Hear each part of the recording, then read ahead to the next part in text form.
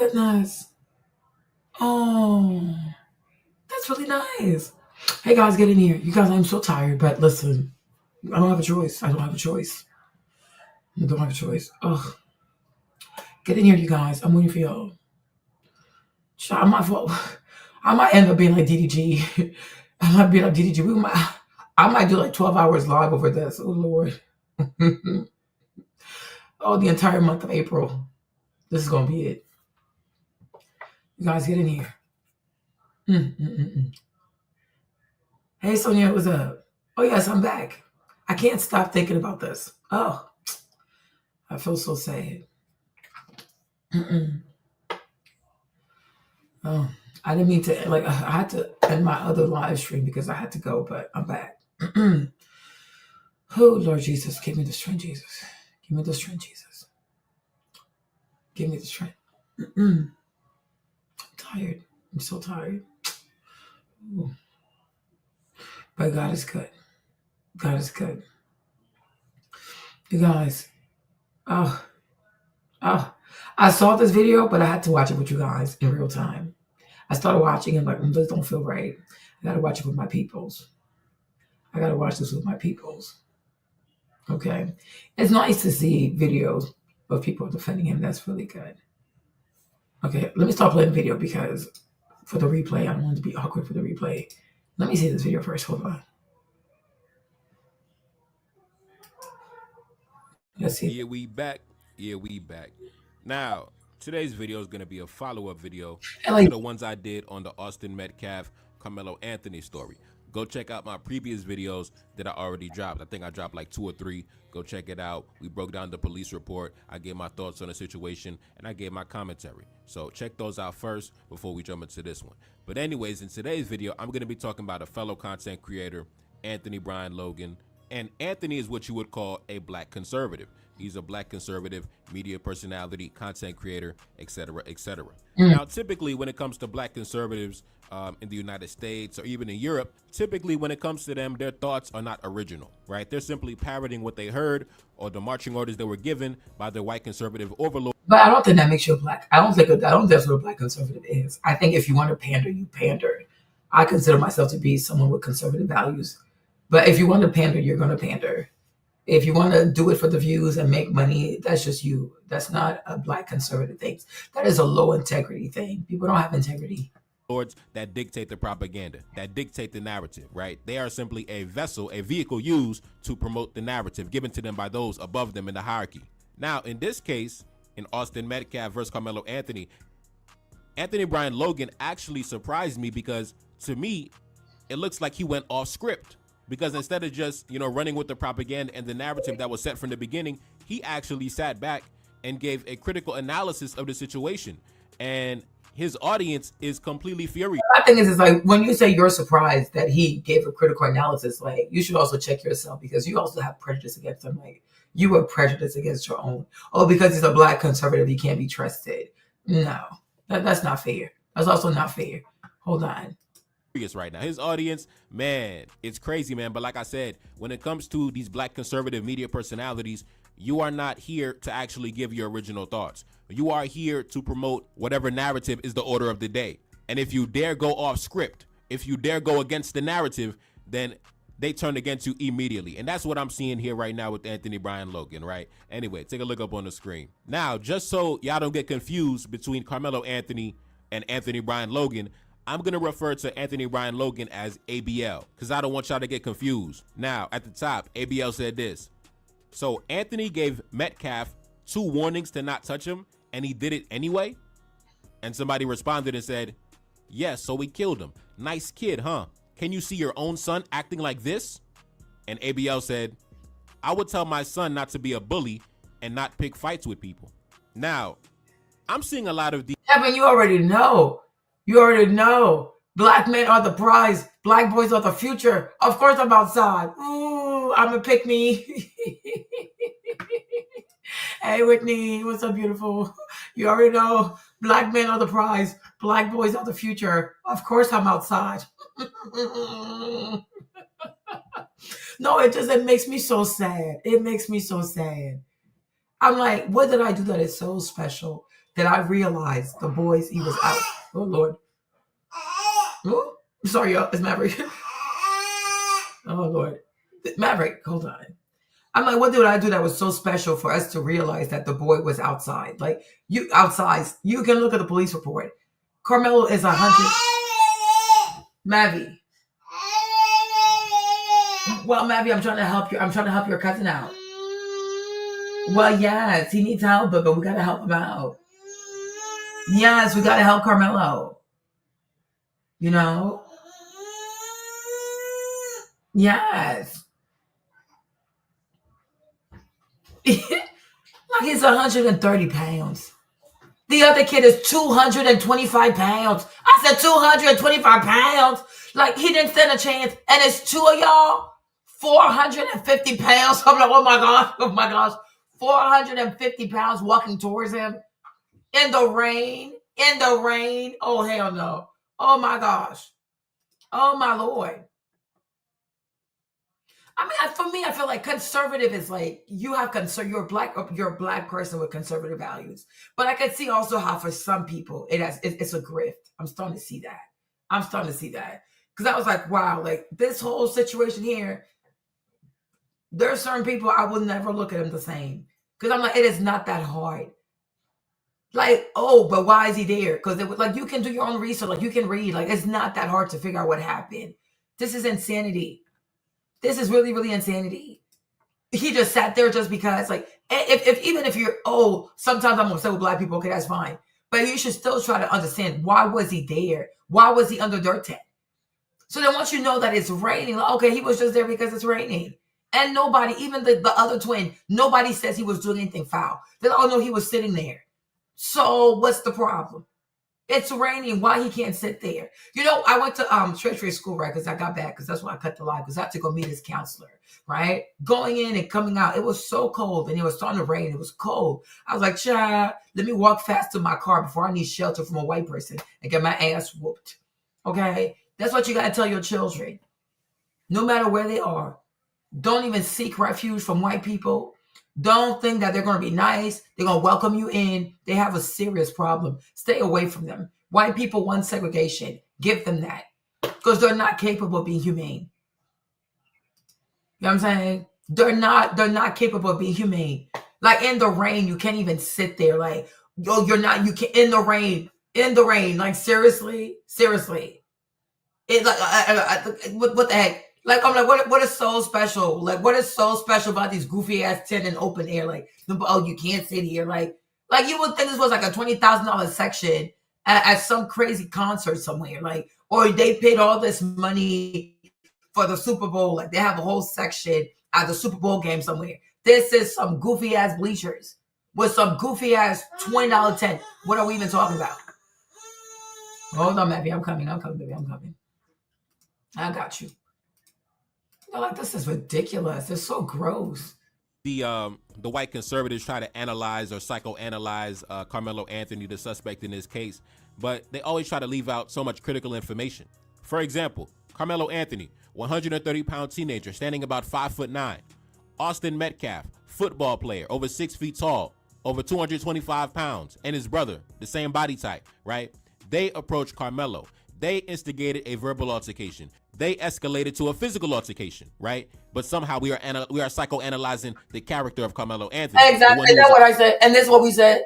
And then this is what we've been saying. We've been saying this all day. Okay? He's 5'9", 130 pounds. Two people, everybody weighs 225 against one tiny person. Like, get out of here with that. This is so gross. This is so disgusting. Approached and assaulted and aggressed upon. Like I said, man, but I'm surprised by ABL actually taking the position of logic and actually analyzing the situation instead of simply regurgitating whatever propaganda or narrative is being set. Now, take a look up on the screen. ABL went on to say, all you need to do is leave people alone.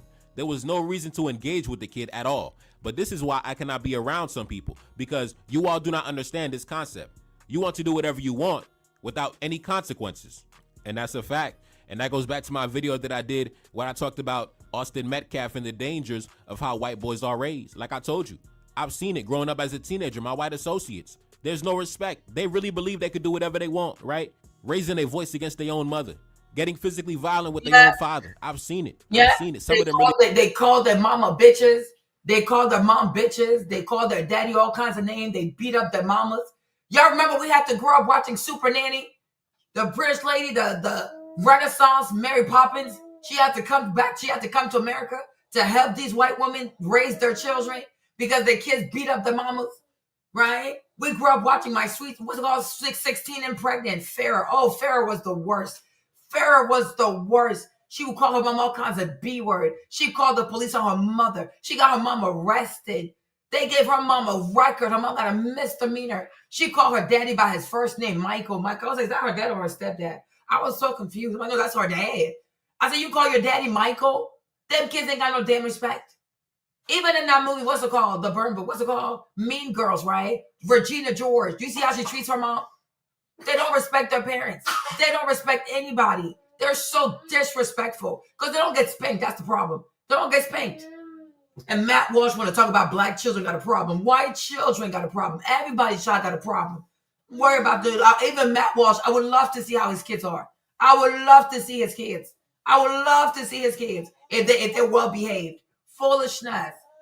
Bunch of rubbish. Believe they can do whatever they want. Exactly. Now let's continue. This person said at the top, I find it ridiculous that everyone is discussing their race when there are no indications that race had anything to do with it. And then ABL said this, because Matt Walsh and others had poisoned the well from the beginning, which is why the story went viral. Now that's a fact, and that's why I started covering the story. I wasn't even going to cover this topic because it really, two teenagers, they had a physical altercation. It unfortunately ended tragically. I mean, it happens all the time.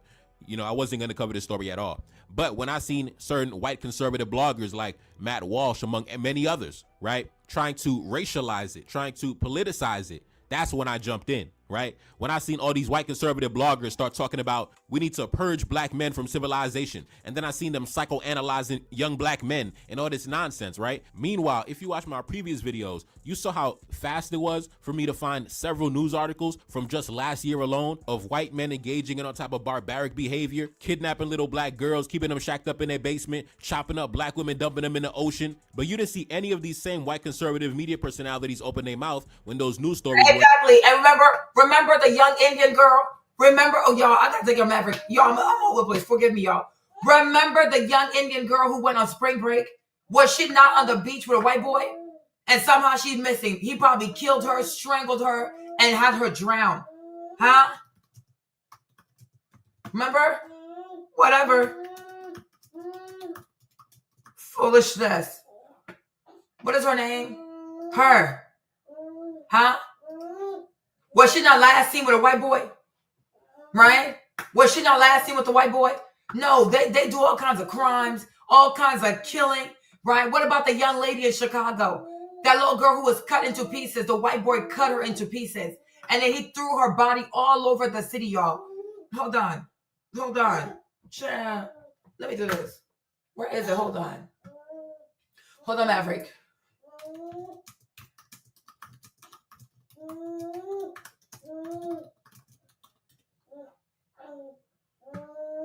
Huh? Yes, Maverick, hold on. Remember this white boy? Right? He grabbed the black girl. Are you guys still here? You're here? Can you see me? Right? This dude right here. This dude, 30-something years old. No car, no job. Came on the date on the bus. Huh? He grabbed this young black girl. He brought her to the basement. He tortured her. Blood everywhere. He cut her into pieces. He cut her into pieces. Then he spread her body all over the town. Then he set her car on fire. Where was Matt Walsh then? Huh? Like whatever, a bunch of white boys out here killing, butchering people, chopping people into pieces, drowning people. What about the white man who tried to kill his wife in Hawaii? He tried to kill the wife because he wanted to take he wanted the life insurance money. Hold on. Foolishness.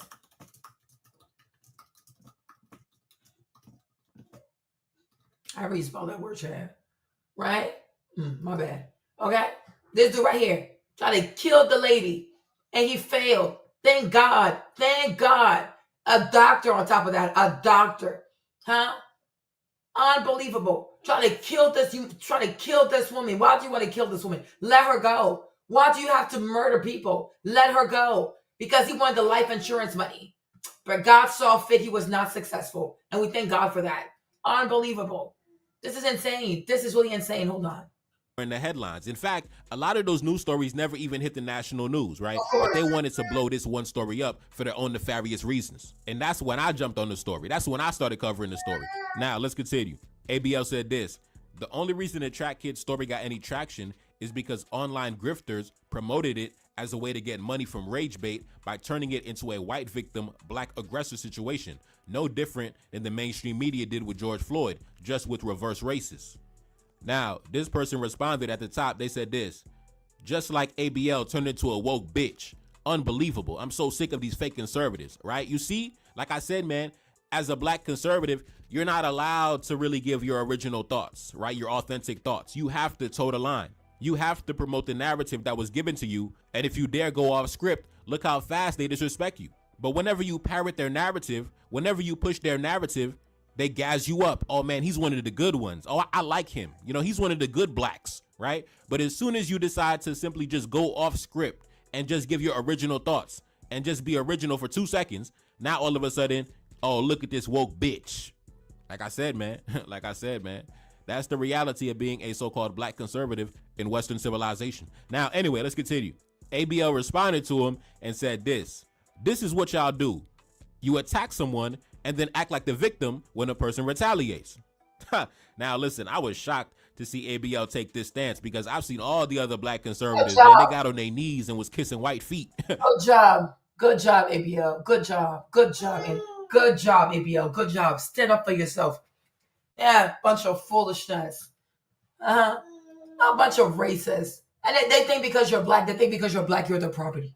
They think because you're black, you belong to them, like you're their mouthpiece, like you work for me. Say the things I need you to say. Tell your kind they're bad people. Tell your kind. Now shut up. Go grab a bar of soap. Go wash yourself. Go wash your hands out. Go do something. Okay? Good job, ABL. Apply that pressure. Apply that pressure. You don't belong to anybody. No white person owns you. Slavery is over.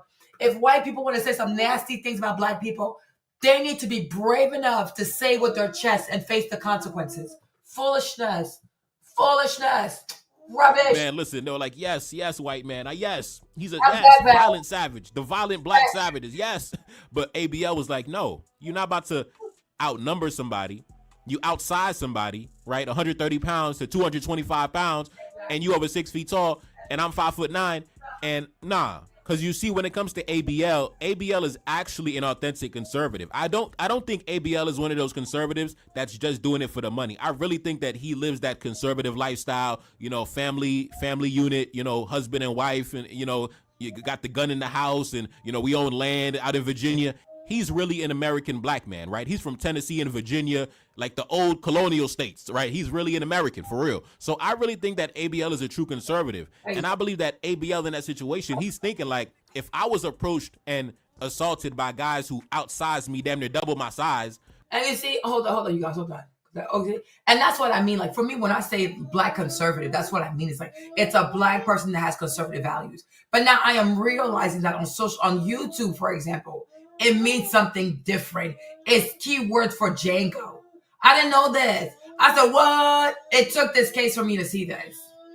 You know, because I thought, oh, they meant like they're black conservative value. Okay, we truly believe in like a family, God, and things like that. No, here on YouTube, black conservative is keyword for Django. It's keyword for Django.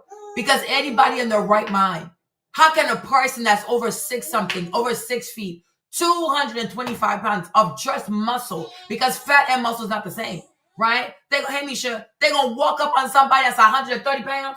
130 pounds. He never stood a chance. Like, well, what is this? He never stood a chance. What are we even talking about? That boy, hold up. Wait a minute. Hold on, Maverick. Hold on. Mommy's got 5.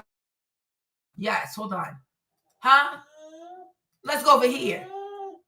Look at his small legs. Look at them little small, y'all. I'm like, he never stood a chance. Huh? Look how big they are. These are some big people. These are big. So it's like two brothers. They're 225 pounds each. That's almost 500 pounds. That is almost 500 pounds. They're going to walk up on someone that small just because he's sitting there in the rain. They're so racist. Like he's just sitting there in the rain and you're that triggered. Well, he has to leave right now in the rain. And you put your hands on him. You grab his book bag. You throw his book bag in the rain. You guys are surrounded by cement and all these bleachers are made out of metal sheets. He really could have gotten injured. Like they didn't even care. Can you imagine throwing somebody in the rain on concrete steps? Don't believe me? Look, right? If they were fighting right here, look at these steps right here. Look at all these steps right here, right? All it takes for you push somebody and they hit their head hits the edge of the concrete step. No, Misha, I got time for these people. They're so mean. They're just so mean. It's raining. Why are they so mean like this? They can't even let you sit there while it's raining. Unbelievable. White people want segregation. Leave them alone. They're not capable. These people are not capable of being humane. They're not capable of being humane. They never said he did something wrong. Oh, he took their stuff. Oh, he was loud. Oh, he was playing music. He was flirting with the girls. He made the girls uncomfortable. He did that. No, he was just sitting there. He was just sitting there. The son of Igor. This kid was sitting there. He was sitting there. So what's the problem? Oh, but he's not from our school. Okay, so what? You can't use that opportunity to make a new friend for the day? You can't use that opportunity to make new friends for the day? And the whole point of going to a track meet is not just to compete, it's to get to know people. But then again, they're sons of Igor and Thor. Unbelievable. Unbelievable. But imagine if black people had thrown a small white child into the rain just because he's white. How would they have felt? They're so mean. And then they call themselves Christian. What Bible do they read? They don't even read the Bible. It's just a way to hide their evil, nasty, racist heart. That's not possible. How can you read the Bible and you're not triggered? Like, okay, but why he couldn't sit here? Why he can't sit here? So throwing his body like this, like there's concrete, there's metal. You could have seriously hurt this boy, and you could have hurt yourself. Foolishness. Hold on, Maverick, I'm coming. Yes, Maverick, hold on. Mommy's coming, hold on. I know, hold on. Right? Due to the fact that ABL is a true conservative, believe in the Second Amendment and all that, ABL would have backed out his firearm and would have blew them guys away.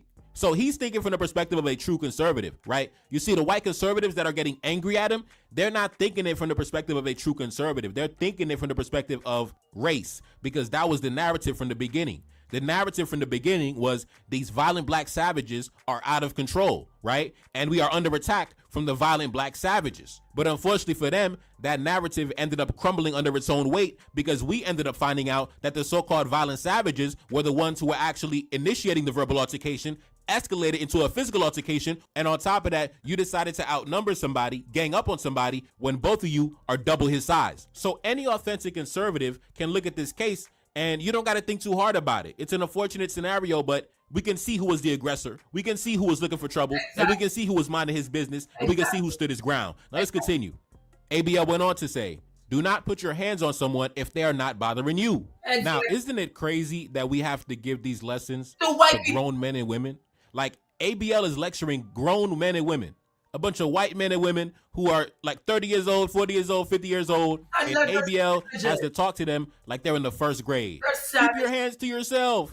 And then when you look in the comment section, you actually have people trying to push back against them. Like, ABL is just saying, listen, just respect everybody, keep your hands to yourself, and his audience in the comment section going crazy. Like, they're actually like, no, I don't want to keep my hands to myself. Exactly. I'm not obligated to keep my hands to myself. And if I... White people struggling with boundaries. They struggle with boundaries, y'all. They don't understand boundaries. They have no boundaries. Because for them, you're not a human being. You're less than a dog. I wish they would have the courage to say it. Like, why are we even faking this? Because if you really saw black people as human beings, you wouldn't have a problem with somebody sitting there while it's raining, right? These are the same people that have bully campaign, anti-bullying campaign, pick on somebody your own size, one thing, one Womp. Yeah, they're such savages. They lack civility. They truly lack civility, and they lack humanity. It is raining. Why he can't sit here? Like, how can you be triggered because somebody is seeking refuge under your tent? What the heck? And my thing is, like I said, like I told Thomas, right? The bleachers don't belong to them. Okay? The bleachers do not belong to them. The tent, sure, but even the tent, they didn't pay for it. The school paid for it. So it's not like, oh, this is our tent. It's our tent. Shut up. The school paid for it. And then next year, it's going to be different students. All kinds of students. You didn't pay for the tent. And also, he was not damaging the tent. He didn't damage your tent. He was sitting on the bleachers. The bleachers are part of the venue. You don't own these. You don't own the seats. You don't own the bleachers. They're so damn stupid. You don't own the bleachers. People can sit. He has the right to sit. You even have a permit for this? Do you own the section? You paid for this section? No. It's all free. Everything is free. You're using this as a convenience. Even though school is being nice to you. So the school allows you to use it for free, but you can't allow somebody else, another student at the track meet, to sit there while it's raining. Can you imagine? Their audacity. You got to put your stuff wherever you want for free, but you can't even let somebody else and just sit there while it's raining. Can you imagine? Something you didn't pay for, you want to start playing police officer or whatever they think they are. They do too much. Team too much. They watch these goofy-ass movies where they play these goofy-ass, cheap-ass superhero with them stupid-ass Marvel movies, and they think it's their job in real time to try to play superheroes or whatever. Bunch of villains. Terrorists. A bunch of terrorists. Yes, Val, I'm back outside. Okay, exactly. They're all racist. Okay, Val said, oh, you're back. Yes, Val, I am back. I'm back. I'm going to be like DDG. You know what? I'm going to pray. I need my Libra, y'all. I need DDG to do a live stream on this. And Kai Sanat. I need those two. I need Kai Sanat. And I need DDG. I really need them. Even, what's his name? I Show Speed, Aquarius. I need all these young black streamers to stream about this. Even Academic the Turtle, but whatever. I need all these black boys with their millions of followers to stand behind this black boy. Because if they do it, it's a wrap. If they make a live stream, that money gonna go to $2 million. DDG, I'm gonna make a live. I'm gonna do another live maybe tomorrow. I'm gonna beg DDG. I'm gonna beg him. Libra, please. Libra, I will fight all these black women for you. I will fight all the Haley supporters for you. Please make a live stream. Post the link, and tell your people to donate. We need this fundraiser to get to $1 million. Okay? DDG, we need you, Libra. Come outside. Come outside and do a live stream. This is out of order. This is out of order. This is out of order. This is so out of order. Unbelievable.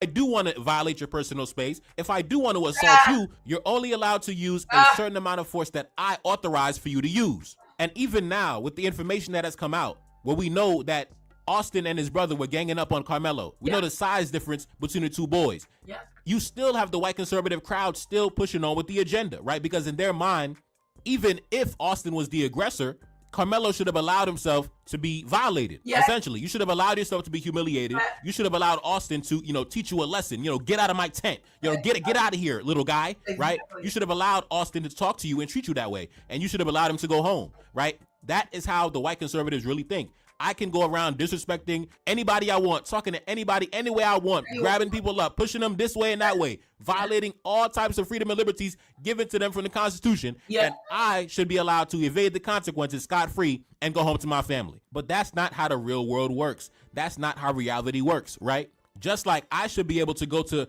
the most rundown slum in the world with all my jewelry on and not be assaulted and accosted. But that's not how the real world works. That's not how reality works. So I'm going to put my jewelry away. I'm going to keep it away, locked away in my safe in my room, and I'm not going to go outside into the slums, decked out in all my jewelry, right? Because I'm intelligent. Just like I would not go up to a stranger who I'm double their size and outnumber them and try to punk them and push them out into the rain and physically move them and assault them and then think that I'm going to be allowed to evade the consequences and go home to my family, right? Because I'm aware of the unknown consequences, I'm going to keep my hands to myself.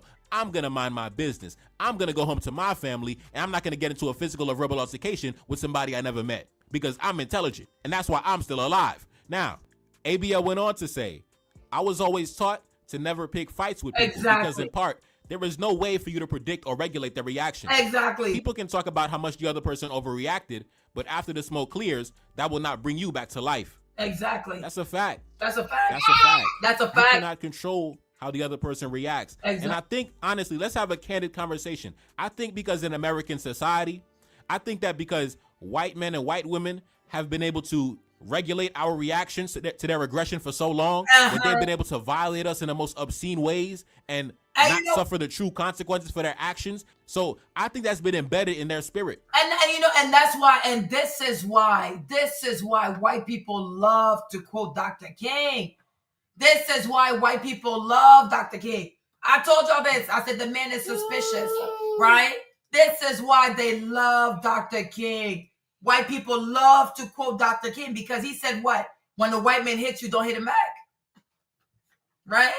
Right? Peaceful protest. Don't hit him back. Let white people hit you. Let white people put their dogs on you. Let white people do this to you, and just pray for white people. That's why they love Dr. King, because Dr. King empowers them. Dr. King enables them to misbehave. Because Dr. King is saying, oh, it's okay if they hit you. It's okay if they put their hands on you. It's okay if they bring their dog against you, right? But they don't go around quoting Malcolm X. They don't go around quoting Malcolm X because Malcolm X said if they bring their dog, you kill their dog. What the heck? I said, I agree with that. I agree with that. Don't you ever put your dog against me. If I have my dog, I promise you your dog gonna die. And if your dog kills my dog, I'm killing your dog. Are you out your damn mind? You put a dog on me, I'm gonna kill your dog. Are you insane? Right? And that's exactly what Malcolm X said. A white person puts their hands on you, you break their hand. Why are they touching you? Okay? Let me go find Malcolm X. Hold on.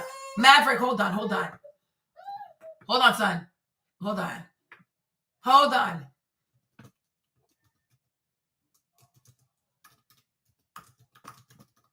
They're insane. They are so crazy. They are really crazy.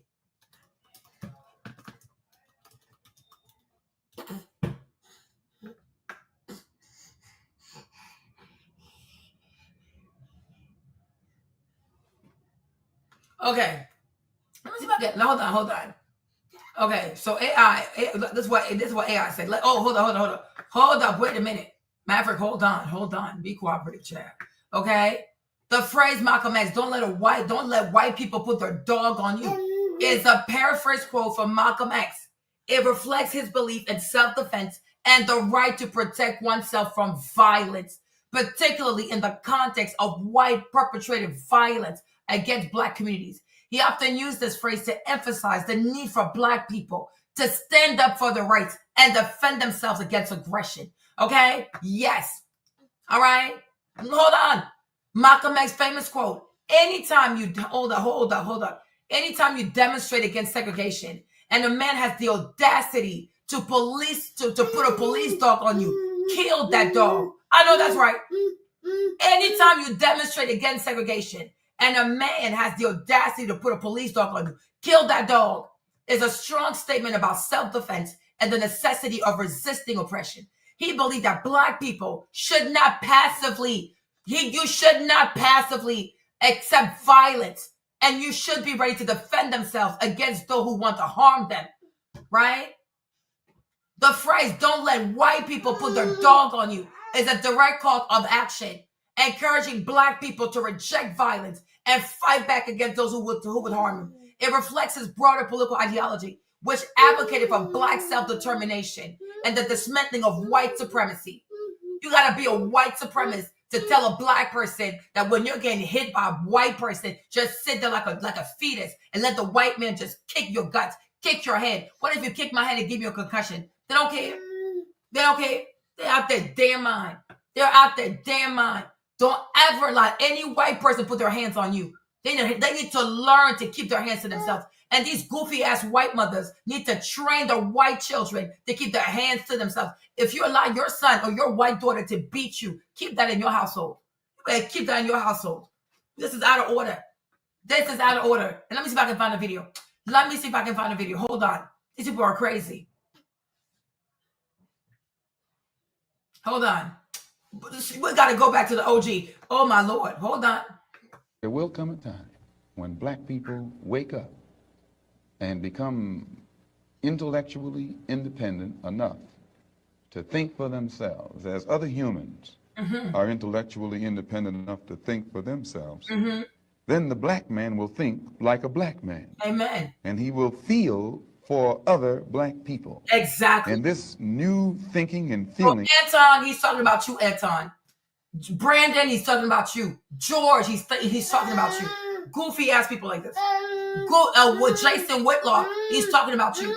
Goofy ass people like this will cause black people to stick together. Amen. And then at that point, you'll have a situation where when you attack one black man, you are attacking all black men. Exactly. And this type of black thinking will cause all black people to stick together. And this type of thinking also will bring an end to the brutality inflicted upon black people by white people. And it is the only thing that will bring an end to it. No federal court, state court, or city court will bring an end to it. It's something that the black man has to bring an end to himself. There will come a time when black people, wake up and... Hold on, y'all. I need to find where he talks about the dog. Child. I would look it up.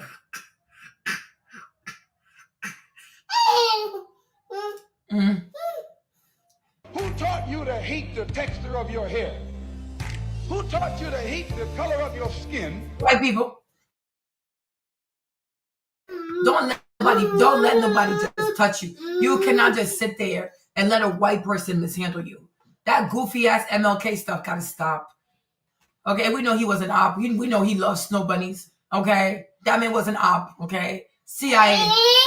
Exactly. I think that's been embedded into their mentality to where they believe that's how the world should be. Because imagine, brother, you're a black man living in the year, 1926 or 1844, right? And imagine all the aggression and the disrespect that our predecessors had to overlook and had to just brush off their shoulder, right? To where now these guys in the modern day is damn near encoded into their spirit, where they believe they can aggress upon you, and you are obligated to just, dust it off your shoulder, right? Just brush it off your shoulder. So now that mentality has been encoded into their spirit because that is how their societies were ran for so long. And these mentalities and thought processes get passed down through the generations. Now, let's continue. ABL went on to say, if I'm minding my business and you approach me and put your hands on me, then it is you who is looking for the fight, not me. Exactly. Some of y'all cannot grasp that concept, and this is why I cannot be around most people. This person responded and said, the reason why he did not use his hands is because he's a coward, which is what your entire race is built upon, cowardice. Austin would have disintegrated him. So this guy says that the entire black race is a race built on cowardice because Carmelo Anthony, 130 pounds, 5'9", should have went toe-to-toe, mano-a-mano in a boxing match against two guys who are over 6 feet tall, over 225 pounds. And because Carmelo refused to engage with them, mano-a-mano, throw their hands in a boxing match, the entire race, the entire black race in his mind is a race of cowards. But Austin Metcalf and his brother, right, the two guys who are double Carmelo's size, they're not cowards for picking on somebody who's 130 pounds, 5'9". You could probably... because the thing also, if you understand white programming, white people like it when the rules are not fair. So it's normal for them. White people don't play fair. White people don't play fair. They don't play fair. And when it starts to be fair, they find ways to throw a wrench, the monkey in the wrench. They're going to find a way. They don't play fair. They're a bunch of cheaters. White people cheat. They cheat all the time. They're a bunch of frauds. They're fraudulent. They're weak. That's why they like to make laws where you can't respond, you can't retaliate, you can't use the same amount of power. Look at Trump. Trump gonna be like, oh yeah, I'm gonna put tariffs on China, but China can't retaliate. Yeah, these nuts. Okay? President Pink said, yeah, right, I will. Are you crazy? Right? They thought Russia was not gonna stand it. Within a week, Russia is going to fall. Russia is gonna fall. He went around giving that boy Zelensky, a goofy ass actor. He went around giving Zelensky javelins, right? They want to bomb. If Joe Biden came in here, he bombed the man's gas pipe. They blocked this man's money. $300 billion. They blocked the man's money. 4 years later, he's still standing, and now they're asking to sit down with the man and negotiate with the man because Vladimir is a real one. Vladimir is a real one. Vladimir is a real one, right? Goofy ass people like this. They're a bunch of goofies, always lying. Okay? They try to punk Cuba. They try to punk Fidel Castro. They try to punk Fidel Castro. He outlived how many presidents?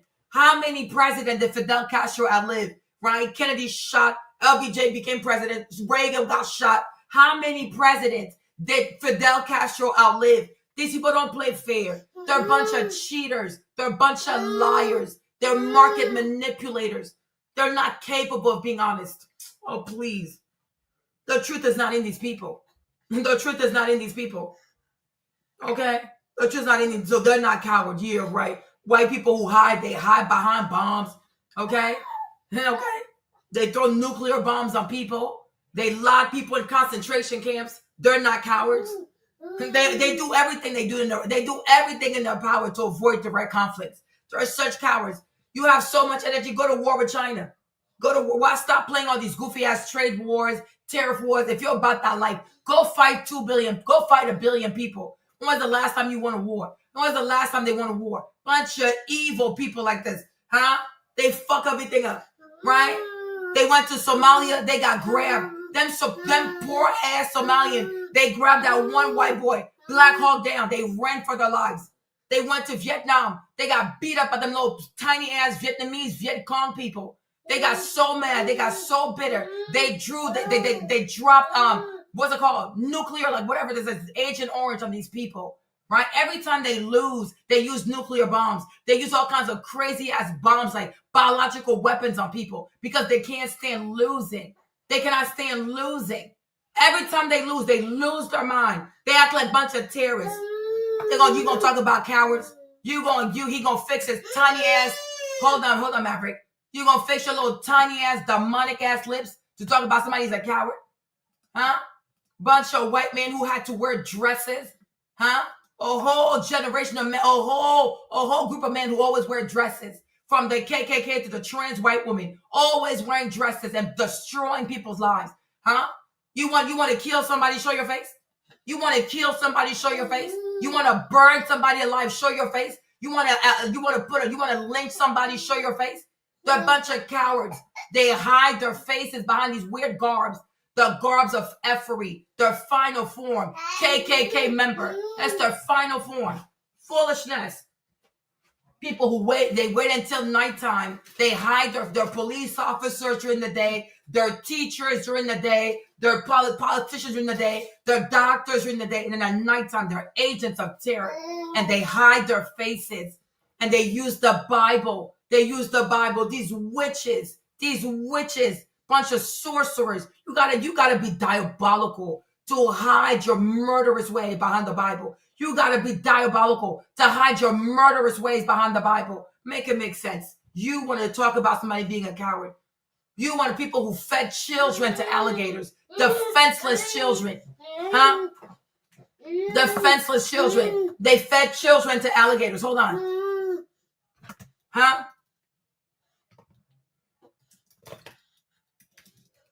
Foolishness.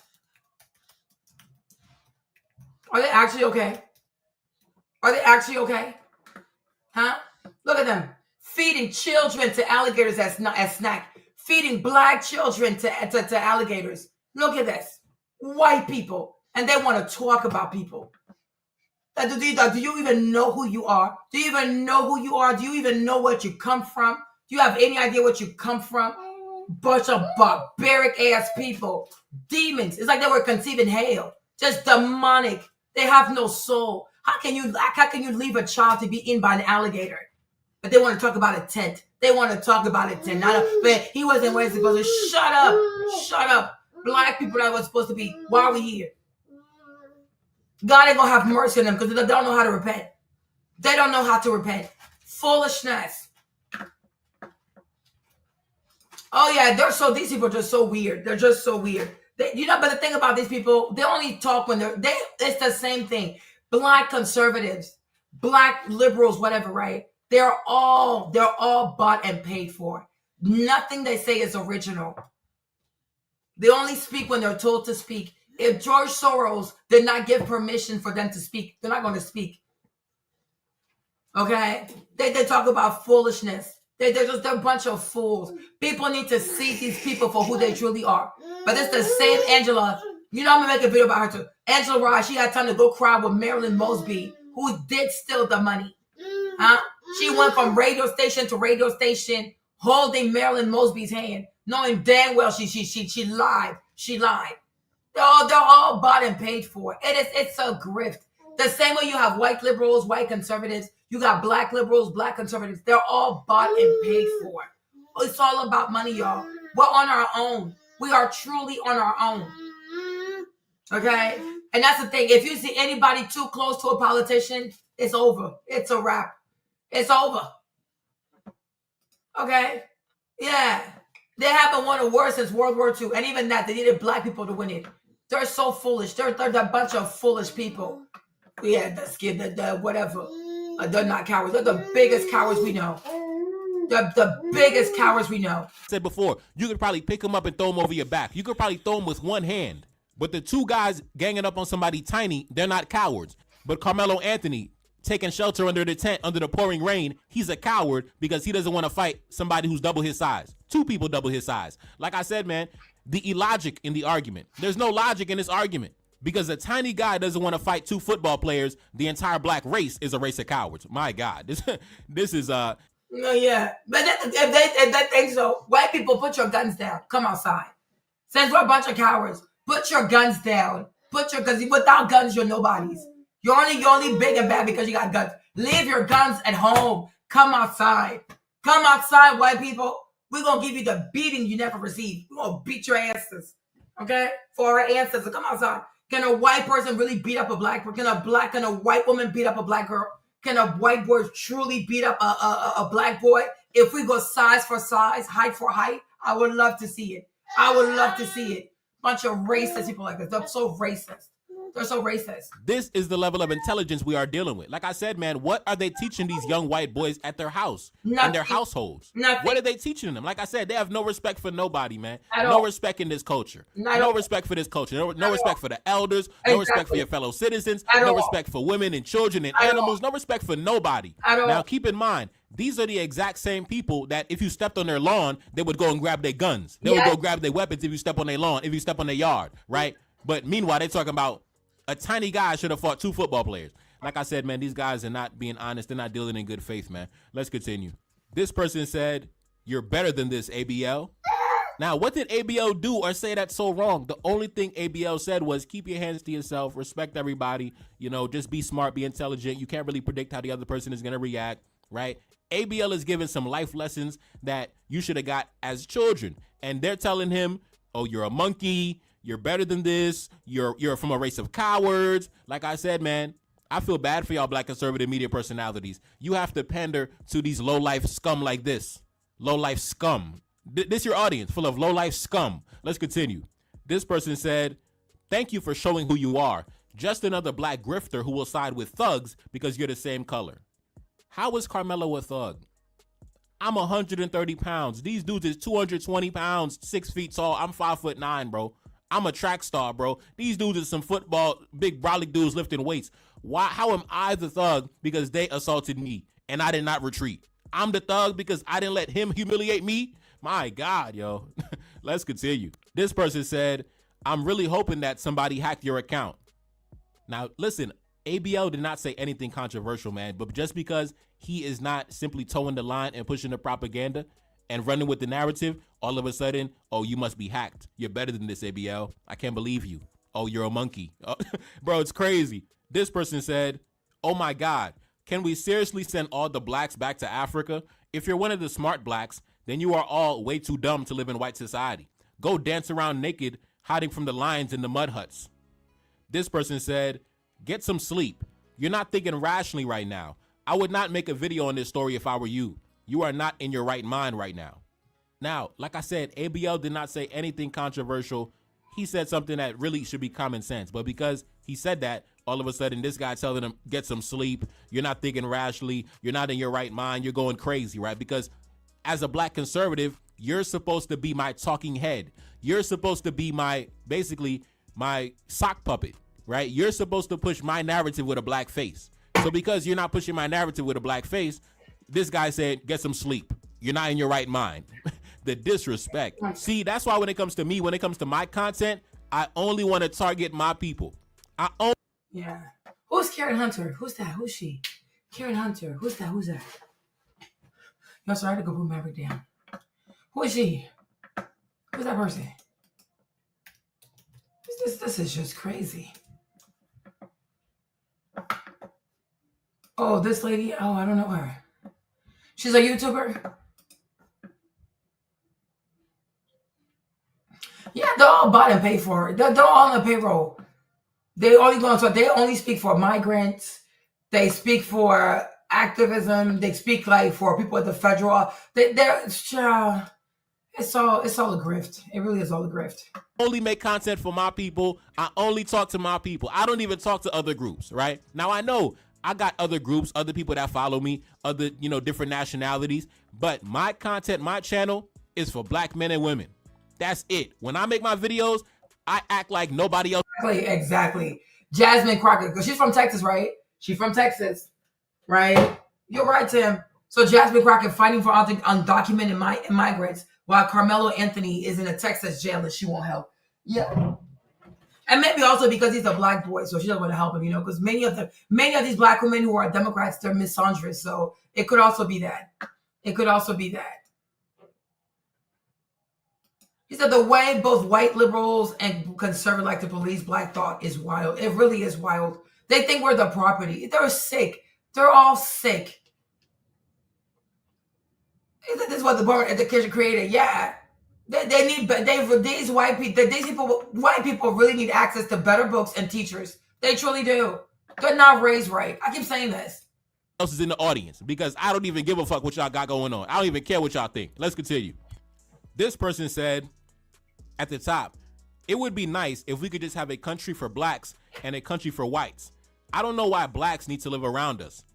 And then ABL responded and said, your ancestors imported us from Africa to live right next to you for 250 years, yet you ask us why we need to live around you. Oh, damn, ABL get into his bag. ABL get into his ABL get into his black nationalist bag. Let's continue. The person responded at the top and they said this.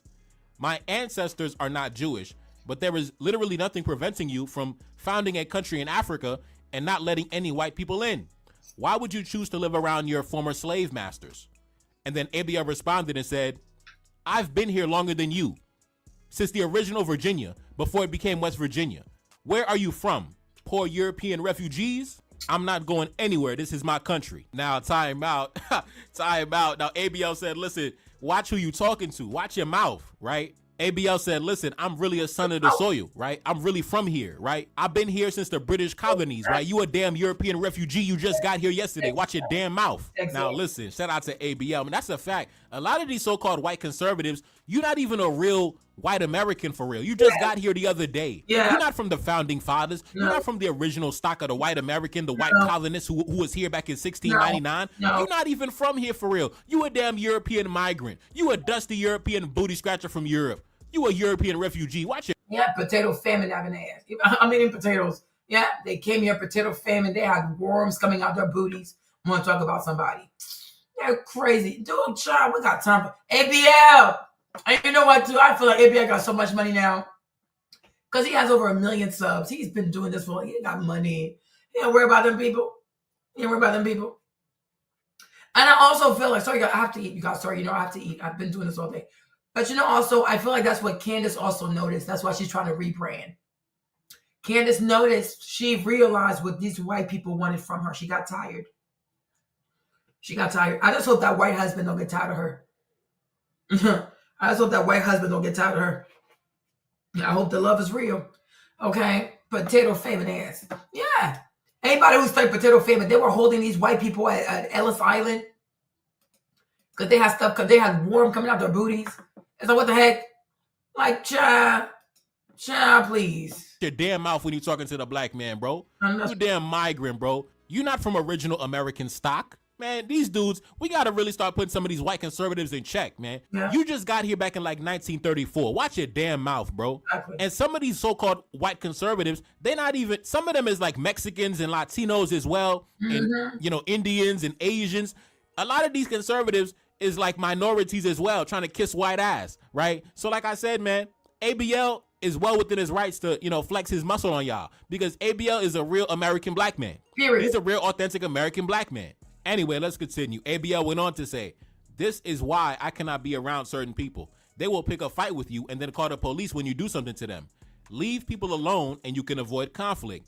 We can have an argument about the knife, but I've seen people die from one punch. This person responded and said, exactly. Punches kill too. This is why the fake outrages get it to me. Wait till all the facts come out. Was he provoked? Was it self-defense? Was it bullying gone wrong? Nobody knows at this point. And I agree. Nobody knows. That's why I was so shocked and taken aback when I seen immediately, even before the facts came out, before the arrest report came out, before any investigation was conducted, you already had all the white conservative bloggers trying to frame a narrative before they even had the narrative. Yeah. And then unfortunately for them, it blew up in their face. Unfortunately for them, it blew up in their face. It is what it is, man. You know, an unfortunate situation, but a learning lesson can be extracted from all this, right? A teachable moment can be extracted from all this, right? Lessons that we should have been taught as children. You know, sometimes, you know, we can take the hardship or maybe the trials and tribulations of others and take those lessons and apply them to our daily lives. Now, like I said, when it comes to the white conservatives, there's really no logic with them. There's no rationalizing with them, because in their mind, because they've been accustomed to be able to disrespect us for so long with no consequences, you know, it's going to take some time for them to get adjusted to actually operating and engaging with us as human beings. So, you know, like I said, it's going to take a while to decode all of that programming that's been embedded in the society for so long. And unfortunately, you know, it's just unfortunate. But anyways, it's your boy Nevercard. That's Celine back in the Billy. Yes, indeed. Cash App in the description. Support the channel. Album out now when I'm gone. Maybe he's Haitian because this is Dessalines. Okay, cool. Okay, so here's the channel, you guys. That's this channel. If you, I'm gonna share the video. It's also in the community tab. Now let's play this one because it seems like Tim defended Carmelo. So I'm like, oh my gosh, thank you, Tim. So everything I said does not apply to you. It applies to them other people. Okay. Yeah, we back. Yeah, we back. Now, today is going to be a follow-up video to one I dropped the other day entitled Black Conservative Defends Carmelo Anthony. White conservatives lose their minds. Now, in that video, I was reacting to fellow content creator Anthony Brian Logan, ABL, black conservative media personality, and he was giving his thoughts and reactions on the entire Austin Metcalf Carmelo Anthony situation. And he had shocked a lot of people, including many members of his audience, because he actually decided to sit back and examine the situation, and he didn't automatically jump with the narrative that was set from day one. Even before we had all the information, you had many white conservative bloggers and media personalities that had already set an agenda. The white victim and the black aggressor, right? The innocent church boy, the all-American football star was minding his business, going to the ice cream truck, and then the black savage jumped out the bushes and stabbed him in the chest, right? That was a narrative set from day one. And they used that narrative to indict the entire race of black men. So black men in Ghana, black men in Senegal, black men in Brooklyn, black men in Jamaica, black men in Alaska. The entire race of black men was indicted because of a false narrative that was set from day one. And as we got more information, we actually realized that the narrative that they set, the white victim and the black aggressor, it was deeper than that, right? We actually found out that the victim, unfortunately, he was the one that initiated the altercation, the verbal altercation, and then escalated it to a physical altercation, which unfortunately led to him being neutralized. But anyway, so we have Tim Pool, right? Tim Pool, prominent conservative media personality. Now, I'm not all the way familiar with Tim Pool. Of course, I know the name. I know he has a massive audience, but you know, like I stay in my own lane. I stay in my own zone, so I don't be going into these different neighborhoods and things like that. So, but Tim Pool, I know he's a big deal. Now, earlier today, he was on social media and he said this: I don't care about conservative tribal outrage. And then he posted a screenshot of the police report.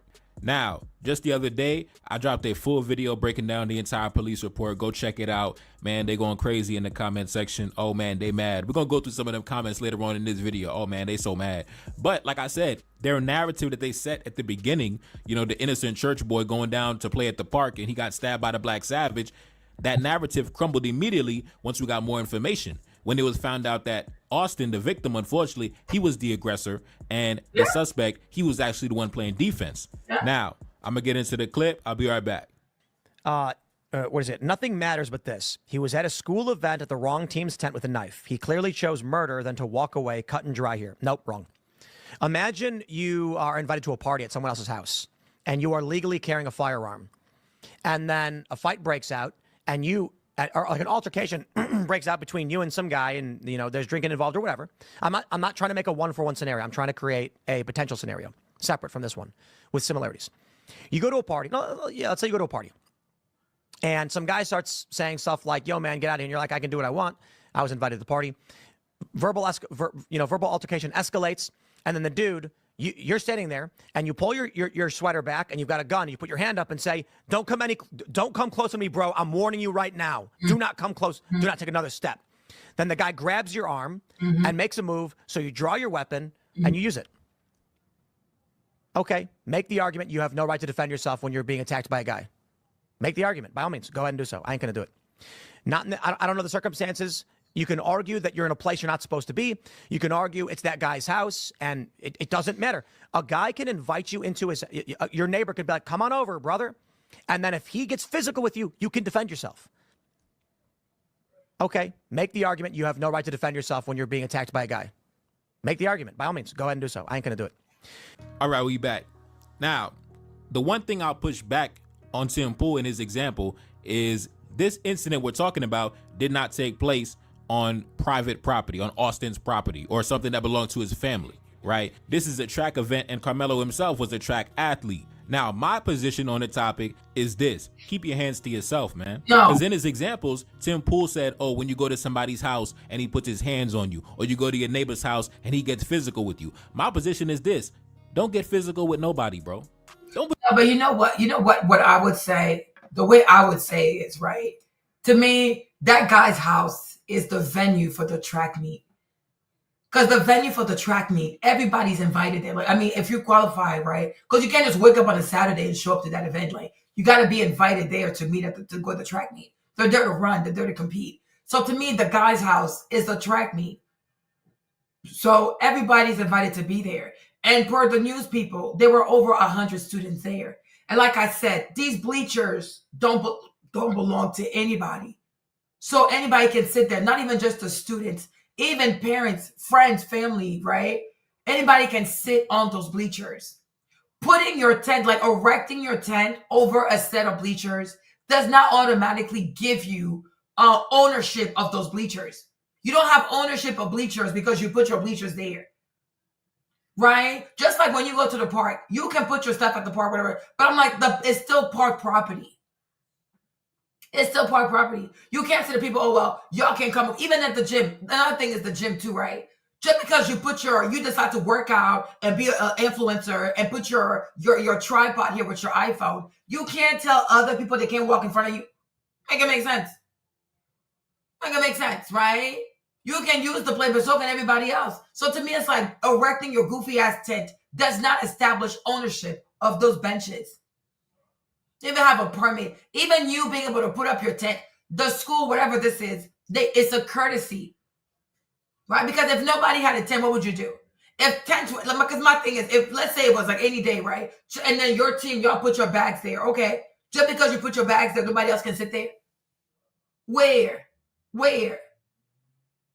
So going to a public place, like a school, whatever, you go to a public place, you go to like whatever, the track, whatever, the track at a school, and you put in your team, y'all put your stuff on the bench. It does not establish ownership of the benches. You don't own the space. Now, it would be nice if people respected the fact that y'all put your stuff there. Of course, it would be nice. It's a courtesy, right? But you don't own the benches. So you can't tell somebody, oh, you got to get up and leave. You can't sit here. Why not? Because even you being here, you having your tent up is a courtesy.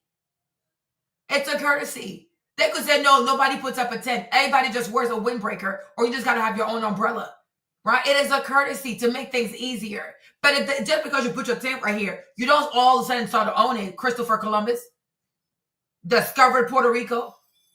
Like, what the heck? Oh, this is ours. It is not yours. It's your tent. However, you are allowed by the school to put it up here as a convenience, as a courtesy. But you don't own the benches. You don't own the bench. Same thing at the same thing at the park. Same thing at the bus station, right? You don't own the bench at the bus station, right? You don't own the benches at the park. You don't own this stuff. It's public property.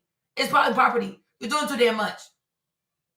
And so because he's sitting there, because it's raining, and that's why I even said this boy Austin, he didn't have good intentions.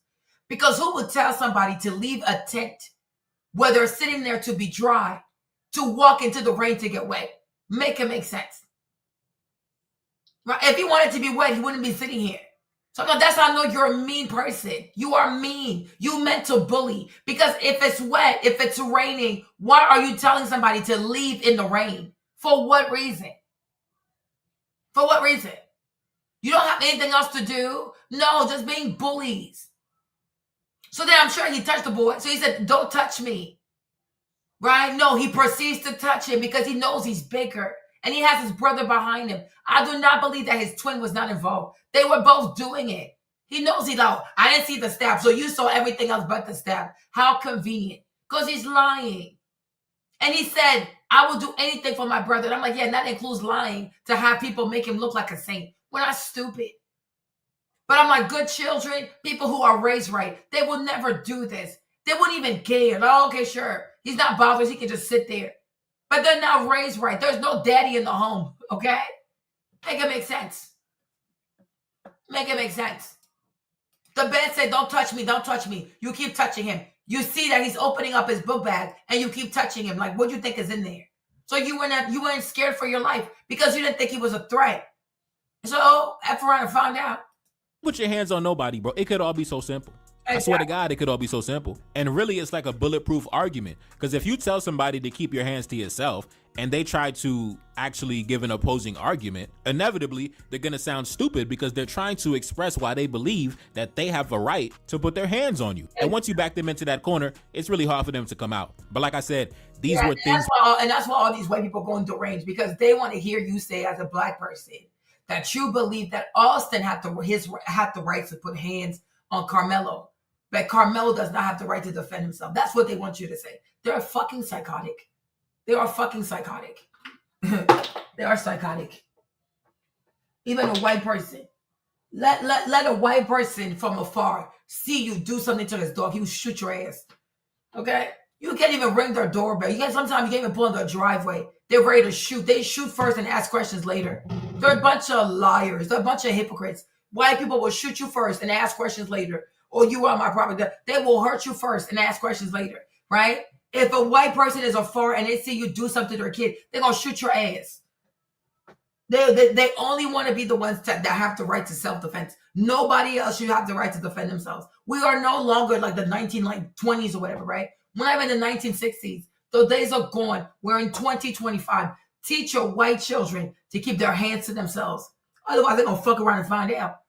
They're going to fuck around and find out. Tell your kids that. You better tell your kids that. We should have learned as children. Exactly. Right? These are basic concepts and principles, right? Like as a child, I was taught that. Keep my hands to myself. When you walk into a room, shake the men's hand. Kiss the ladies on the cheek. Don't interrupt the adults. Be respectful to your elders. When you're eating at the table, make sure you got proper table manners, right? These are basic things you should have learned as a young boy. You know, I don't understand it. That's what I've been telling them white conservatives in my comment section. But anyways, man, let's take a look at some of these reactions on social media.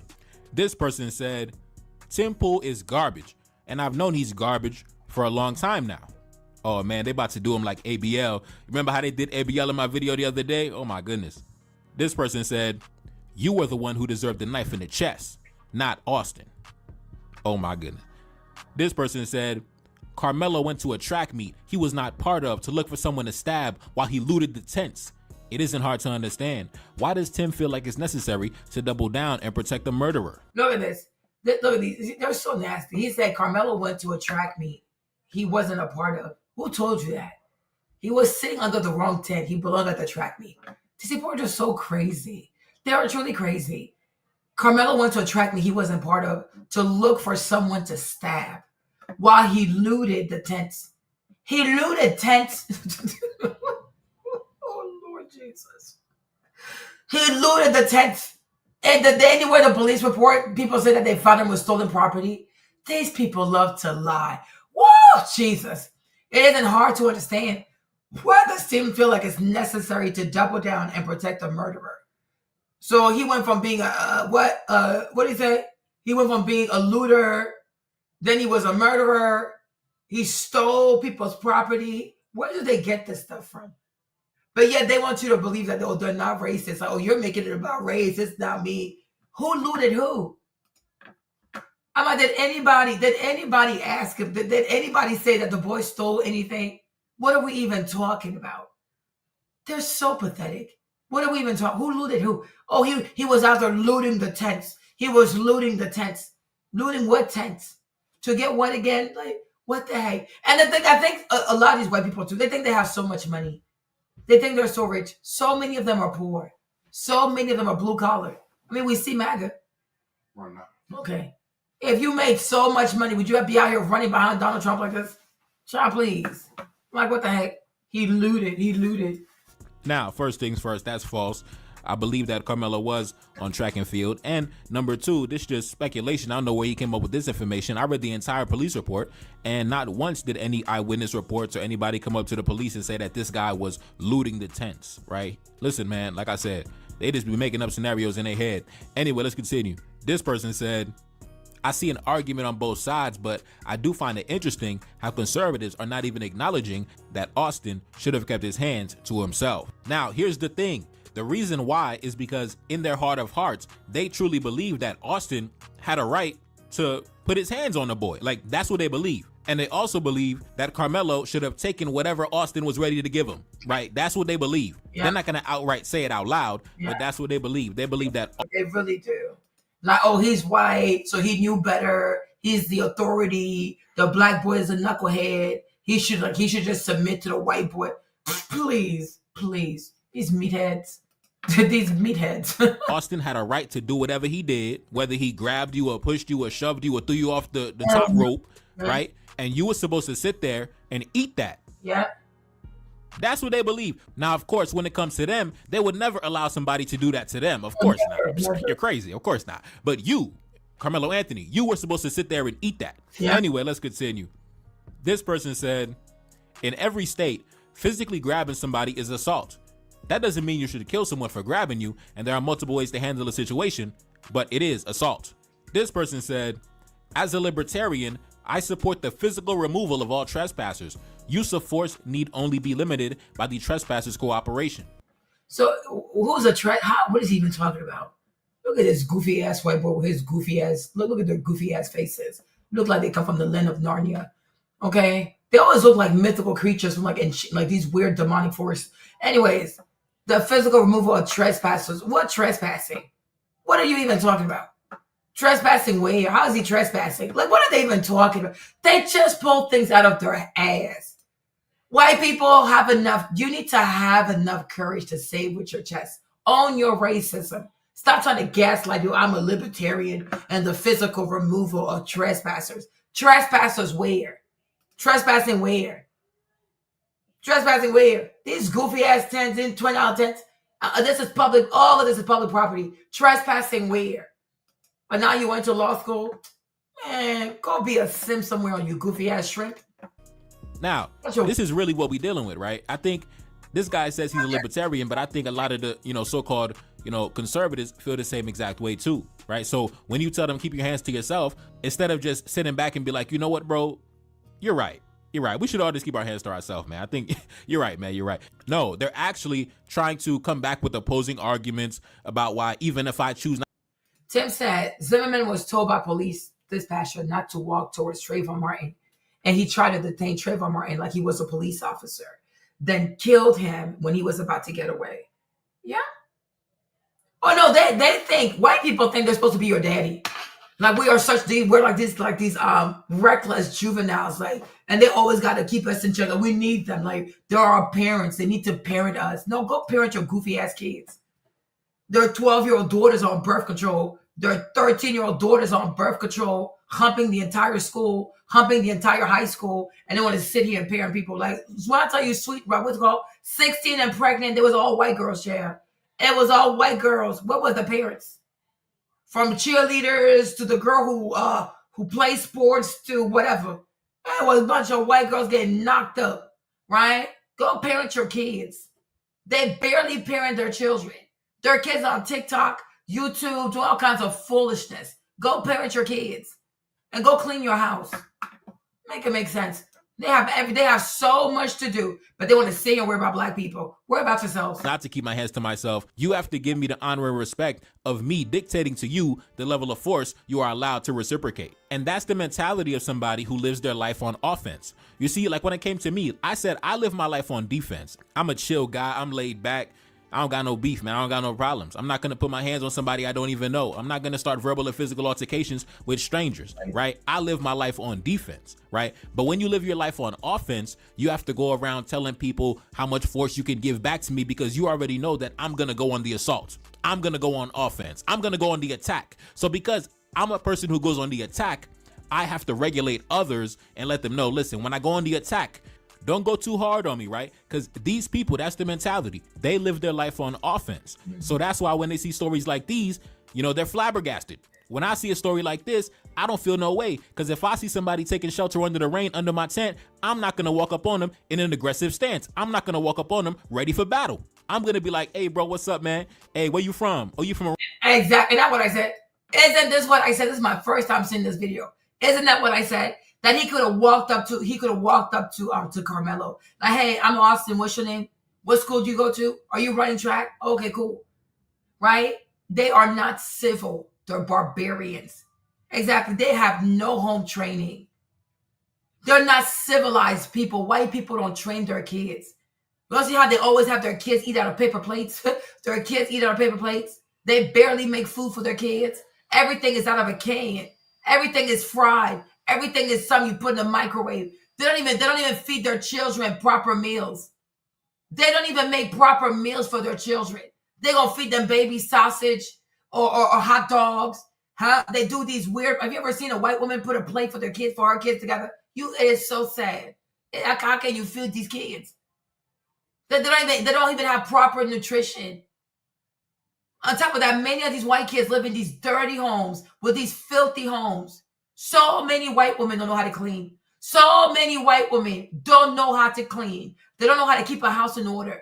They don't know how to parent children. Don't know how to discipline their children. You should see what dinner looks like in a white household. And it's so sad. Like, that's what they're gonna eat? That's it? Is it like, how can you feed kids like that? Like, you would think she was making a plate for a dog. Unbelievable. I mean, like, it's just they're so useless. They can't do shit. They don't know how to do anything. And you see them, they're so filthy. They're just a hot mess. They live in such a messy way. Unbelievable. Look at the one I showed you on TikTok. Her house is a mess. And you feed your kids like that. They make their kids all eat all kinds of crap. They'll have crackers for dinner. They'll have popcorn for dinner. Like, they'll have Spam for dinner. It's like, how is this food? How is this food? There's nothing nutritious on this plate. And also, there's nothing delicious on this plate. They eat like they're out here surviving. Like they're back in the original 13 colonies. You wouldn't even think they have refrigerators. Okay? It's unbelievable. Like, it's just so damn sad. It's so sad. Okay? So I'm like, please. They're like, this is insanity. No home training whatsoever. No home training. Around here, oh man, my name Nefakari. What about you? Oh, that's what's up. That's what's up. Oh, you know such and such? Oh yeah, that's my homie. Oh yeah. Oh, so you from around here, bro? Oh, bet. Yeah. I'm a chill, laid back dude. Exactly. My first instinct is not violence. But when you're somebody who lives your life on offense and you go on the attack, you have to tell people, hey, listen, don't stab me, bro. Don't shoot me, bro, because I'm going to go on the attack. So when I go on the attack, please don't hurt me. But you would not have to worry about any of this if you were somebody who stayed in your lane, you are friendly, respectful, diplomatic. You don't got to worry about these things, man. But anyway, let's continue. I want to get into some of the comments that I got in my comment section on my videos on the topic, right? This person came into the comment section. He said this: Americans are sick of you people, and no one believes the innocent black baby angel card anymore. I was like, keep your crusty hands to yourself and teach your little barbarians to do the same. I don't care what you feel about my people. Just keep your hands to yourself. And then he said, you think we're afraid to take you out? Now listen, all I said was keep your hands to yourself. He talking about taking my life. Like I said, these people live their life on offense. They live their life on the attack, on the assault. All I said was, listen, bro, just keep your hands to yourself. He said, bro, I take you out. That's crazy. Let's continue. Murder. They're so sick. And you know, I even thought the same when it comes to Trump also, right? I was like, this man, Trump really lacks sophistication. Because I'm like, even if we have a trade deficit, there's a way to deal with people. There is a way. Like, I'm like, when you get more out of people, if you said, okay, you know, I noticed that we buy more from you than you buy from us, okay? What do you think we can do over the next 4 years to change that? Because I would like it for it to look a bit more like this. So right now it's 80-20. In the next 4 years, I would like it to be like 70-30, 60-40, right? This is how you do business. Because I'm really starting to think like this dude. I'm like, you're not good at business, huh? You're not good at talking to people. Trump think he could just walk all over people. I'm like, no, spoiled ass brat. There is a way. Right? Oh no, tariffs overnight. Oh, this one. Then he's like, oh, I'm gonna pause it. Oh, I'm gonna do this. No, I'm gonna pause it. It's like you're a mess. Like a clumsy ass elephant, right? You gotta be sophisticated. You understand? Right now, it's 80-20. Over the next 4 years, I would like for our trade relationships to look more like 60-40, 70-30. What do you think we can both do to make that happen? Try talking to people first. Then if the people are saying, well, no, I don't give a fuck, you're going to stay like this. Okay, well, I guess you're going to see a tear about tomorrow. Right? Like, you got to have steps. Like, you got to gradually go through stuff. You know what I'm saying? You can't just wake up and say, oh, tariff. No. There are other ways. But I'm like, no, he's also a barbarian. Like, this is crazy. What are you doing? What, like, no. And he's like, okay. And he's like, oh, I'm gonna stop the tariff here for 90 days. I'm like, do you really have a master plan? Or you just wake up every day? You wake up, and when you wake up, you make a decision based on how you feel. How does this even work? It's so chaotic, right? And I see like the people, like, oh yeah, the white people are like, yeah, we love Trump. Like, no, but this is so chaotic. There is a way to talk to people. There is a way to deal with people. There is a way to get something out of someone without degrading a human being. And I think because white people are so barbaric, because they lack civility, they just don't know how. That's why they always have to use weapons. They tell you they went to Harvard, they went to Princeton, they went to Dartmouth, they went to Brown, they went over here. They went to all these Ivy League schools, but they're never capable of peaceful resolution. How can you have this issue, I have this issue. How can we resolve this? Like, you know, no, they can't. I got to kill somebody. I got to drop bombs on somebody. I got to send a drone to go shoot somebody. Then why did you even go to school? If you know that all your life you're going to be a sociopath and a murderer, you should have just gone that way. Why'd you go to school for? Because like it never gives educated. Like it never does. I'm like, this is crazy. Yeah, and because they see themselves in him. Because this is who they are. They see themselves in him. Bunch of savages. This is why his white supporters love him so much, because they see he has no home training. Stacey Abrams don't eat up that money, the $2 billion she stole, right? And I think also because he's a black boy, they're not really going to step up, because these ladies, like the black Democrat ladies, they don't like black men. I told you the vast majority of them are lesbians, right? But collectively, they're misandrous, so I don't expect much from them. They hate black men. If they hate black men, how they not going to hate the black boy? And many of them also want to marry white men. Many of them have white husbands and white lovers and white boyfriends. So maybe they think Kyle is cute, so they're going to take his side. I don't know. But I just know that they're not, they don't have a spirit of like, protect black men and black women. It's like they only want to protect the black men. It's like if it's a criminal, like, oh, like now it's okay because we can shame white people with it. You know what I'm saying? Like, if it was police brutality, they'll ride that horse because that way they get to also make money. So they're a bit sick. They're really, really sick. This person said, Moral of the story, the black culture has lowered the bar for taking another person's life. I was like, who cares about your opinion on black culture?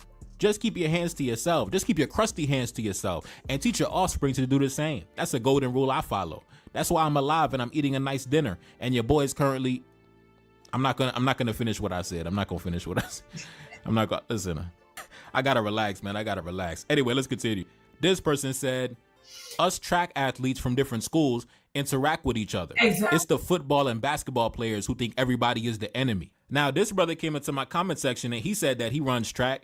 And, you know, it's common for the track athletes from different schools, different teams, different organizations to be, you know, kicking and having conversation and just mixing and mingling, right? It's no beef, right? And in fact, in the police report, if you remember, if you watch my video breaking down the entire police report, one of the eyewitnesses from the different schools has said that, oh yeah, you know, I know such and such who knows Carmelo from the different school. Like, so it wasn't like the kids and the athletes from different schools don't interact. So he said, you know, track athletes, you know, we interact all the time. We kick it, we mix and mingle. It's only the ball players, the football players and the basketball players who always trying to be antagonistic and think everybody is the enemy. Now, when I came up, the sport that I was playing, I played soccer, right? When I was 14, 15, 16, I thought I was going to be the next Ronaldinho out here. I thought I was going to be somewhere out in Spain, somewhere out in London doing my thing. Unfortunately, it didn't pan out. But thank God it didn't pan out because I'd much rather get money off my intellect than off my physical capabilities. But that's besides the point, right?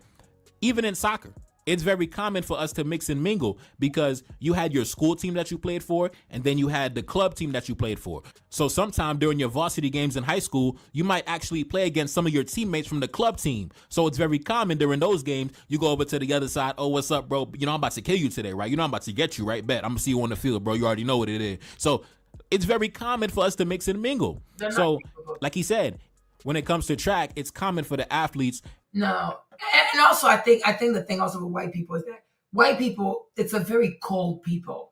Because if you ever go, even if you're, because I used to go to a white church, like you go to a white church, it's so cold. Like even the way they worship, it is so cold. It's so rigid. Everything is like pop, pop, pop, pop, pop. It's like they're like robots. They are truly like robots. And maybe that's why they can't dance. Maybe that's why they can't. Maybe that's why white people have no rhythm. So you got to understand. So it's like they're very, very stiff. They don't have no rhythm. They cannot dance. They can't sing. When you go to a white church, it is so boring. Oh my gosh, it's a snooze fest. The way they sing. What a wonderful name it is, the name of Jesus. What a wonderful name it is. Oh gosh. You know what I mean? Black people naturally, we have rhythm about ourselves. And we're usually very confident. Right? We're very, very confident. We have rhythm about ourselves. We have lots of swag. We have lots of confidence. They don't. They're very uptight. They're very rigid. They struggle with that, you know? And I think that's why a lot of white people always have like personality disorders. They always struggle with anxiety, depression. Like they have all these like mental issues shit. Like what the heck? Like just like what is wrong with you, right? And maybe also, like, if they grew up eating more pepper, maybe that would help. I don't know. Right? They don't eat spicy food also. They don't eat spicy food. So, I don't know. But I'm like, I can see why white churches are so boring. They're so boring. White preachers can be so boring to, like, oh, gosh. It's a good sermon, but damn, I want to fall asleep. Right? It's a very rigid people. They're boring. Like, they're seriously boring. It's a snooze fest. They're so boring. They struggle with that. To interact, the different students to interact. And like I said, during that day, it was raining very heavily. It was pouring down rain. So I'm of the opinion that he probably just took shelter under the nearest tent, not thinking anything of it. He's not thinking, man, this dude about to come and, you know, I'll get up in my face and get aggressive. Nobody thinks that, right? Because in Carmelo's mind, you know, keep my hands to myself, keep your hands to yourself. But unfortunately, Austin himself was not taught that. But anyway, somebody responded under that comment and they said this: so true. In all my years, we always visited every spot. If you even look at the actual pros, they do the same. Some even train together. But if you leave it to the world, they're supposed to be enemies. And the person below him said, I'm 44, and you're absolutely correct. The person below him said, I ran track, and at every meet, we would be under everybody's tent because we had friends on other teams, so it's a natural thing. This person said, I can confirm this. I played football and ran track. It was never unusual to see kids from different schools under our tents when it would rain. Now, somebody came into my comment section and The comment was very short and to the point, but it's still I was still kind of taken aback when I thought about it, right? He basically said that Austin passed away because he didn't want to share a tent with somebody else during the rain. Like I said, go check out my video where I broke down the police report. But yeah, man, basically because he didn't want to share a tent with somebody else during the rain, you know, he got violent, he got aggressive, he stood up, grabbed the dude, pushed him out into the rain, out of the tent. Like, goddamn, you know, my man died for some foolishness.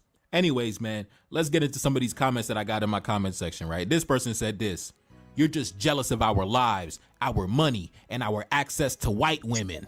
Now, listen, I don't know what any of this has to do with the current scenario at hand. Oh, my Lord. Like I said, man, these guys are crazy. Now, all praise is due to the ancestors.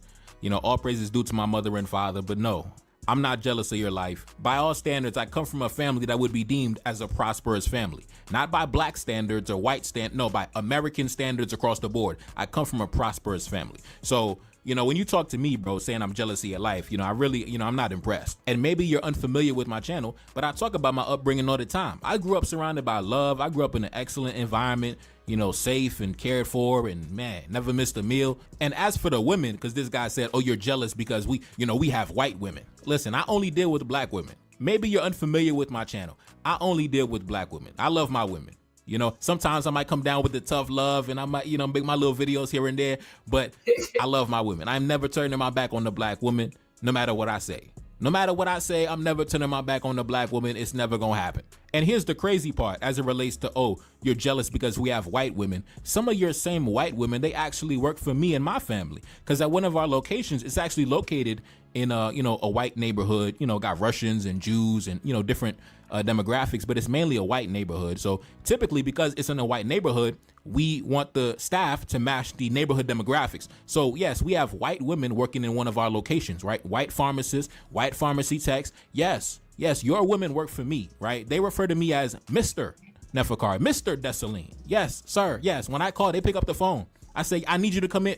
They coming in. So no, I'm not jealous of your lifestyle and your so-called alleged money that you got and your access to white women, and not interested in your women, not interested in your lifestyle. Listen, like I said, when it comes to black men, you really need to stop basing your stereotypes or your image of black men based on what you've seen in a rap video or some TV show or whatever nonsense you've seen on a movie. And it really shows how limited your worldview is, because why do you think every black man is languishing in poverty or is in need of money and opportunity, and he needs access to white women and things like? Listen, man, it's many different archetypes of black men from all different walks of life and all different types of backgrounds and cultures. Like black men, I mean, it's an endless variety of black men, right? This box you try to put us all in, it's stupid on your part. And I think it also goes to show you, like, because they're so tribal, they don't really know black people. They just consume content, and they always choose to consume like the content that has the negativity.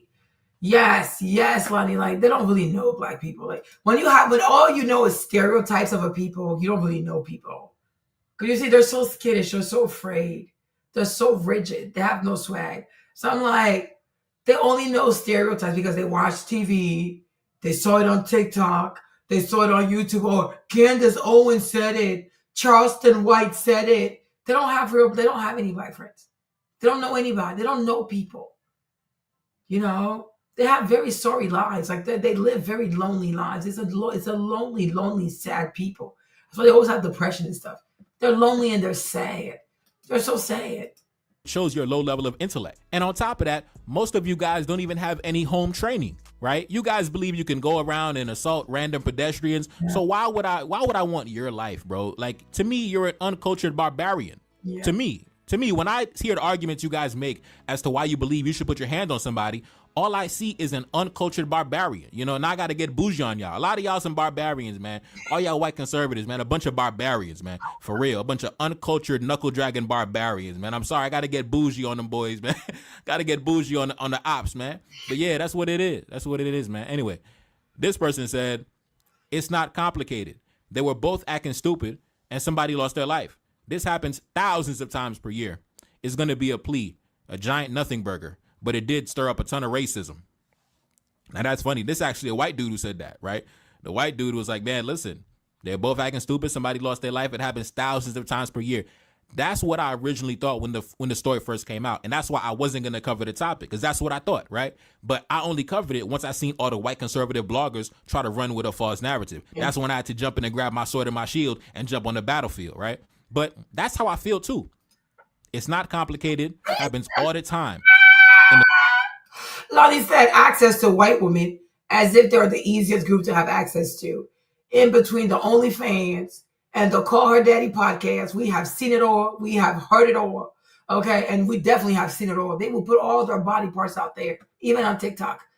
They will put everything out there. Even like they An aggressor initiates an altercation. He becomes the victim. It is what it is. Now, anyways, man, it's your boy Neferkari Dessalines back in the Billy S. Indeed. Cash App in the description. Support the channel. Support the album. Sahel 8. So here's his channel. That's his channel. That is his channel. Let's do the police report one. Let's see the police report one. Let's see. Yeah, we back. Yeah, we back. Now, today's video is going to be a follow-up video to one I dropped the other day entitled White Conservatives, Austin Metcalf and Carmelo Anthony. And the one I dropped 2 days ago entitled Austin Metcalf and the Dangers of How White Boys Are Raised, a Cultural Critique.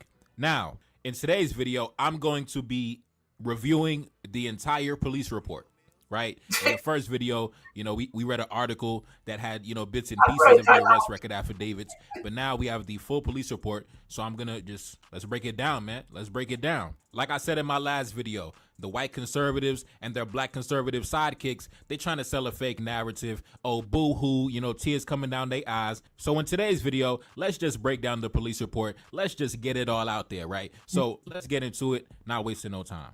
Now, one thing that stuck out to me was his height and his weight. Yeah. I didn't know the young brother Carmelo Anthony was so small, right? Yes. He only weighs 130 pounds. Yes. Now, when you look up the information for Austin Metcalf, you see that he weighs over 220 pounds, and he's okay. So, and hold on, brother, hold on, because I even want the mama to say it. Let the mama say it herself, so that way they know you're not lying. Let the mother say it. Cry, but it's a. It's your baby. Yeah. He was my big baby. He was 225 pounds. Okay, so even the mama said her son is 225 pounds. 225 pounds. That's a big ass person. And he's over 6 feet. He's over 6 feet tall, right? The young brother right here, he's only 5'9", 130 pounds. He's tiny. The young brother is small. Now, anyway, let's get into it. At the bottom where it says initial narrative. On April 2nd, 2025, at 10:01, the school resource officer, Mr. Cortez, heard over a radio dispatch call of a stabbing call at David Kuykendall Stadium. FPD call notes indicated that an athlete was stabbed. The suspect was reported as being a black male, wearing a gray hoodie and blue sweatpants. I immediately left my office and ran across the Staley Middle School parking lot towards a southwest entrance into the stadium. As I entered the stadium, 2 high school age students informed me that the victim was on the north end of the stadium by the bleachers under a Memorial High School tent. Next, I proceeded towards the north end of the stadium on foot. As I got closer to the north end, I could see the Memorial High School tent with multiple individuals under the tent. Once I arrived onto the north side bleachers, an adult male who was on the track pointed out the suspect. The individual that was pointed out to me was a black male wearing a gray hooded sweater and dark colored Nike pants. The suspect at this point was on the track on the north end. There was a chain link fence that separated me from the suspect. I gave the suspect instructions to keep his hands in the air. During this time, the suspect said verbally out loud that I was protecting myself. It should be noted that I had not questioned him about the incident when he had made that comment. I asked him if he had any weapons, and he said no. I patted him down for weapons while we were walking along the fence, and I did not locate any weapons on his. So you see, I think, because look, when I do this, it seems like these are their colors, right? It seems like these are their colors. So maybe, I think the yellow tent is their tent. Yeah, Warriors, yes. So this is the tent. So you're pushing somebody out of this stuff right here. And my thing is there's people stuff behind it too. So I don't get it. What's the big deal? So this is their tent. This is the tent of Austin's school. And then they had other people put their stuff all over here.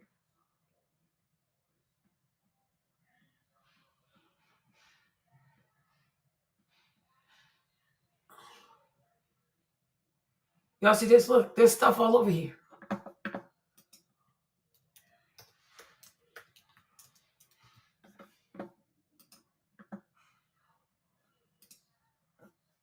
Yeah, I'm so confused. Hold up. Hold up, you guys. Hold on. Hold on. What? I'm confused now.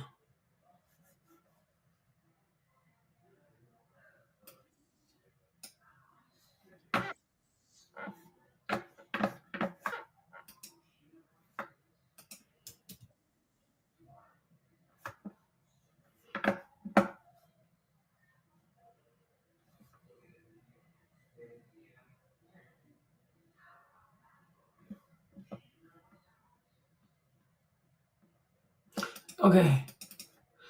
Y'all see this picture? Let me show you this picture. Now this is getting confusing.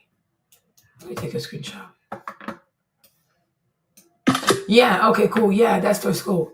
Because, yeah. You see this logo here, right? That M with the Warriors, you see that? Where am I? Okay, you see this logo, right? You recognize this logo? Take a picture. All right, cool. Now look right here. That's it, right? That's the same logo, right? So like, these people, something is off. So he was sitting under the tent, but it seems like he died. It seems like Austin died over here. This thing seems to have blood on it, right? So what's the big deal about sitting under the tent if they have their stuff? Other kids have their stuff all the way over here. So here's the tent. It happened over here. So you see, okay, these people are crazy. So that means, do you see what I'm trying to say? Do you get my point? So wherever it happened over here, it went all the way up the stairs over here. So it wasn't just he just grabbed his bag. He just tried to get him out. Because how do y'all get from here all the way up here? Y'all see, you get me? Do you get me? These people, I told you that brother's lying. I told you he is lying. You guys get my point, right? Because the boy said he was sitting under our tent. He was sitting under our tent. Here is the tent, right? So you have one bleacher, a second bleacher. So it's like just two bleachers are under the tent. Then you have 3, 4, 5, 6 with the police. The guy hits 7, 8, 9, 10, 11, 12. So if Austin is sitting here, row 1, or he's sitting, if Carmelo is sitting at row 1, or Carmelo is sitting at row 2, how did they end up all the way here? How? Y'all get me? No, I told you he was like, because he kept looking at the ground when he was talking. I was like, this boy is lying.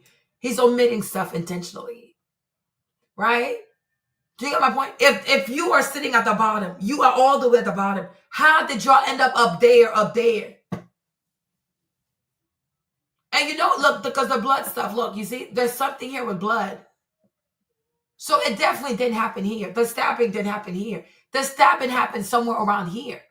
So it's 1, 2, 3, 4, 5, 6, 7, 8, 9, 10, 11, 12. And so the blue bag is at 7, 8, 9, 10, 11, 12. So it's right here, right? So how did you go from here all the way over here?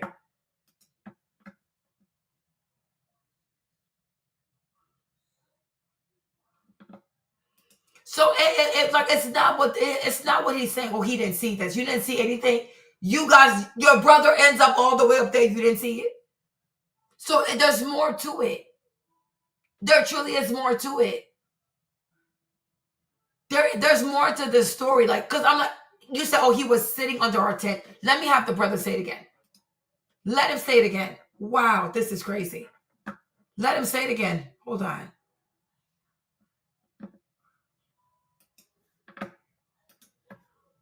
You were there? Yes, ma'am. If you don't mind, what happened? There was this kid, before I knew his name now, this kid was sitting under our tent. Okay. I'm saying. There was this kid, before I knew his name now. So he said he said the kid was sitting under our tent, right? Okay. Now, let's get back. Let's get over here, right? So you can see I typed Memorial High School, Frisco, Texas. This is their logo, right? The M with Warriors in there, right? That's their logo. Okay, cool. We come over here, right? You recognize the logo, right? You recognize the logo, right? Warriors. You even see it. You see it, right? Warriors. Okay. What's his name? Here's Hunter said he was sitting under our tent. So if we go to this picture, hold on. This boy is lying. If we go to this picture, he had to sit on this bench or he was sitting on that bench. You only have 2 benches, right? This is the tent. The tent only covers 2 benches. Do you agree with me? Do y'all see this? The tent covers only 2 benches. The murder scene is where you have the blue bag. The murder scene is up there, right? The murder scene is here somewhere because look, there's something here with blood. That's blood, right? And you see they have like dirt building the whole thing around it, whatever, right? They're a perimeter, right? So it happened over here. So my thing is, how did y'all get here and end up over here? If he was sitting here, how do you guys end up over here and your brother dies over here? His brother did not die here. His brother dies over here. So how exactly did you get there? Why would they move the tent? It's a crime scene. You don't touch anything. Are you actually okay? Why would they do that? It's a crime scene. It's a crime scene. Why would they move the tent? Right? But I'm like, make it make sense. If you were here, how do you end up all the way up there? That is crazy. That is really, really crazy. That's really crazy. And this is the other picture that we have. We see the same picture here also. So I'm like, if you guys are here, hold on. Let me go back to my one from ABC. And this tent is not even that big. They need to go recreate this. Because let's even assume they moved it and it was here. Let's say the tent was where this guy is. Then it would stop right here. So you would have this. You probably have like at most 3 benches underneath the tent. So then you would still have 3 other benches that were exposed. But even if you stop right here, even if you stop where the guy is, because that's like where I see like the last book back and stuff, you stop seeing personal property over here, right? From here all the way, you see personal property. Up at the top, there's no personal property. So my question is, how did you end up from here? How do you end up over here? How? So there's more to this. There's more to the story. There is more. The brother is lying. That's why when he was talking, he kept looking at the ground. He's covering for his brother. And he said it. I will do anything for him and he will do anything for me. They want their brother. He wants his brother to look innocent because he knows what they did. That's why he's like, oh, he sees everything, but he doesn't see the stabbing. You guys, there's something that's bizarre. Do you see that blue stuff up there? Right? There's the blue thing here, and then there's blood right here. So for y'all to get all the way up there, y'all was doing some stuff to that boy. Because like your brother, he doesn't get stabbed inside the tent or near the tent. It's all the way up there. How did y'all get up there? Right? And that's how you know he's lying. Look into his eyes. He is lying. All this. And I'm sure he shook it because, yeah, he saw his brother, like, bleeding and stuff. So I'm sure he shook it. But he's still lying because there's certain things he's not saying. Let him say it again. Let him say it again. Hold on. This kid, before I knew his name now. This kid was sitting under our tent at track. We asked him to move. He started getting aggressive and talking reckless. And my brother stepped in and said, "You need to move." He's like, "Make me move." Austin grabbed his backpack. Austin grabbed his backpack. The kid, I tried to whip around. Is he? He said the kid, and then he stopped. You see how he stopped talking? He said, "Look." Austin grabbed his backpack. The kid, I tried. The kid, you see how he held himself? Do you see how he held himself?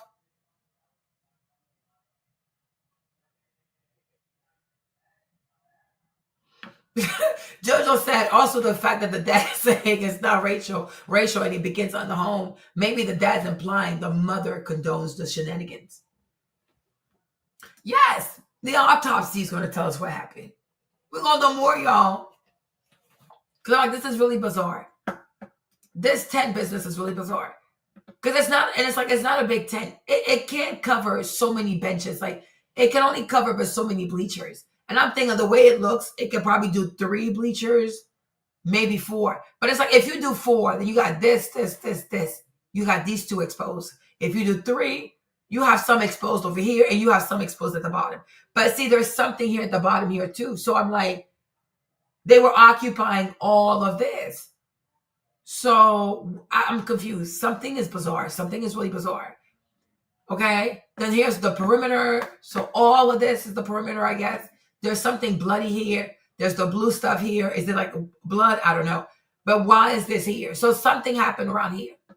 Because it didn't happen here. It didn't happen here. So how are these boys walking up these stairs like that? Only God knows. Only God knows. Only God knows. I whip around as fast as I could, but I didn't see the stab. But then I look at my brother, and then I'm not going to talk about the rest. So I'm not going to talk about the rest. Exactly. He doesn't want to say too much. Exactly. Let's carry on. This boy, he's keeping certain things to himself. Let's keep going. Person. I instructed the male to continue walking along the fence, which he complied, towards an area where there was an opening in the fence that led off the track. While walking him off the track, the suspect also said that he put his hands on me. I then detained the suspect in handcuffs and had him sit down on the ground. Officer Ritchie had arrived on the scene at that time. I conducted another pat down of his person and then searched his person after he gave me consent. No weapons were located. While the suspect sat on the ground, I advised that I had the alleged suspect. The suspect then responds and says, "I'm not alleged, I did it." Next, Officer Ritchie and I walked the suspect to the patrol vehicle, which was on the northeast gate of Kuykendall Stadium.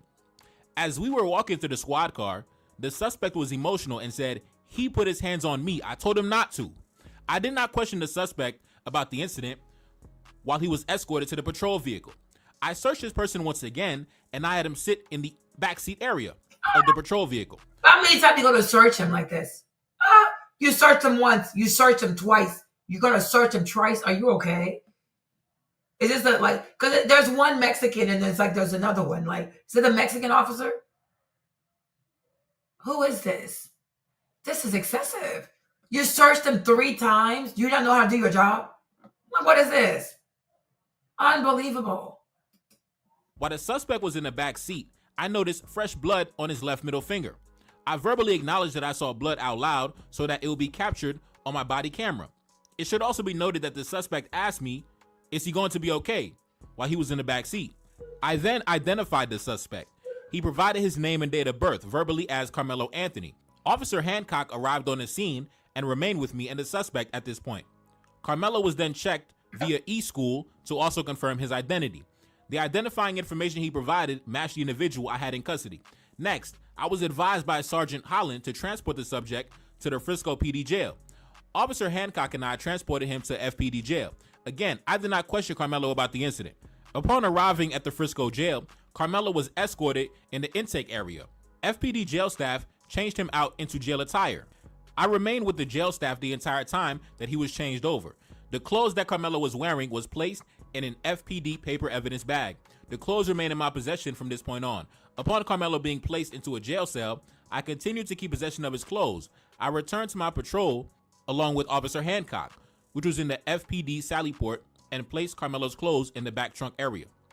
I drove the patrol vehicle 2412 out of the Sallyport and parked the squad car in the FPD patrol parking area. Carmelo's clothes remain in the trunk.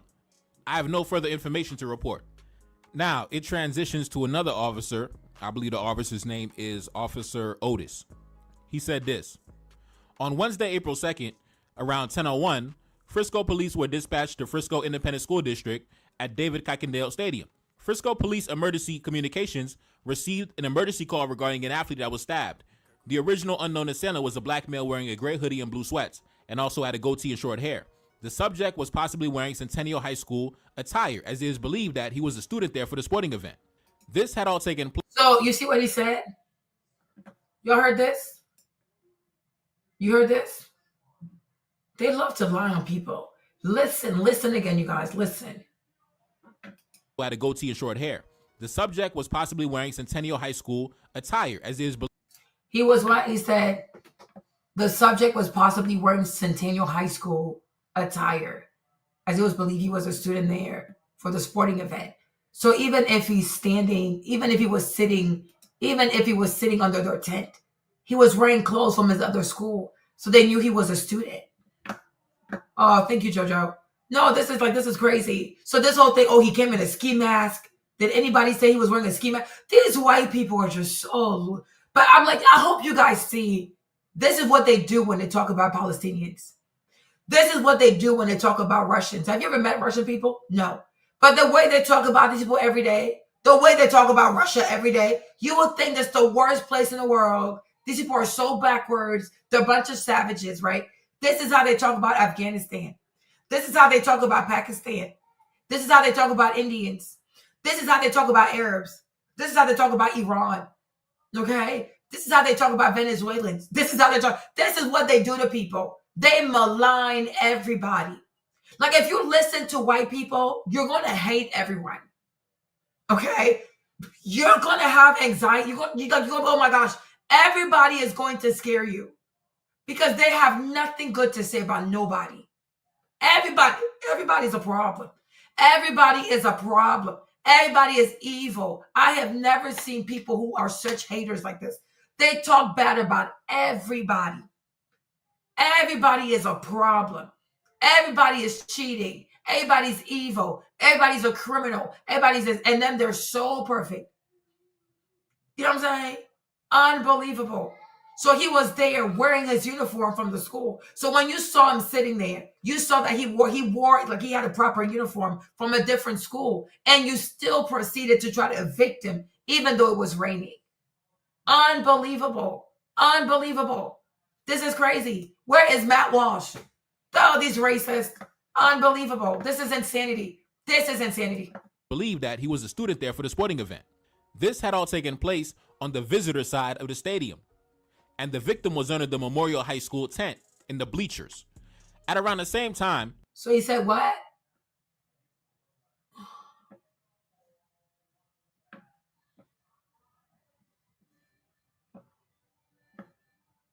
This had all taken place on the visitor side of the stadium, north side, and the victim was under the Memorial High School memorial tent in the bleachers. I wish he would have told us which one, because like I said, here are the bleachers. So I see blood, but he said the tent. So, what in the mighty name of Jesus? But it happened here. So, oh, Lord, this is bizarre. We gotta understand this. Did they move this stuff, or was it the way this was? We gotta figure this out. The lawyers have to figure this out. They have to figure this out. The school resource officer, Cortez, arrived on scene and began assisting the victim, trainers, and the other parties. Officer Cortez also advised on the radio that he also had the suspect. Sergeant Otis was working the 50 sector as the sergeant. He was in full Frisco PD uniform with distinct patches and badge and a police duty belt. He was also in a marked Frisco PD department patrol vehicle. He was relatively close to the call and placed himself on it at around 10:02 and responded to the call with his patrol vehicle's overhead emergency lights and sirens activated. He arrived to the call at around 10:06. Sergeant Otis arrived to the stadium and began walking up to the location. At around this time, Officer Cortez and Officer Ritchie were walking a black male subject away from the stadium. The suspect was crying hysterically. Now, time out. Now, like I already said, man, He was crying. He was crying. They want to make it like he was so callous. Oh, Charleston White. Oh, it was premeditated. You have murder in you. Like, what are we talking about? You are so insane. and they charge him with first degree, it's not going to stick. If they're placing their bets on convicting him on a first degree murder charge, it's not going to stick. Like I mentioned in the beginning, you already have the massive size difference, right? And keep in mind, it was not only the victim, but also the victim and his brother who were aggressing upon the alleged suspect. So you have these two guys who are both, over 100 pounds bigger than the alleged suspect.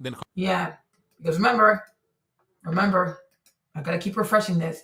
The mother did say he was 225 pounds. And she said, let her say it, let her say it. Let her say it, y'all. Let her say it. Let her say it again. Mr. Baby. Yeah. He was my big baby. He was 225 pounds. Both of them big boys. And Okay, both of them are big boys. Oh, okay. So both of her big boys, them big body people, okay, big body people walked up to this kid. Now let me play my video from earlier. Right? Let me play this again. Let's do this. So people need context. People need, because everything being visual, it helps a lot. Let's go. Where's my video? Hold on. Officially recognised weight divisions in the sport of boxing. You might be thinking, wow, that is way too many. But the reason that there are so many is actually quite nice. The reason there are so many is really twofold. It's fairness and safety. So, fairness. Why are there so many weight categories? Think of this as an example. You've got a undefeated Russian fighter who weighs 250 pounds. Okay. And you've So see, 250, look at this, 250 pounds. Austin is 225, so he's slightly smaller than this guy, okay? Now, let's keep going. Is 250 pounds. And you've got an undefeated Filipino fighter who weighs 115 pounds. Okay, so this dude is 115 pounds. Carmelo is 130 pounds. So Carmelo is closer to his weight, and then Austin is closer to this guy. How does that even make sense? How does that even make sense, y'all? How does that even make sense? Foolish. And you've got an undefeated Filipino fighter who weighs 115 pounds. Now, if they were to fight each other, the Russian would win. Most likely the Russian would win because of the massive weight difference. When you've got such a large weight difference, the higher a weight you are against a lower weight, the higher weight would have huge advantages in power and punch resistance, and then the opposite would be true for the person at the much lower weight when you're comparing the two. That's really the reason that there are so many weight divisions. The fairness angle comes in with, if you have got good technique, if you are a skilled fighter, you should be fighting someone at the same weight as you, because then you're just going off against skill versus skill. You're not fighting someone who is an entire foot taller than you or is like 50 pounds heavier than you. It's completely fair if you've got two people roughly around the same height and most importantly, the same weight on the day before the fight. There is also... Okay? They got to have the same weight the day of the fight. That's why fighters get weighed.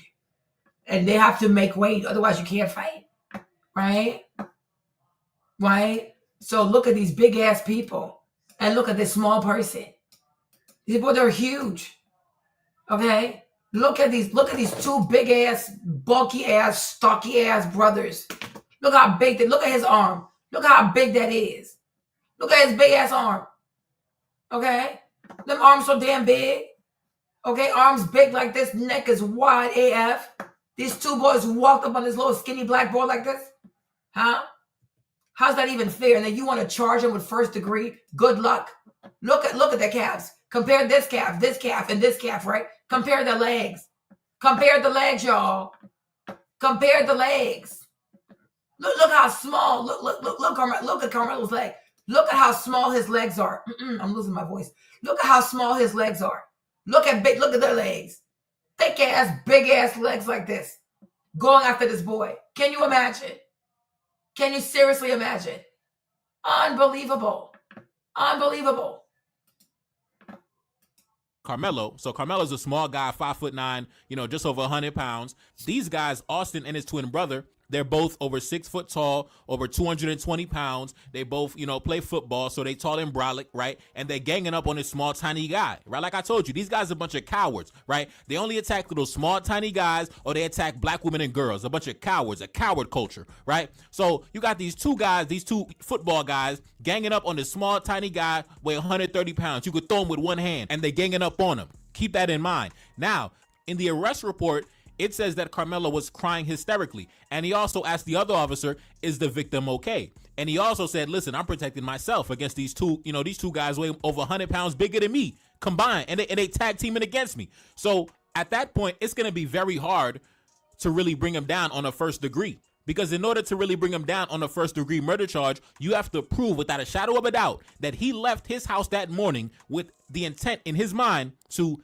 eliminate Austin Metcalf. Exactly. And I don't believe he did, due to the fact that Austin and his brother were the aggressors in the situation. And on top of that, he showed remorse and he was crying hysterically at the scene while being questioned by the officers. So that goes to show that he did not methodically plan out an assassination, right? Unlike those other instances I mentioned in the other video before, like the Sade Robinson case, right? That was first degree murder because they said that he had planned out for weeks, right?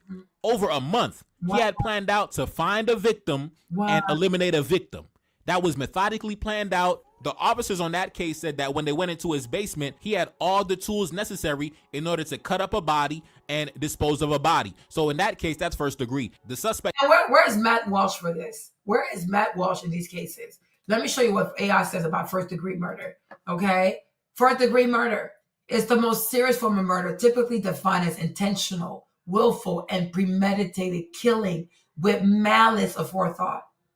How does that even apply? So I'm like, even the bond, to me, this thing, these white people and their racism, it's gonna blow up in their faces. His bail at $1 million, excessive racial bias. Charged with first degree murder when these people are complete strangers, racial bias. Absolute racial bias. How can you put first degree murder on people who just met the day of? Okay? Intentional, willful, premeditated. How can you have premeditation to kill someone you don't even know? Oh, I think tomorrow at the track meet at 10 a.m. when I sit under somebody's tent, there's going to be this big guy who's 6'4", 225. He's going to walk up to me. And I'm like, don't touch me. Don't touch me. But he will keep touching me. And then I'm going to pull out my knife. Boom, in the heart. Like, are you serious? Are you serious? I'm like, do you think that black people go to sleep with white people on their minds? Like, who? Like, what? It's a freaking track meet. Like, what are we talking about? It's at a track meet. They're complete strangers. Man, good for them. They can raise money for him. That's fine. They can raise money for him. It doesn't matter. It doesn't matter because he goes to court against the DA. They can raise money for him. Let them raise money for him. Nobody cares. No one cares. No, it doesn't bother me. Exactly. Let them raise money for him.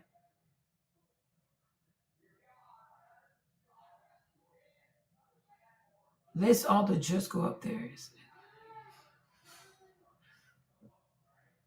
I don't understand your comment. Let's all just go up there. Oh, let's just go up there. You meant to say, let's just go up there and stand in his defense and get him off like they did? Oh, what's that going to say? Doesn't matter. They can raise money. That's the whole point. If they feel sorry and they want to raise money for him, they can raise money for him. You know, like for me, I don't think he's like, oh, he's a demon, like he's a diabolical kid. I just think he wasn't raised right. But if they can use the money and they can pay bills and stuff and they can pay for his funeral, no problem. It doesn't bother me. It's their money. People can spend their money how they see fit. They really can. I don't think he was a demon. He was 17. To me, he was out of order. He should have kept his hand to himself. And not just that, he should have moved in kindness. I think he should have been kind. Especially if he's dressed like he has his outfit on, he has his uniform on, then you know he's from another school. Like, why he can sit here under the rain? Right? But he's 17 years old. Yeah, maybe he could have learned. Had he lived, he could have learned. Right? So they can raise money for him. It doesn't bother me.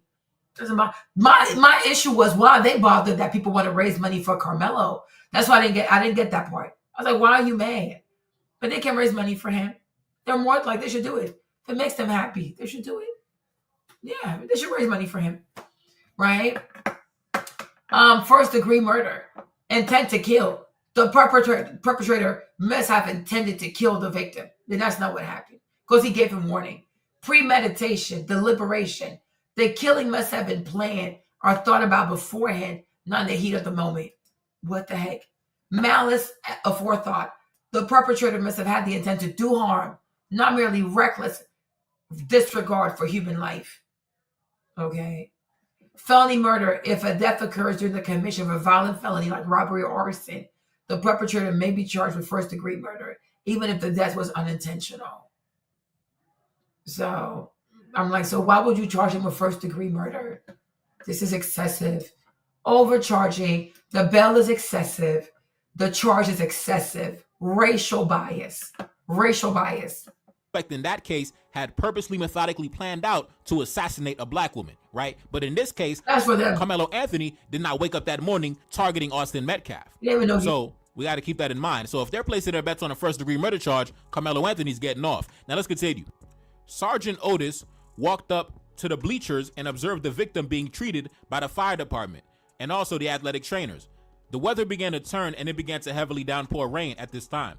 Some of the FISD staff moved to Memorial Tent to cover the victim and the FFD personnel. Sergeant Otis began using... So they moved it.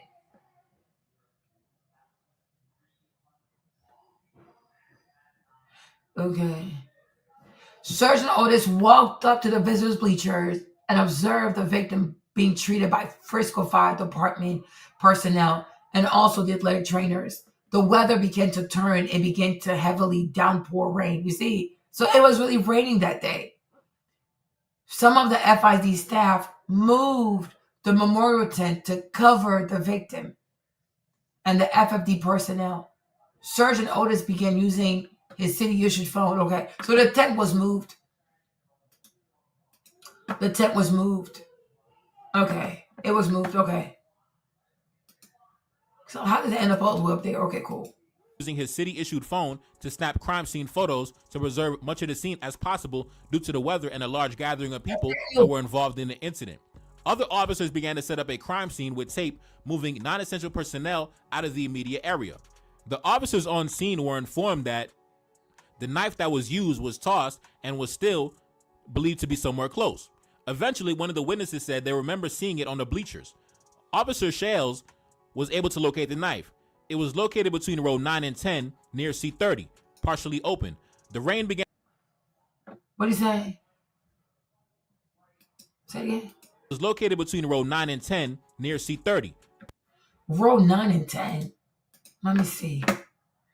1, 2, 3, 4, 5, 6, 7, 8, 9. Okay.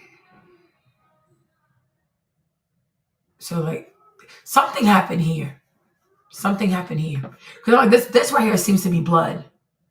It seems to be blood. Seems to be blood. It seems to be blood. Partially open. The rain began to come down again heavily, and it was determined that instead of moving the knife, the officers would cover it with a large blue tarp. Sergeant... Okay. The blue tarp. Okay. There you go. All right. We have more context now. Okay. So the murder happened, the stabbing happens here somewhere. Okay. So maybe the knife is here. Okay. So like this is a lie. This is a lie. So that's what the blue tarp is for. Because the knife is here somewhere. And then the body was probably here somewhere. The knife was here somewhere. I don't know. Okay. All right. Let's go back. Sergeant Otis assisted in preserving the immediate crime scene as much as possible, while the other personnel tended to the victim and eventually transported him. At around this time, Officer Wetzel had the crime scene log and began logging the individuals on the call to the best of his ability. Lieutenant Crawford and Pemberton relieved Sergeant Otis at the scene. Sergeant Otis went back to the police department to download his body cam and the photos he took with a city-issued phone. Sergeant Otis's phone had a total of 33 photos that were used to document the crime scene. During the download, the initial photos formatting was incompatible with the crime scene folder. He re-downloaded the photos that he took, and they were able to be saved properly for the preservation of evidence. Now it goes to another officer, Officer Wetzel, said this. On Wednesday, April 2nd, I was assigned to work patrol in the city of Frisco.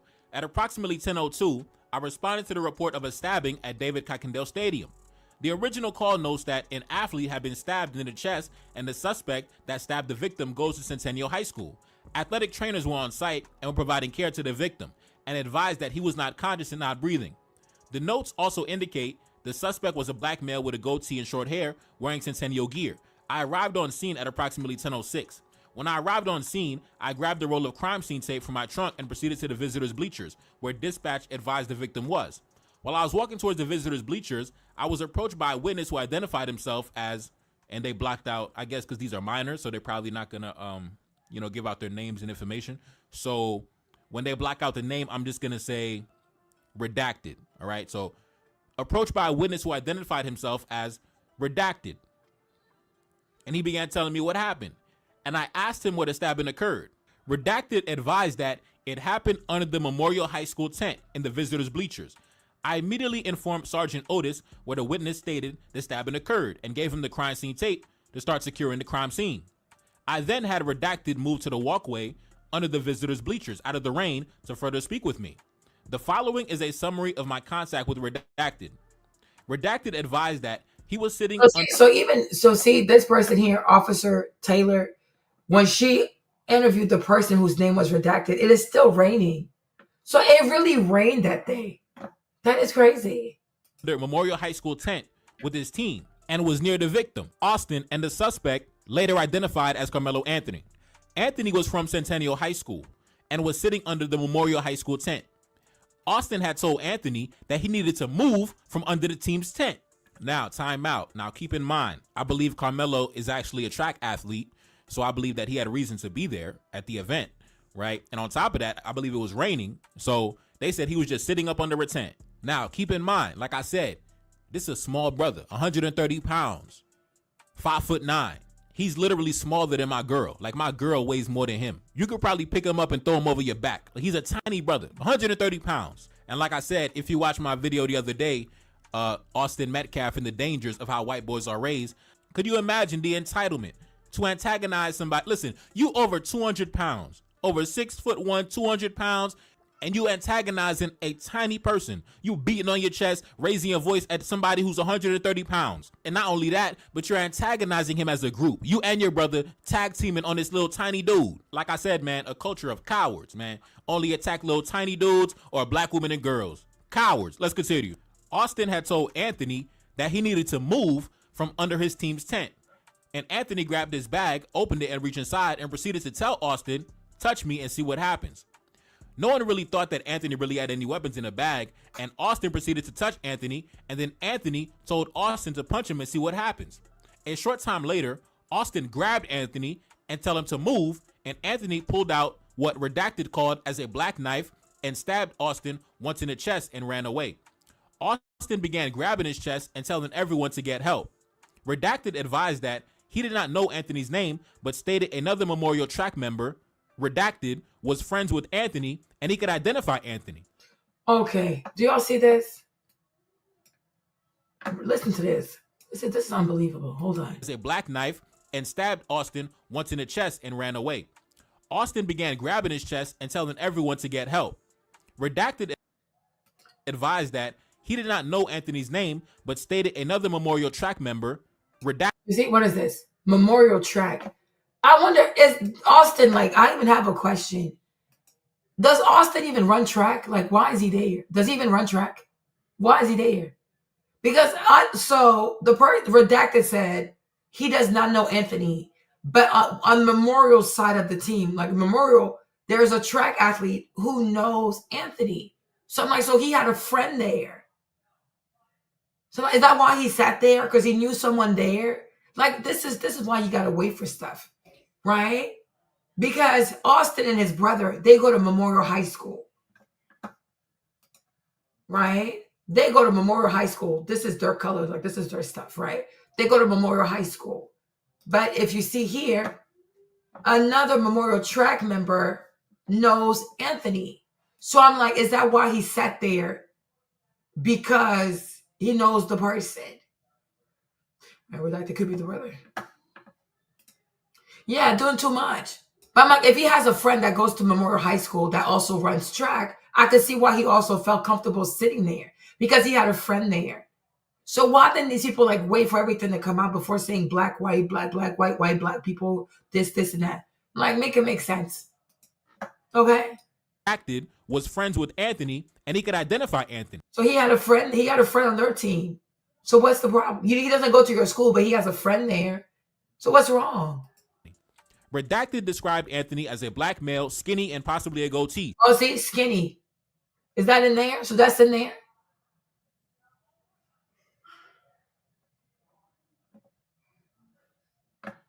As skinny. Because he's skinny. He's very skinny.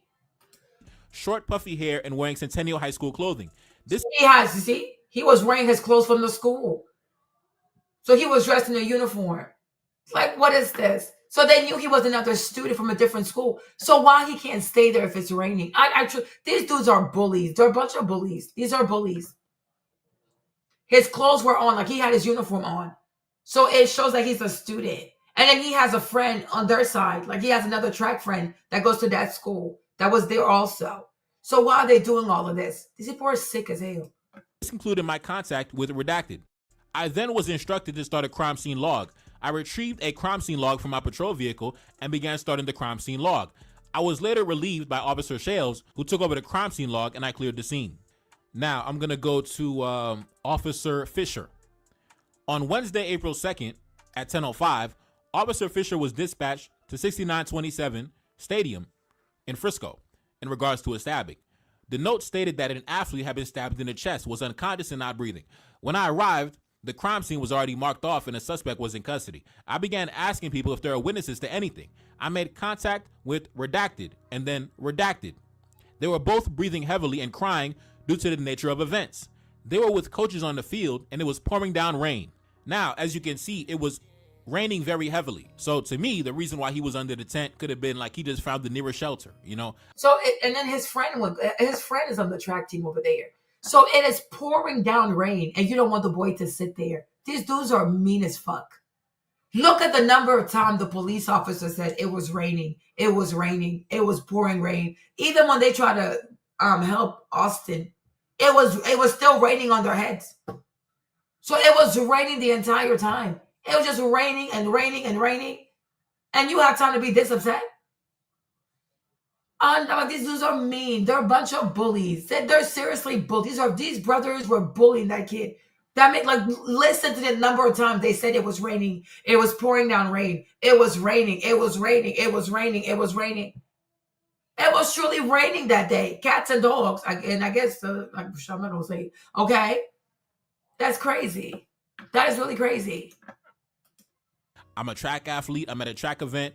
You know, it's raining crazy. Oh, man, it's a tent. I'm going to just hop under this tent real quick to get some quick shelter. And here come this big brolic 6'2", 220-pound, football player trying to boss up on me while I'm minding my business. Now let's continue. We made the decision to relocate to a locker room to the east just to get out of the rain. Once in there, things calmed down a bit. However, they were still very hysterical and could not really talk. In there, I learned that Hunter was the brother of the victim. I attempted to ask them both what happened.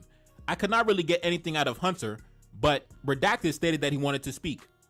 Now, see, the brother of the victim, he didn't want to speak because he realized that, oh, damn, I done messed up, bro. I done messed up for real. You know, me and my brother, we at the track meet acting stupid, right? They're probably accustomed to bullying people like that. Yeah, you see, and that's why he said, because let's go back to this one. He's like, oh, I don't want to talk about it anymore. Look, he's lying. He's lying. He's lying. I told you, I said, look at his eyes. Look, he's looking down. He's not looking straight. His conscience, it's hard to lie to yourself. He feels guilty about something. He's lying. The boy's lying, y'all.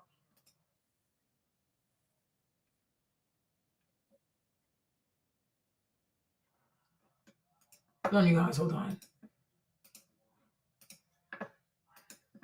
Are y'all still here? Can y'all see this? You're still here? Let me make sure y'all can see. You see this? Can you still see this? Let me play this real quick. Let's start over.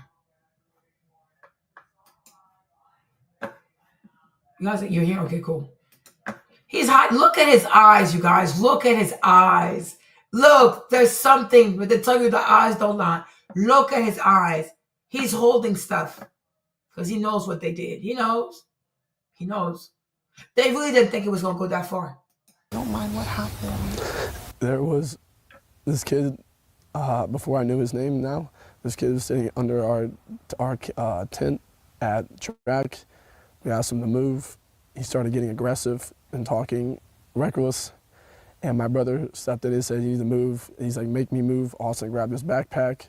The kid, I tried to whip around as fast as I could, but I didn't see the stab. But then I look at my brother, and then I'm not going to talk about the rest. So Yeah. just that's just. Is he? Look how he's looking. You see? Trying to make sure, and like somebody said earlier, they were probably instructed by their lawyers to do this. Because look how he's looking at the camera. Why are you looking over here, Chad? He said, "Well, I'm not going to talk about the rest. I ain't going to talk about the rest." Why? If Carmelo is so wrong, talk about the rest. Then I'm not going to talk about the rest. Right? And then what did the cops say? The cops said also he could not get anything out of Hunter. Because he didn't want to, because he knows what they did. Because imagine, like, y'all imagine this. If you really felt like your brother was innocent and he got jumped or he got hurt by this black kid who stabbed him in the heart, you're gonna talk to the police. You're gonna talk to the police. "Oh yeah, let me tell you what he did to my brother." Oh hell no, especially twins. Oh no, he couldn't get nothing out of him. Why? Wouldn't you want that to help the police lock this boy up because he did that to your brother? Wouldn't you want to talk to the police? If you have nothing to hide, wouldn't you tell the police everything that happened, or at least what you saw, that they can lock this boy up? So now I'm saying, like, what exactly did when they went to the jailhouse, what exactly did the magistrate look at to say, "Oh yeah, this is first degree murder"? Based off of what? Based off of what? These people are racist. This is the thing about Texas. These people are racist. Based off of what? I would like to know what in any of these police reports, besides rain, did the magistrate look at to say this is a first degree murder charge? Or because he read that somebody was stabbed in the heart. So therefore he's like, oh my gosh, a white boy stabbed in the heart, first degree, charged as a first degree. They don't even know each other. So based off of what? Even that person needs to be investigated. Because imagine how many people they've done that to. Imagine how many people they've overcharged like that. They need to be investigated. Foolishness. To boss up on me while I'm minding my business. Now let's continue. We made the decision to relocate to a locker room to the east just to get out of the rain. Once in there, things calmed down a bit. However, they were still very hysterical and could not really talk. In there, I learned that Hunter was the brother of the victim. I attempted to ask them both what happened. I could not really get anything out of Hunter, but Redacted stated that he wanted to speak. Now, see, the brother of the victim, he didn't want to speak because he realized that, oh, damn, I done messed up, bro. I done messed up for real. You know, me and my brother, we at the track meet acting stupid, right? They're probably accustomed to bullying people like that, right? Like I told you, in white culture, I've seen my white associates as a teenager raise their hands against their own father, right? Disrespect their own mother. So if these guys in white culture, if it's not frowned upon to raise your hand against your own parents and disrespect your own parents, you think they're gonna have respect for random people on the street? Man, get out of here, man. Like I said in my video the other day, back when I was a teenager, when I played sports, I witnessed my white associates raise their voice towards their own mother. Yeah. Get physically violent with their own father, bro. Yes, yeah. So, like I said, man, if these people in this culture will get violent with their own father, yeah. Listen, you think they're gonna have any remorse or any mercy for anybody on the street, man? Get out of here, bro. Get out of here, man. That's why why do you think the father was so forgiving and so understanding, right? Because the father knows his son. He knows his son don't got no respect for nobody. He's like, oh, damn, Austin done fucked up for real now.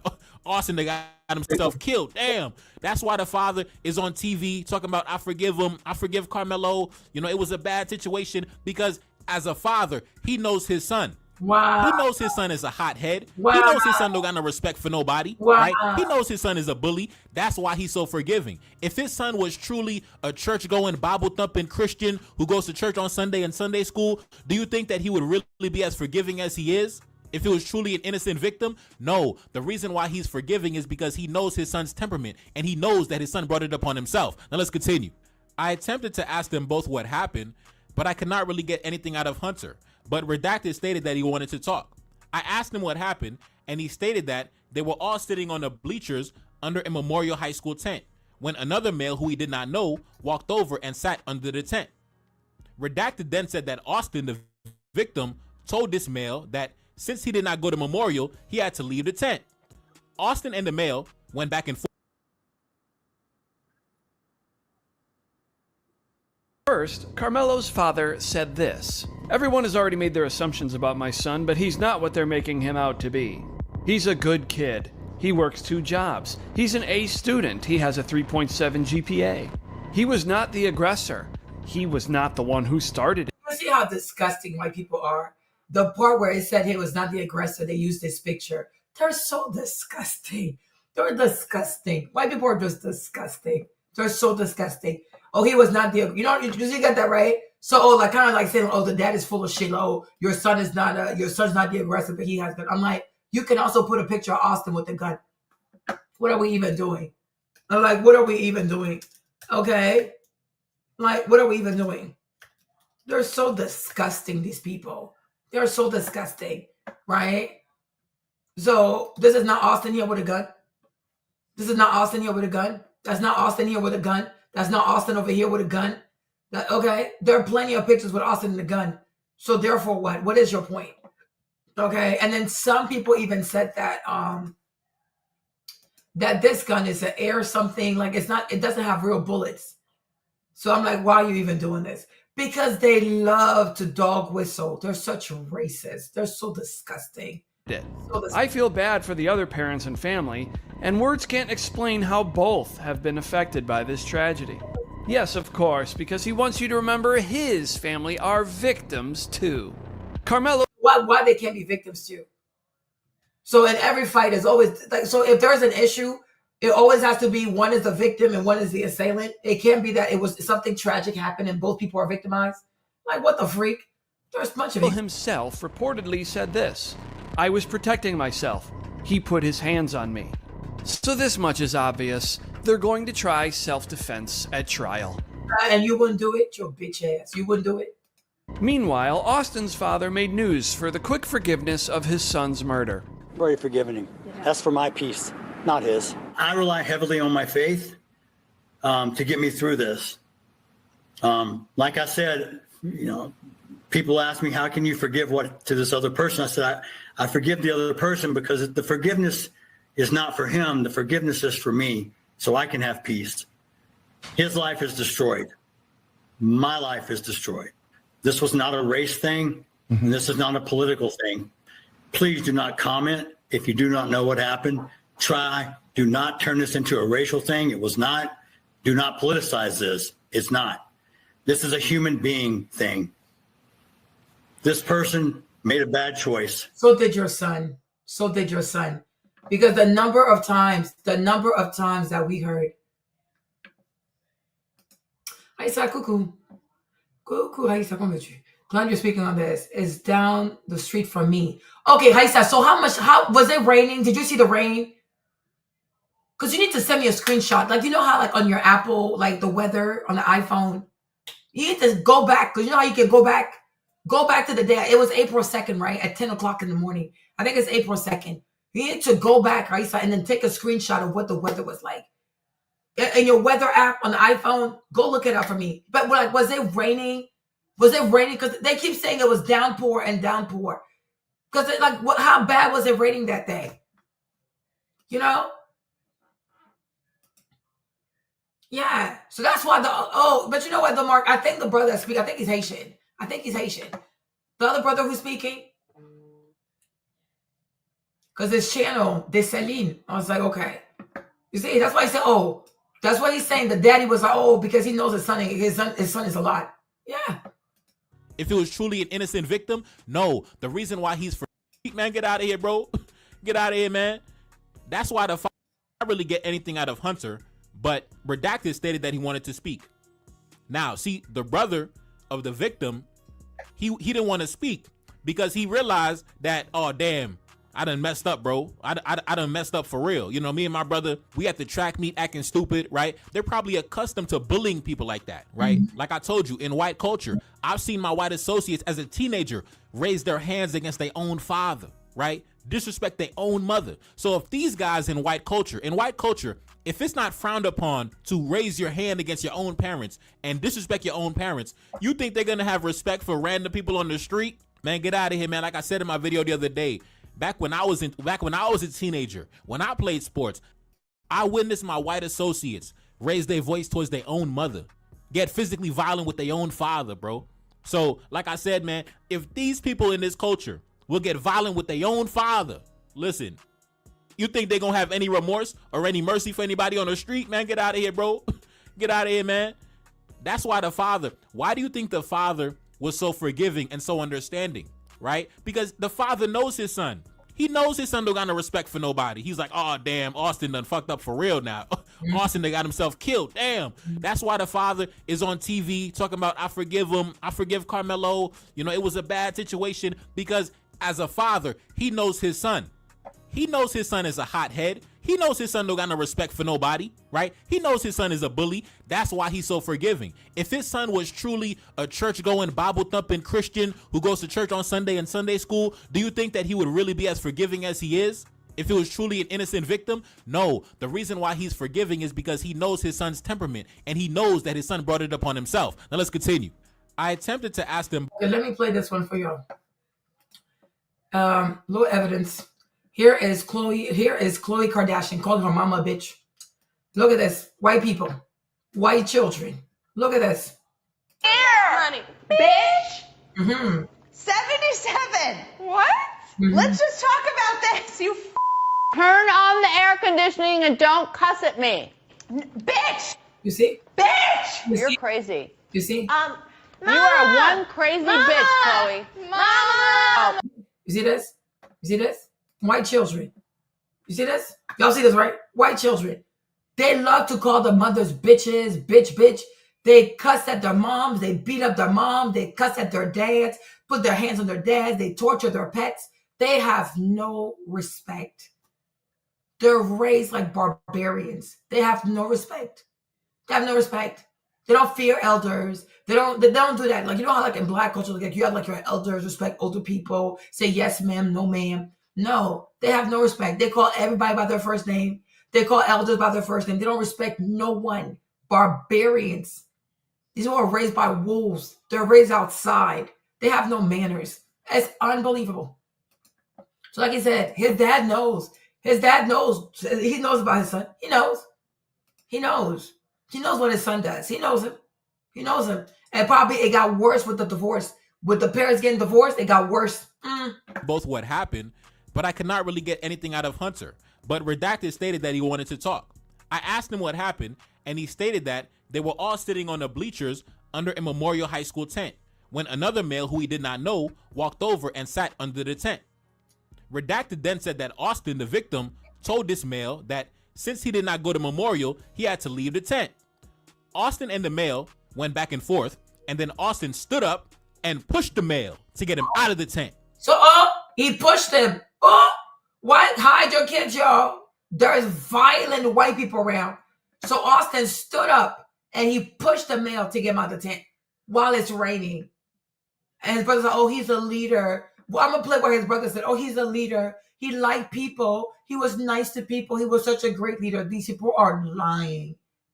Trailer park trash. They are a bunch of liars. They are lying. That's why he don't want to talk about it, because he knows what his brother did. His brother was cruel. So he pushed him. And mind you, look at this, right? Look at this. So you pushed him where? You pushed him onto the bleachers? You pushed him onto concrete? Y'all, this is where it happened. This is where it happened. So look at this. There's bleachers and concrete everywhere. So why are you pushing him?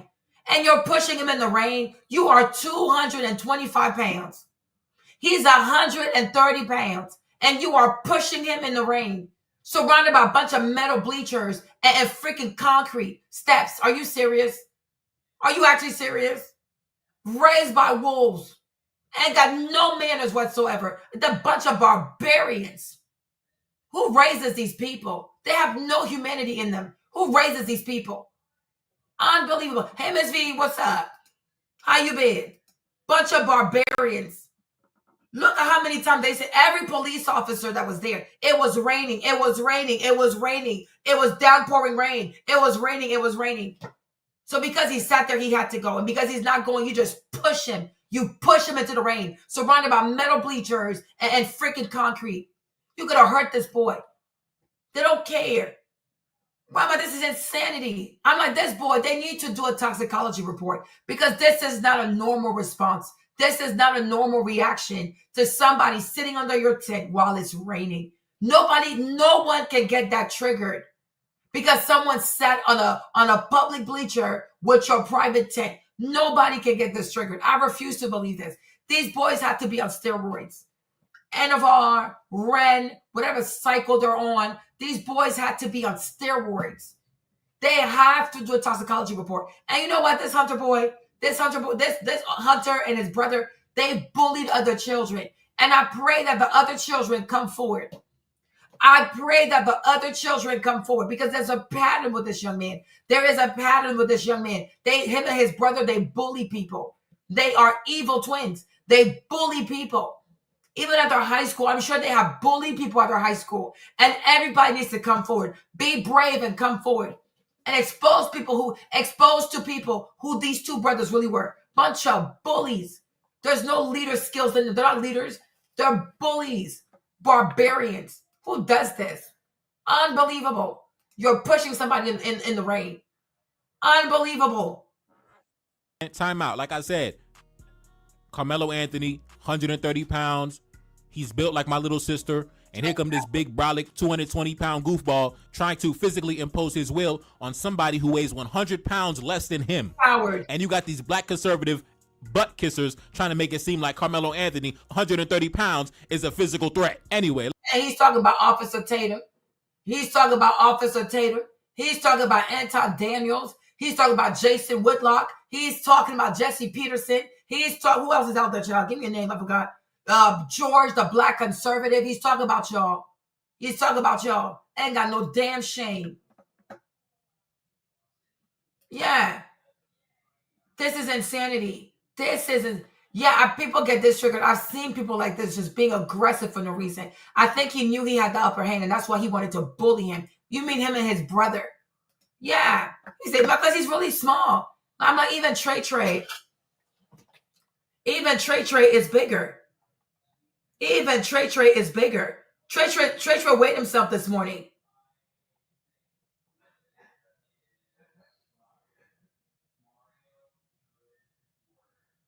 Even Trey weighed him. You see?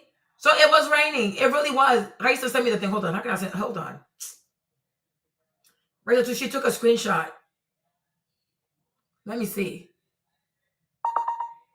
Oh, Miss V, the truth is already coming out, Miss V. The truth is already coming out. Hold on, you guys. Raisa sent me the thing. We're going to see it. Hold on. Let me get out of this so I can show you what she sent me. Hold on. If I put it here on Canva. Hold on. Give me a second. Yeah. Yeah. So here's the weather for that day. Look. Thank you, Raisa. Hold on. Let me make myself smaller so we can all see it. Hold on. Ms. B, the truth's already coming out. We got time for these people. We got time for these people, right? So light rain, mist. So it's like it's somewhere over here, right? Maybe even earlier. But it was raining. There was rain that day. So it's like it's not a joke. It's not a joke. And there was winds also. There were winds. Okay, so I'm like, what the heck? What in the world? Like, why can't somebody sit under your rain? Sorry, why can't somebody sit under your tent if it's raining? Light rain, mist, cloudy, rain. It was not a good day. It's not a good day. What is the problem? And like he said, he had a friend. He had a friend on their side. Why he can't sit there if it's raining? Why do you have to push him, like physically push him? And that's what I'm saying. Austin is the one who initiated the altercation.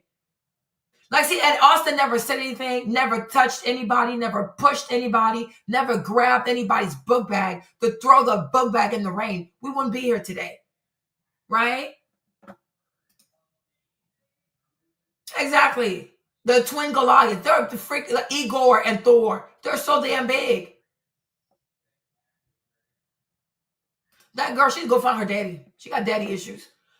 She need to go find her father. She need to go find her daddy. She was raised by a white woman. She's so damn confused. I'm like, what the heck? So I don't even expect her to have manners also. She probably grew up on Spam and reheated food and corn dogs. She wasn't fed right. Her brain and fully developed. Anyways. Let's continue.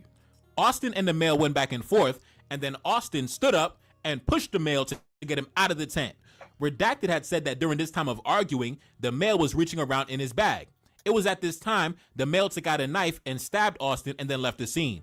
This was all that Redacted remembered when he talked to me. After this, I then stood by 3 male athlete witnesses until CID arrived and interviewed them.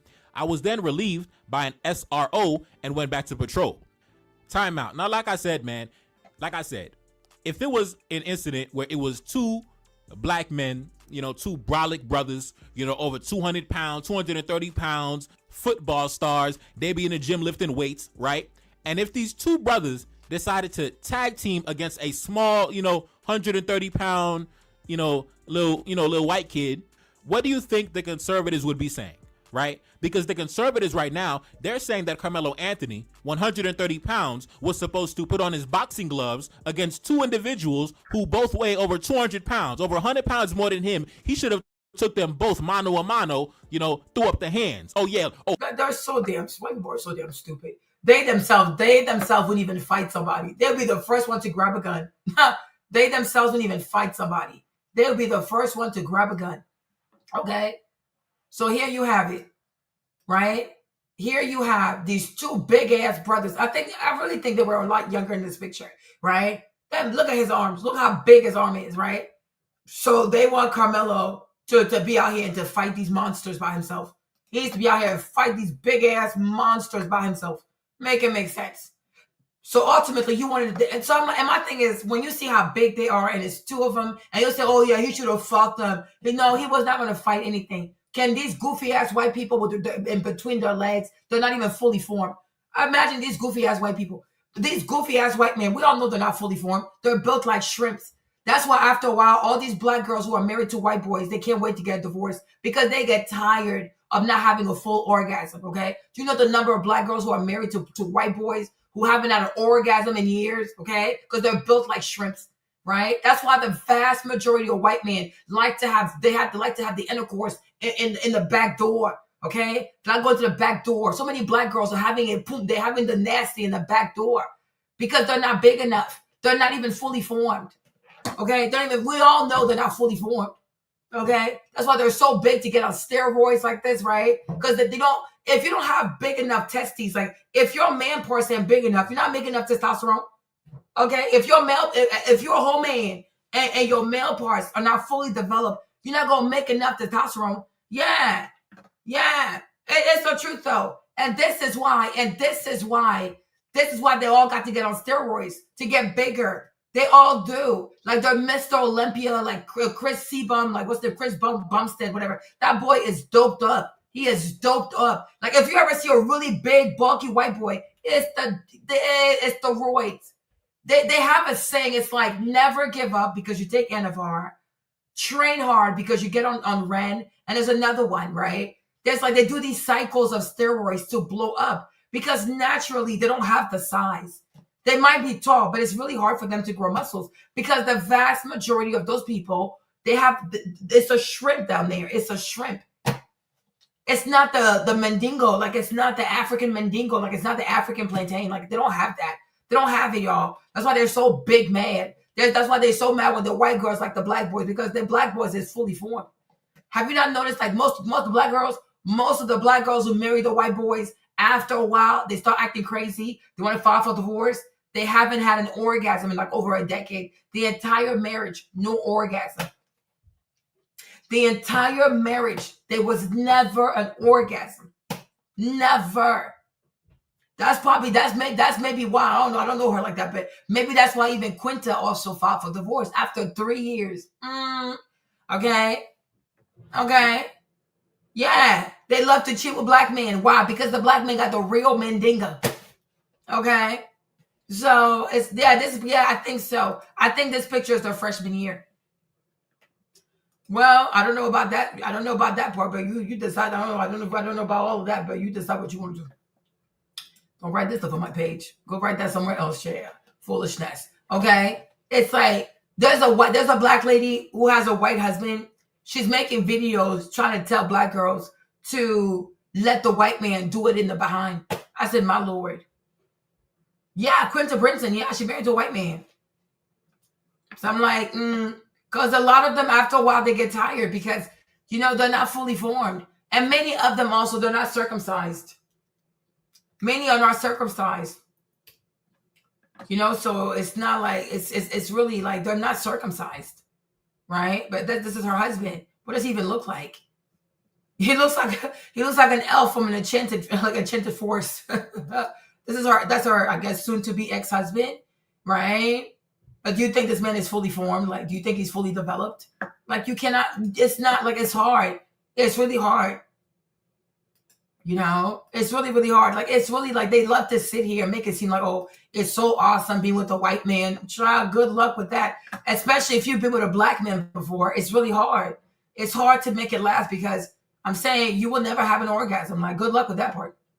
Good luck with that. I wish you well. Yeah. She's over there. She's making videos because she's married to a white man. And maybe also because she's a black woman, she was with a black man before, so you know what I'm saying? And also when they divorce their white boys, they go back to a black man. Sometimes they even become baby mamas to the black man because, child, do you know how many black girls that used to be white boys that went back they used to be married? Do you know how many girls I've seen personally and on social media that were married to a white man? They were wives to a white man. After the divorce, they become baby mamas to a black man. Why do you think that is? Okay? Why do you think that is? Use your imagination. Okay? So, make it make sense. Okay? Make it make sense. Make it make length. Make it make girth. Okay? Where is the girth? People are asking. Make it make length. Okay? It's a real thing, y'all. Okay? It's a real thing. Oh, like real men, throw up the hands. I know you weigh 130 pounds, but throw up the hands. But like I said, I believe that Austin Metcalf is accustomed to acting this way. I believe that at his house, like I said before, I believe at his house, he probably does the same thing to his father. When his father gets on his nerves, he starts yelling at his father and starts getting buck on his father, right? When his mother gets on his nerves, he starts cursing his mother out. I know these types. Listen, I went to school with these types. I know these guys. These dudes don't have no respect for nobody. Anyway, let's continue. Now, I'm going to skip over a little bit because it's just kind of redundant. Like the other officers basically saying the exact same thing. I showed up at 10 o'clock. It was raining. It was a track meet. And Officer Cortez came and Officer Shales came. Just a bunch of stuff we already read from somebody else's point of view. Now, let's go to this section right here. Officer Newton. He said this. I responded to Texas Health Plano to assist with the case. I was tasked with meeting the ambulance at the hospital.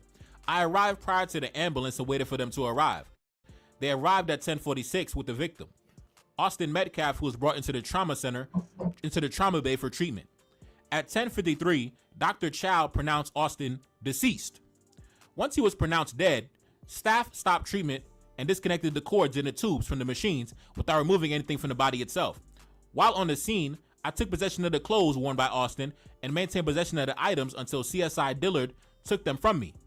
While on scene, Officer Landon requested assistance in lifting the sheets off the body to take photos. I then placed the sheets back when complete. I then stood by in the room for security while Officer Landon, Officer Hernandez, and CSI Dillard took additional photos. At one point, they rolled the body and removed shorts from Austin, which were bagged and stayed in my custody until CSI took them. At 13:24 hours, Family was allowed into the scene to view the body. I was informed by staff and officers that they will be allowed to touch the head and the feet of Austin, which they did. At 13:37, nurses from the hospital bagged Austin into a body bag. At 15:15, the transport service for the medical examiner arrived and took the body. Now, after that, it pretty much just goes into more redundant information that we already heard, so I don't really have to, repeat it again. But in essence, that's basically the police report, basically, right? Now, like I mentioned in my first video, and like I mentioned in my second video, and like I'm going to mention in this video, keep your hands to yourself. Period. Right? Keep your hands to yourself. I think that's the most intelligent and diplomatic thing for me to say. Keep your hands to yourself, man. And stop being so arrogant. Stop being so entitled to believe that you can actually violate somebody's personal space, violate their persons and their property, and believe that they owe you the respect to only use a certain amount of force against you. No. You can slap somebody and they can turn around and back out in AK-47. That's just the reality of the world that we live in. True. That's why when it comes to me, when I go through life, I'm respectful, I'm laid back, I'm cordial, I'm diplomatic, right? Yeah. I'm never on offense. Yeah. I only play defense. Yes. Because I understand that the other person, I can't really predict anybody else's actions, and I cannot control anybody else's actions. I can only control mine, right? So it's best for us to move intelligently, right? For example, at my family store, on occasion, sometimes we deal with, shoplifters, right? And of course, whenever I catch somebody shoplifting, I get angry, right? And there's been occasions where I actually chased them out the store and chased them down the block. But one time my father pulled me to the side and say, "Listen, son, I know you wanna chase them down the block and retrieve the merchandise, but listen, let it go. Let them have it. It is what it is." You know why? Because you could go and try to retrieve your property. It belongs to you. You have the right to retrieve your property. But what if the thief turns around and backs out a gun? What if he backs out a knife? Mm-hmm. What if he backs out a weapon, right? Because you cannot control or predict what he's going to do. So it's best for you to just let him go. Don't go on offense. Let it go. And that's a wise father. And this dude, he didn't have a good father. I mean, the father was done in the home. Parents divorced. It seems like they live in a mobile home or like some backward place they live in, right? But he didn't have a father in the house. There's just him, his brother, and his mom. So who knows what they do? I'm like, if you had a good father, he would tell him, like, your son, you're big. Like, you got to be mindful of your size. And when you're of a certain size, you can't just pick up small people. And you can't just be this size and push other people that are very skinny. Like, who does this? Who does this? We'll buy another one. We'll buy more merchandise. It's cool. We'll take the loss. It's cool. At least you'll live another day. My father told me that. Because one time I caught somebody shoplifting, man, I ran out the store. I chased him down the block, man. And when I came back, my father told me, "Don't you ever do that again, bro.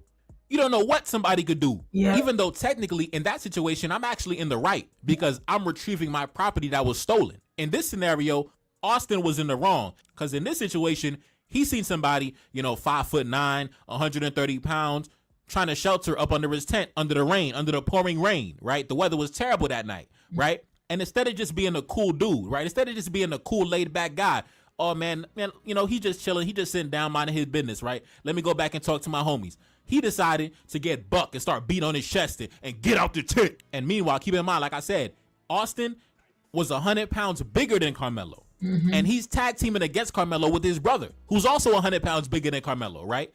And instead of just being some cool laid back dudes, right? They want to get buck. They want to bully somebody smaller than them. Mm-hmm. They want to feel tough. Because to me, that's the only logical answer. If I see somebody sheltering under the tent, under the pouring rain, my first instinct is not violence. Mm-hmm. My first instinct is not aggression. Exactly. My first thought is like, man, the weather is terrible. It's pouring rain. He just chilling. He just sitting down.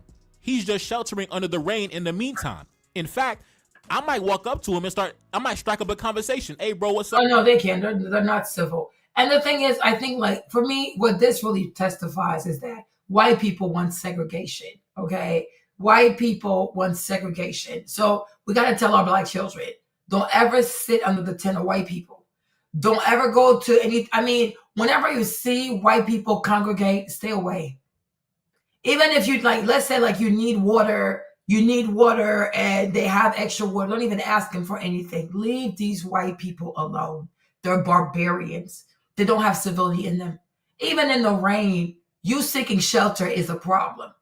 I'm sure if it was snowing and he was trying to also get near the heat, it would have been a problem, right? I'm sure if it was summertime and he was trying to also shelter from the sun, it would have been a problem, okay? They're a bunch of barbarians. Leave them alone. Don't take their stuff. Don't ask for their stuff. Don't come next to them. Don't expect them to see you as a human being. Don't expect them to have humanity for you. Stay away from them because this is unbelievable. This is a track meet full of students. Everybody's wearing a school uniform. So it's like you can't say, oh, you didn't know. In the police report, it clearly stated that Carmelo was wearing his uniform from Centennial High School. So he can't say he didn't know who he was, right? So you're wasting your time. You are really wasting your time. Y'all are just so bored. You're wasting your time. Go to sleep, right? Okay? Stay away from these people. Stay away from these people. Because they can see, oh, he's a student too. Oh, he's running too. He's here for the competition. It is still not enough. These people are barbarians. You don't know if these white people are raised in the trailer. You don't know if these white people are raised in some mobile home somewhere. Okay, modular. I don't know. I don't know where the hell they're raised at. Right? You don't know if they're raised out there in the backwards boondock somewhere. You know, sometimes they eat possum. There are many white people in the country. They eat possum, y'all. They eat possum. They eat raccoons. They eat rats. They do all kinds of weird ish. Okay, many of them are not civilized. Many of them are not civilized. Many of these people don't have civility in them. They are not civilized. Leave them alone. Leave them the hell alone. White people, that's why I always say, stop asking white people for inclusion. Oh, include me. Oh, invite me on a brand trip. Oh, why? Why do you want to go on a brand trip with white people who don't want to invite black people? What if you drown? What if they poison you? What if? You just never know. When white people want to have their spaces, let them have it. You're not missing anything. There's nothing they have that you can have. Look at this little Indian girl, right? The Indian girl who died. You see? This little Indian girl who died, right? She was trying to have a good time on spring break. She wanted to fit in with these white people. She went on vacation with all these white girls. That's why they haven't released their faces yet. She's in Pennsylvania. So you know her friends are white. These white girls left her at the beach. They left her there. You know, if she had gone on spring break with other brown girls, with other black girls, you think they would have left her at the beach with a man they met at the club? These white girls had no regards. Even the next day, like 6, 7, 8 in the morning, they don't see her. They didn't even go looking for her. White people. White people. You decide to go on vacation with this girl. Y'all should all look out for each other, right? They left that girl there. They went to the club. They met some white boys, per usual, right? They leave the girl there with the boy, and they go. The next day, 5 o'clock, 6 o'clock, 7 o'clock, 8 o'clock, 9 o'clock. They don't see the young girl. Nobody's asking for her. Nobody. Nobody's asking. Nobody is asking for her. Can you imagine? Can you imagine? That's why sometimes you have to stop wanting to be part of the white people's world. You're not missing out on anything. You're truly not. You swear they know how to have a good time. All white people know how to do is how to get drunk. They just get drunk and then they get violent. These people do not have a natural high of life. They don't know how to just chill, have a good time. They're just getting drunk, get wasted drunk, stupid drunk. That's all they do. You're not missing out on anything. Leave them alone. Leave them alone. These people want segregation. They've been telling you all this. Let these people be. Stop forcing people. Stop going places where you're not wanted. And most importantly, stop giving white people the benefit of the doubt that they're capable of seeing you as a human being. As you have seen in this case, they cannot. White people cannot see, like they cannot help themselves. Everything comes down to race, color, gender, sexual orientation, and how much money you got. They cannot. You got to get to a point in life where you accept who people are. This is who they are. You have to accept it. They're not capable. And I feel like the more people try to force white people to be civil, the more they rebel out of that. You just leave these weirdos alone. Leave them alone. Leave them alone. Like, deal with them at work. Like, do what you need and go about your business. Like, stop forcing your ways on these people. You're not missing out on anything. Let them be. Money is not everything. Who cares? They have all this money. Some of them, not all. Some of them have all this money, but they always have to see a therapist. They always have to do some kind of antidepressant. They always gotta be. There's always something going on in their bathroom cabinet. Medication after medication after medication. They can't cope with life without medication. Okay, you're not missing out on anything.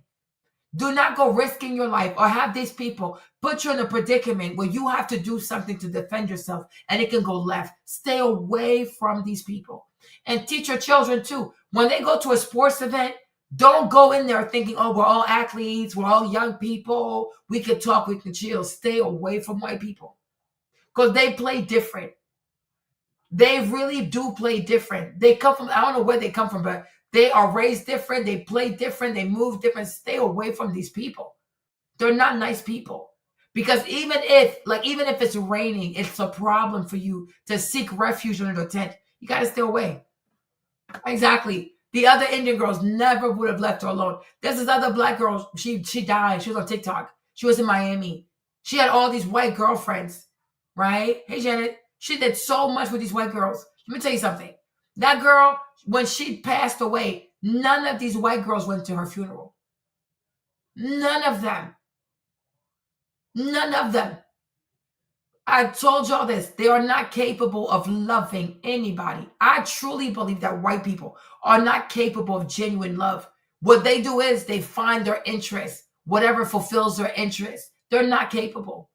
They are truly not. Like what it means to have empathy, like to have empathy for someone, especially someone that doesn't look like them. I truly don't believe they're capable. Now, to every rule, there's an exception. I mean, Tim said something, but for the vast majority of them, I would not bet my life on it, and neither should you. Neither should you. Be very careful. Proceed with caution, because they will not. They're not gonna have a hard time killing you or trying to do something evil towards you. They're not nice. They're truly not nice people. What's up, bro? My name is Nefakari. What about you, bro? Oh, my name is Carmelo. Oh, you go to that school? You run track? Oh, that's what's up, bro. That's what's up. Yo, I play soccer, man. You know, da da da da da. I would have started a conversation with the young dude, right? But that's my character, right? I'm a very chill guy. I'm a very laid back guy. I'm very respectful and cordial. My mother and father did an excellent job raising me. So I would have struck up a conversation with the brother. Because when it comes to me, I'm not a violent guy. I'm not going to walk up to a stranger I never met in my life, put my hands on him, grab his bag, push him out the tent into the pouring rain and just all this. I'm just too chill of a guy. I'm just a real laid back guy, man. So I just can't even imagine. Like, I don't know if it's steroids or what, but I don't know what was up with Austin that night. I don't know what was up with Austin that night, to be honest with you, Good morning. Unfortunately, but it is what it is, man. In fact, now time out. This thought actually just came to me. I want to know if there were girls present, because that might have influenced both of their actions, right? Because maybe Austin might have got to acting tough because it was girls around. So that's why he was probably going overboard and just doing the most. Because I know when it comes to young men, when girls are around, they start acting out of character, right? When the girls around, dudes be doing the most, right? For example, you could be at the convenience store, you and your friend, right? And then a bunch of girls walk in, and you and your friend, you just buying some chips and some Arizona. You buying some food and some drinks. And here come your friend. He pull out his whole stack of cash because the girls are watching. Oh, man, I'm going to pull out this whole $2,000 just to buy this bag of chips. I'm telling you, guys get to acting out of character when the girls are around. So I want to know, could the girls have been watching? And that's why Austin was doing the most, because he wanted to, get buck and act tough. So in his mind, he's like, let me punk this little tiny dude. And then Carmelo, in his mind, he's like, man, I'm not about to get humiliated in front of the ladies. I'm a star athlete. It's Carmelo Anthony, bro. I'm a star athlete too. You're not about to punk me and throw me out into the rain. Now, I wasn't there, but just judging from the situation, right? You have one guy just doing the absolute most for no reason. I'm thinking the ladies was watching. I'm thinking the ladies were watching. 17 years old, you're around that age where you be doing the most for the girls. I think these guys were showing out for the ladies. Him and his brother. Oh, yeah, get out my tent. Get out my tent. To me, that's the only situation where it halfway makes sense, right? I think they were showing out for the ladies, and Austin might have died because he was showing out for the ladies. I think he might have died because he was showing out for the ladies, and I think that Carmelo was probably like I said, I'm speculating at this point, and I think Carmelo was trying to save his pride and save himself from getting embarrassed. That's what I think it could have been. Because if it's not that, then I don't understand. But anyways, like I said, man, but me also, given their size, he could have also been trying to save his life, because you just never know. Somebody can be that angry over you, like you sing under the tent in the rain. What else can they do to you? Nah, that's crazy. This be a teachable moment, man. Keep your hands to yourself, man. Keep your hands to yourself, because you cannot control how the other person reacts to your aggression. You know, let this be a teachable moment. But anyways, man, it's your boy Nevercard. That's Celine back in. So this is his channel. Please subscribe to his channel. Okay, this is his channel. Right? You see how they love the drama. Oh, let me see what Black people are saying. They're so insane. Now let me go over here to April, because she's getting on my nerves. I'm like, her channel used to be called Standing the Truth, and now she's out here talking about foolishness. Let me look at her channel real quick. Hold on. Was it a video? I think it was a video. Okay, let's listen to her. About ethnicity and forth discussion about ethnicity and race relations in this country. I simply want to have a biblical discussion about this story with Austin Metcalf and Carmelo Anthony. Okay. These were two young men. I really didn't want to, listen to all of the online blogs and the social media rumors and the he said, she said, well, I had heard this. Listen, I'm really only interested in the truth. But before we even get there, I needed to settle with the reality that one young man, in a very poor use of judgment and a lack of self-control, allowed anger to take over him and caused permanent harm to another young man. But you're such an idiot, April. With your goofy ass eyebrows. The Bible. Oh, I want to have a biblical perspective. How can you have a biblical perspective on something you haven't researched? You're such a freaking hypocrite. Exactly. She's such a hypocrite with her goofy ass brows. Like, she's so annoying. I'm like, she wants a moment, I'm going to give her one. You sound so damn stupid. She sounds so damn, I'm like, when you lived in the Bronx, were you bullied by Black people? Because, my Lord, you tried too damn hard. And like, I'm so sick of nasty intentioned people hiding behind the Bible. How can we have a biblical discussion when you don't even know what happens? You're just full of prejudice. This is so disgusting. And this is a Black mother. She has sons too, huh? She has twin daughters and she has sons, right? She got multiple kids, right? And look at how you proceed to treat this matter, right? From one Black mother to another Black mother. You don't even know if the mother of this boy watches your videos. Unbelievable.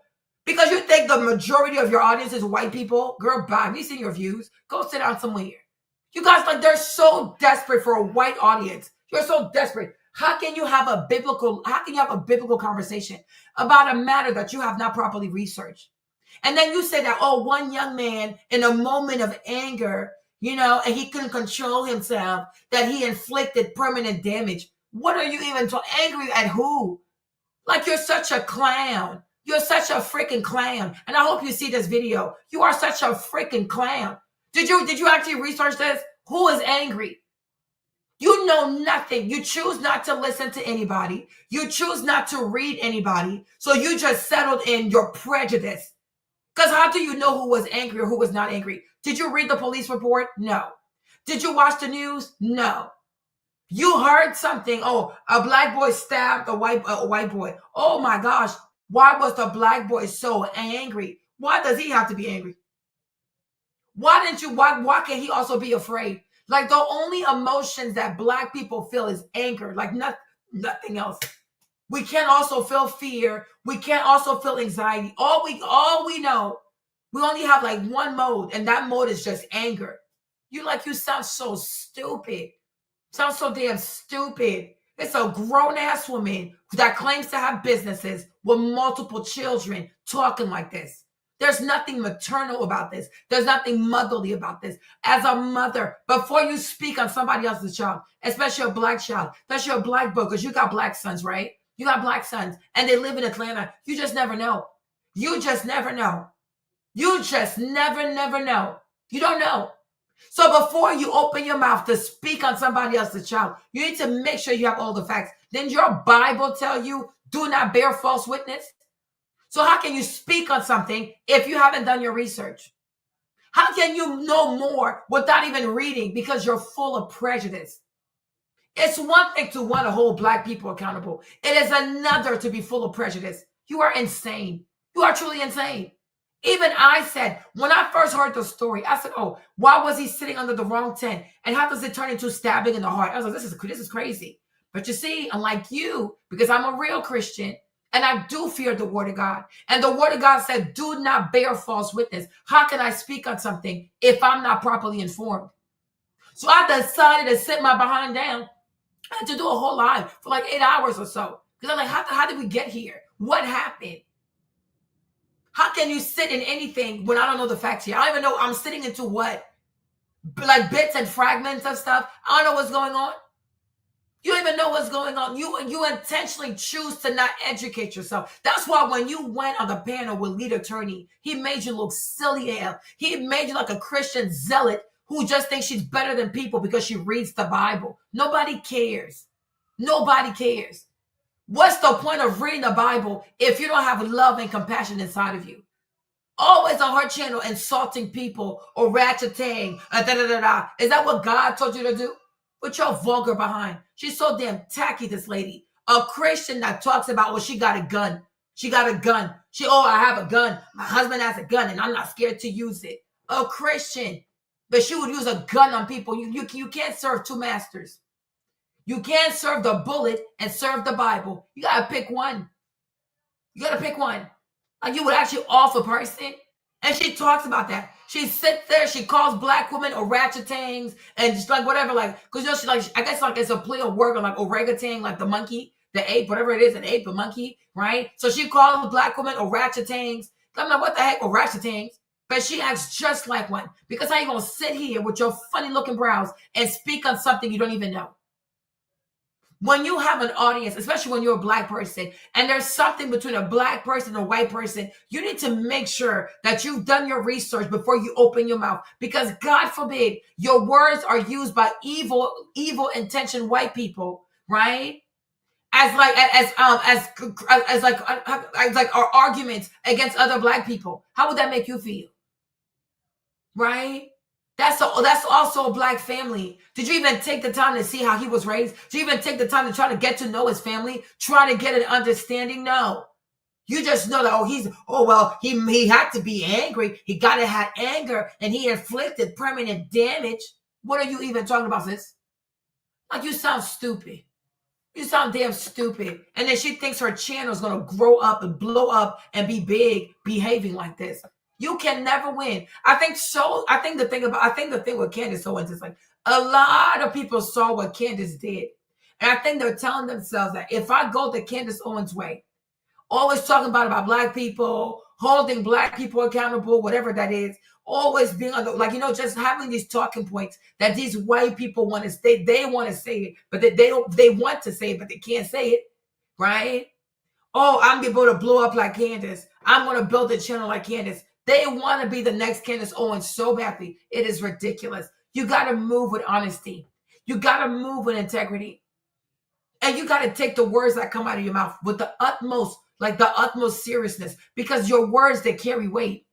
And the way you talk, you can make people look at this matter one way, or you can make people look at this matter in a different way. And God forbid, you made the wrong call. And now people are treating this boy horribly because they listened to you and you spoke without being informed. Shameful behavior. Shameful behavior.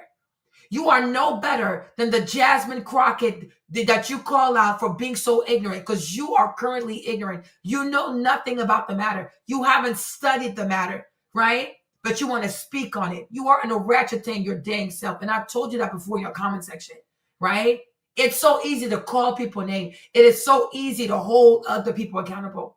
But first and foremost, the hardest work you'll ever have to do is to work on yourself. You got to work on yourself. You got to ask yourself, why are you so quick to believe the worst about people who look like you? Make it make sense. He is a 17-year-old child. Have you, huh? Exactly. They want to be Candace so badly. Like they all do. Because, and they think, because sometimes people think the grass is greener on the other side. But you see, that's why even ABL's like, oh, F you, I don't even care no more. You're sick as hell.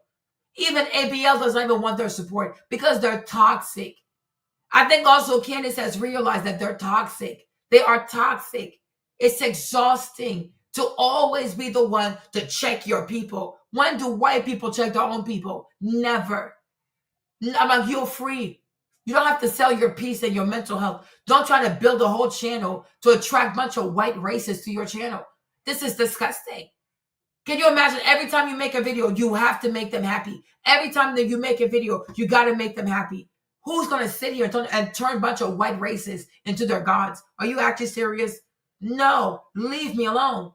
Leave me alone. You want to attract people who respect your voice and respect the fact that you have integrity. And whenever something presents itself, you will not leave any stone unturned because the goal is to really understand what happened. It is not to assign blame based off complexion. We have to really, really know what happened. This right here is very serious because indeed somebody is dead. It's a very serious matter. So we can't speak on something so serious. It's a grave magnitude. Somebody dead. A 17-year-old is dead. And another one is currently like in jail, in detention. There are families involved. It's a lot that's involved. So you can't just be careless with it and just talk about it in such a flippant way without properly doing your homework. You got to do your homework.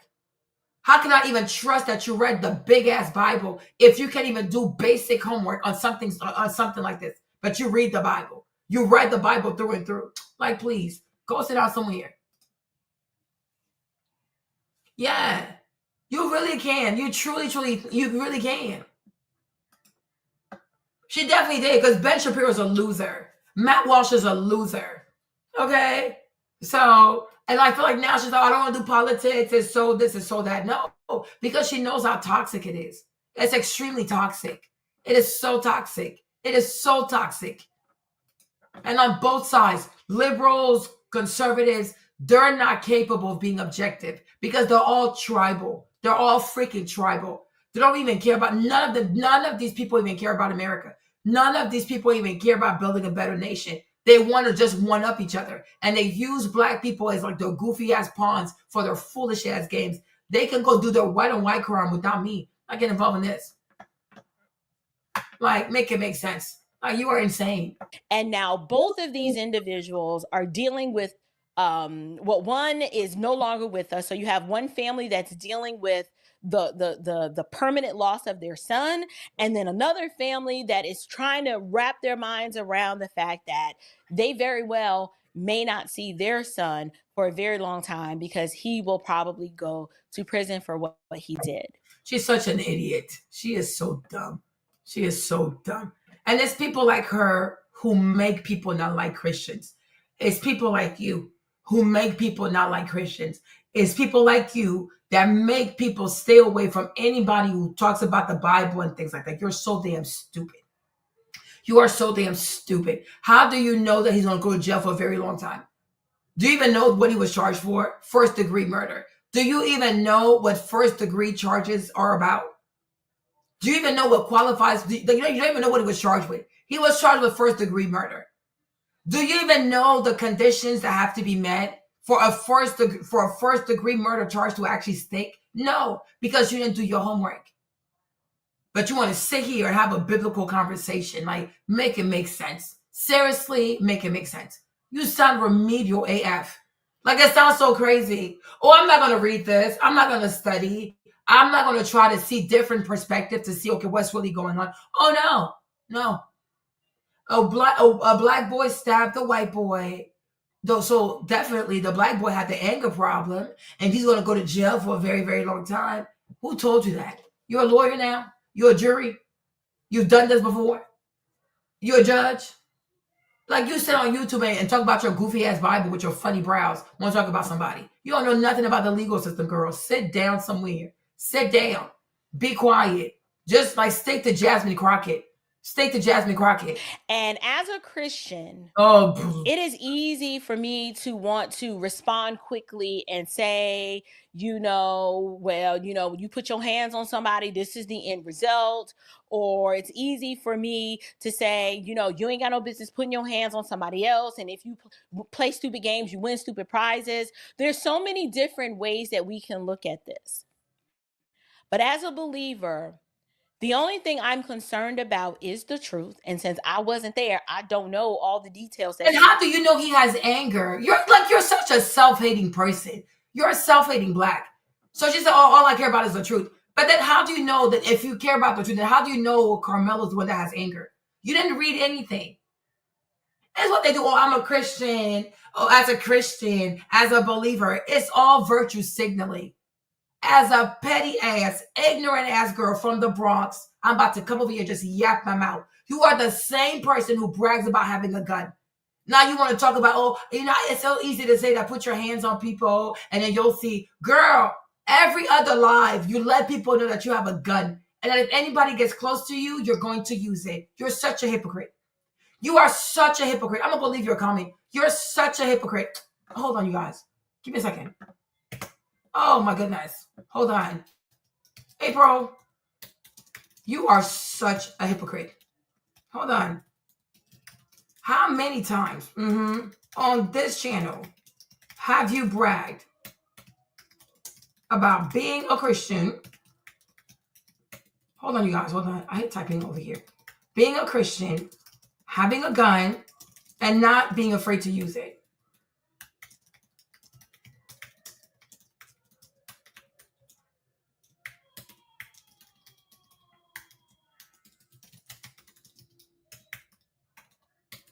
Oh, I hate typing, you guys.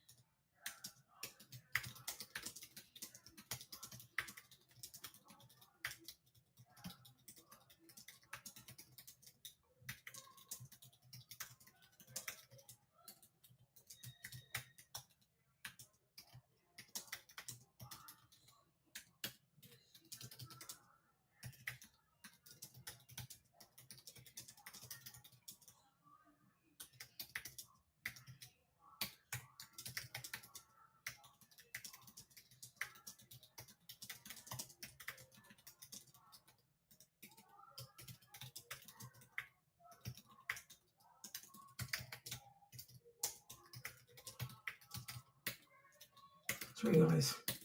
She's so annoying.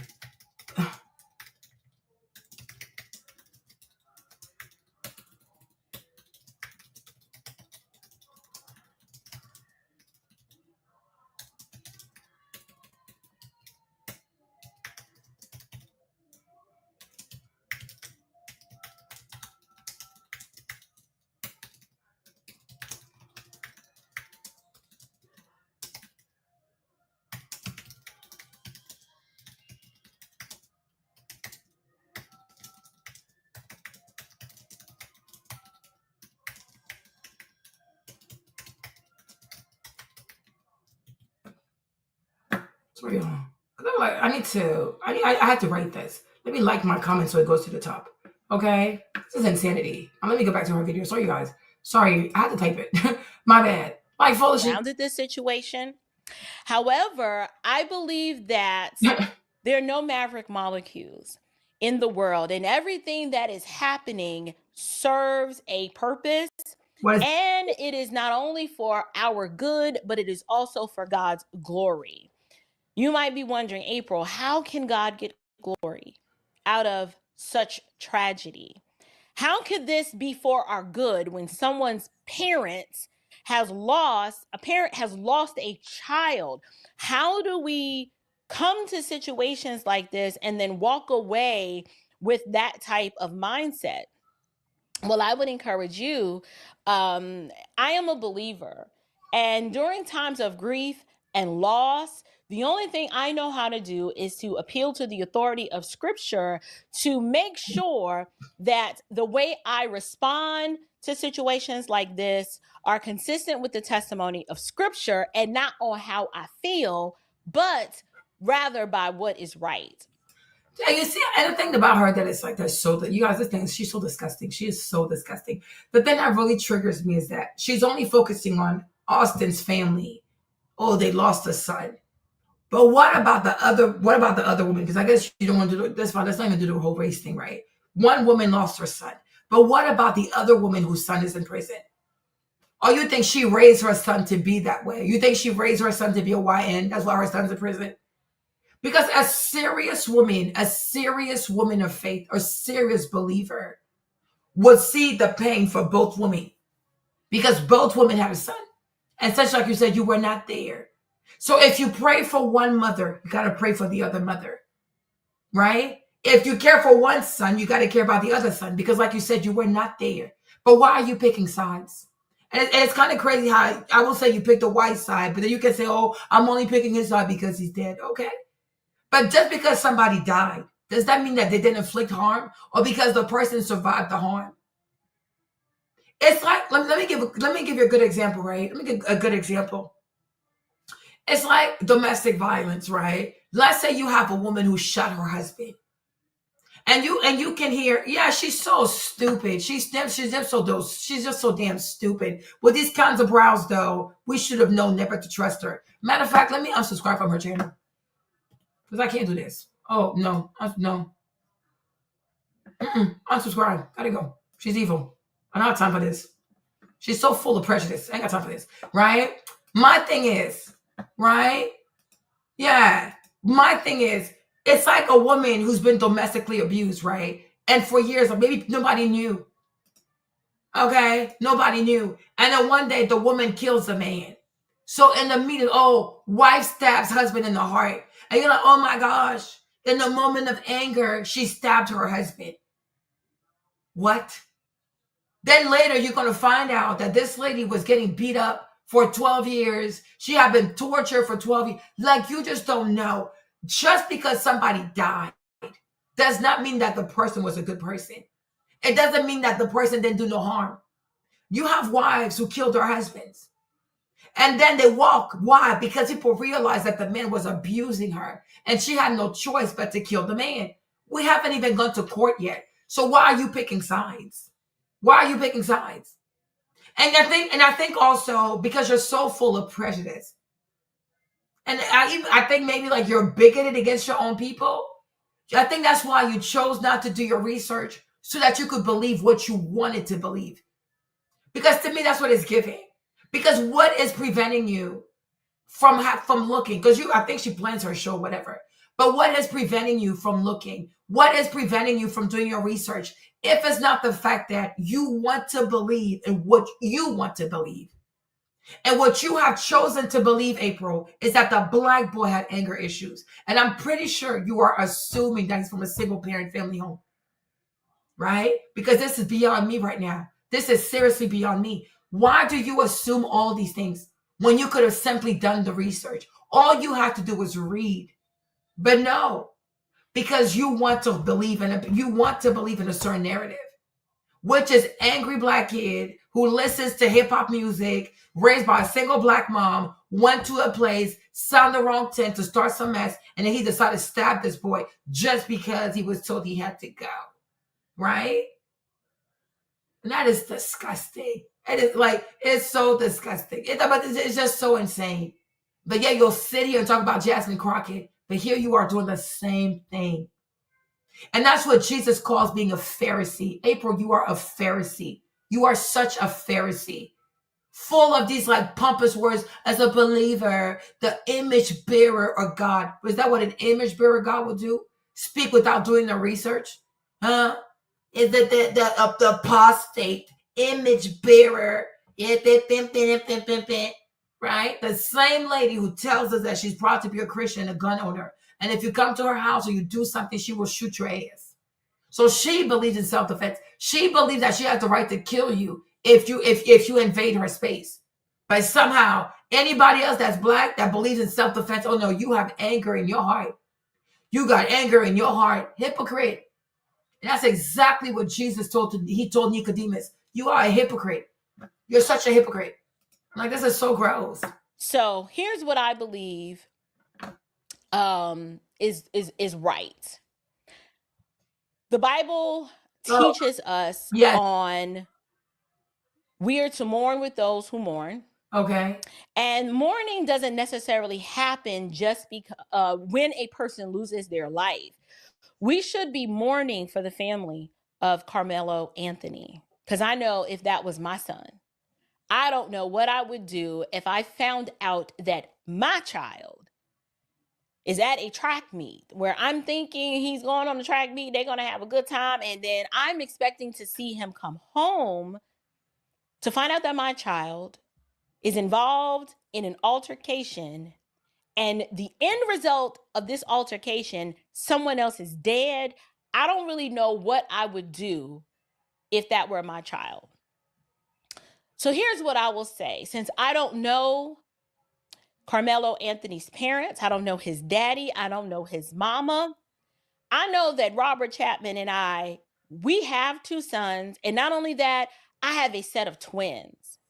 And so I understand the bond that twins have. My twins are 60 seconds apart.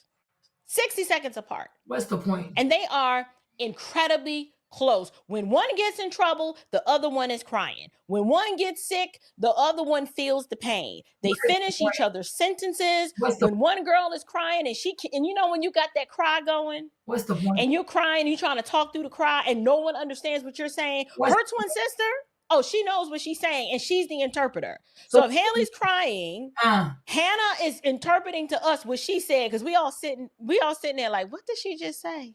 Did you make them? I don't know what she said. Hannah knows, she knows what her sister is saying. Girl, what is the point? And so there is an incredible bond that twins have. And I cannot even imagine if one of my twins had to go through what the Metcalf twins have gone through. But here's what I do know. What is your point? I know in today's culture, something's wrong with the culture. What?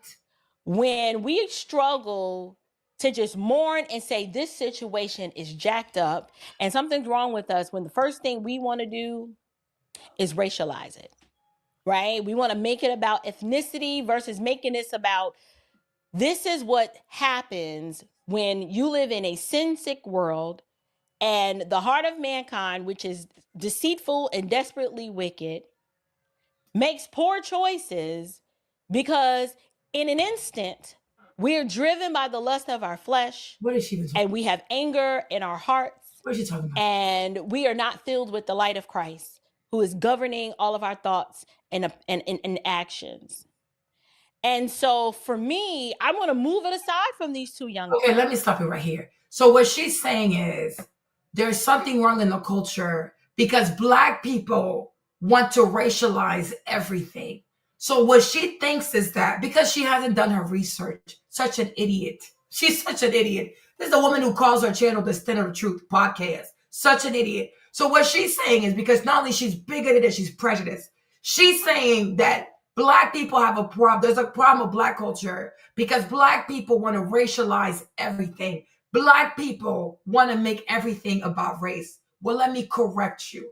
Because I think, April, since you started hanging out since you've been with Anton, doing a little goofy ass podcast with Anton, you done lost your mind. You done lost your mind. Mess with Anton and see where that gets you. Mess with Anton. Since you're such a Christian, you want to mess with Anton. Sure, right. Let me tell you how this whole racial thing started. It did not come from Black people. The racial thing did not come from Black people. Even the other brother that I played, he said he was not going to cover the story until what? Okay? Yeah, exactly. She's so obsessed. Like she wants to be big so badly. Like, be this Black woman that tells other Black women, shut up, you orangutan. You're the orangutan, your dang self. God sees you exactly for what you are, sis, and he will expose you. Okay?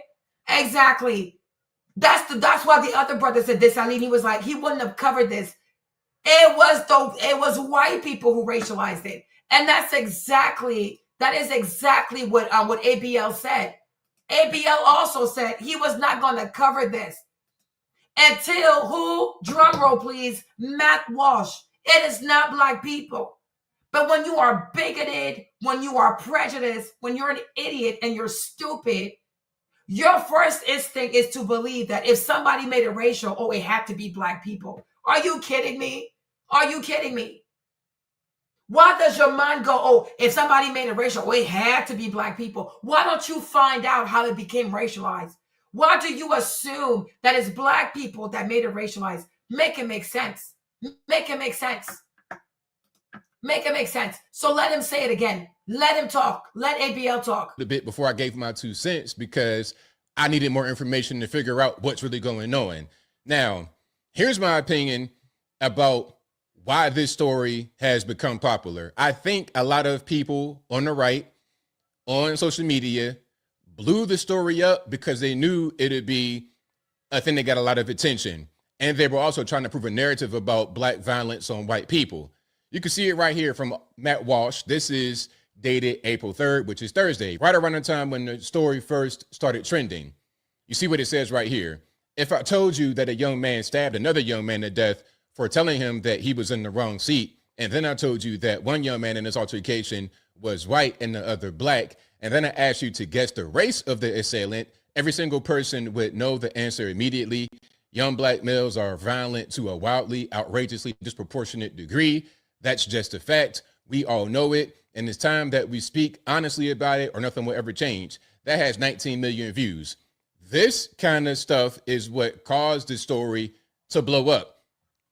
And it's false because he doesn't have the full story here.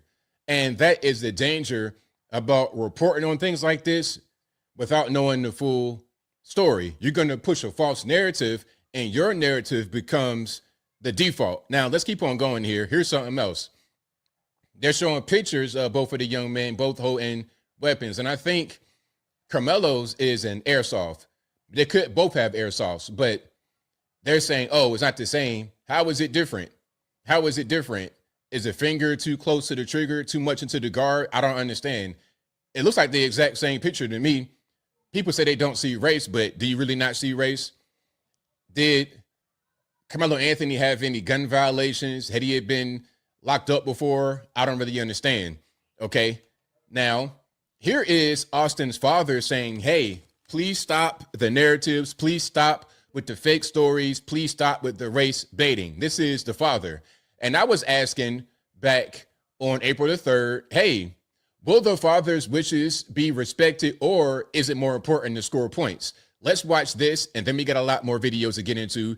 This video and everything else will be in the description. If you're on IG, visit a link in the bio, go to the corresponding article on the website. But without further ado, let's go ahead and roll it.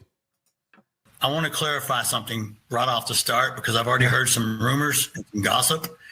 This was not a race thing, and this is not a political thing. Please do not comment if you do not know what happened.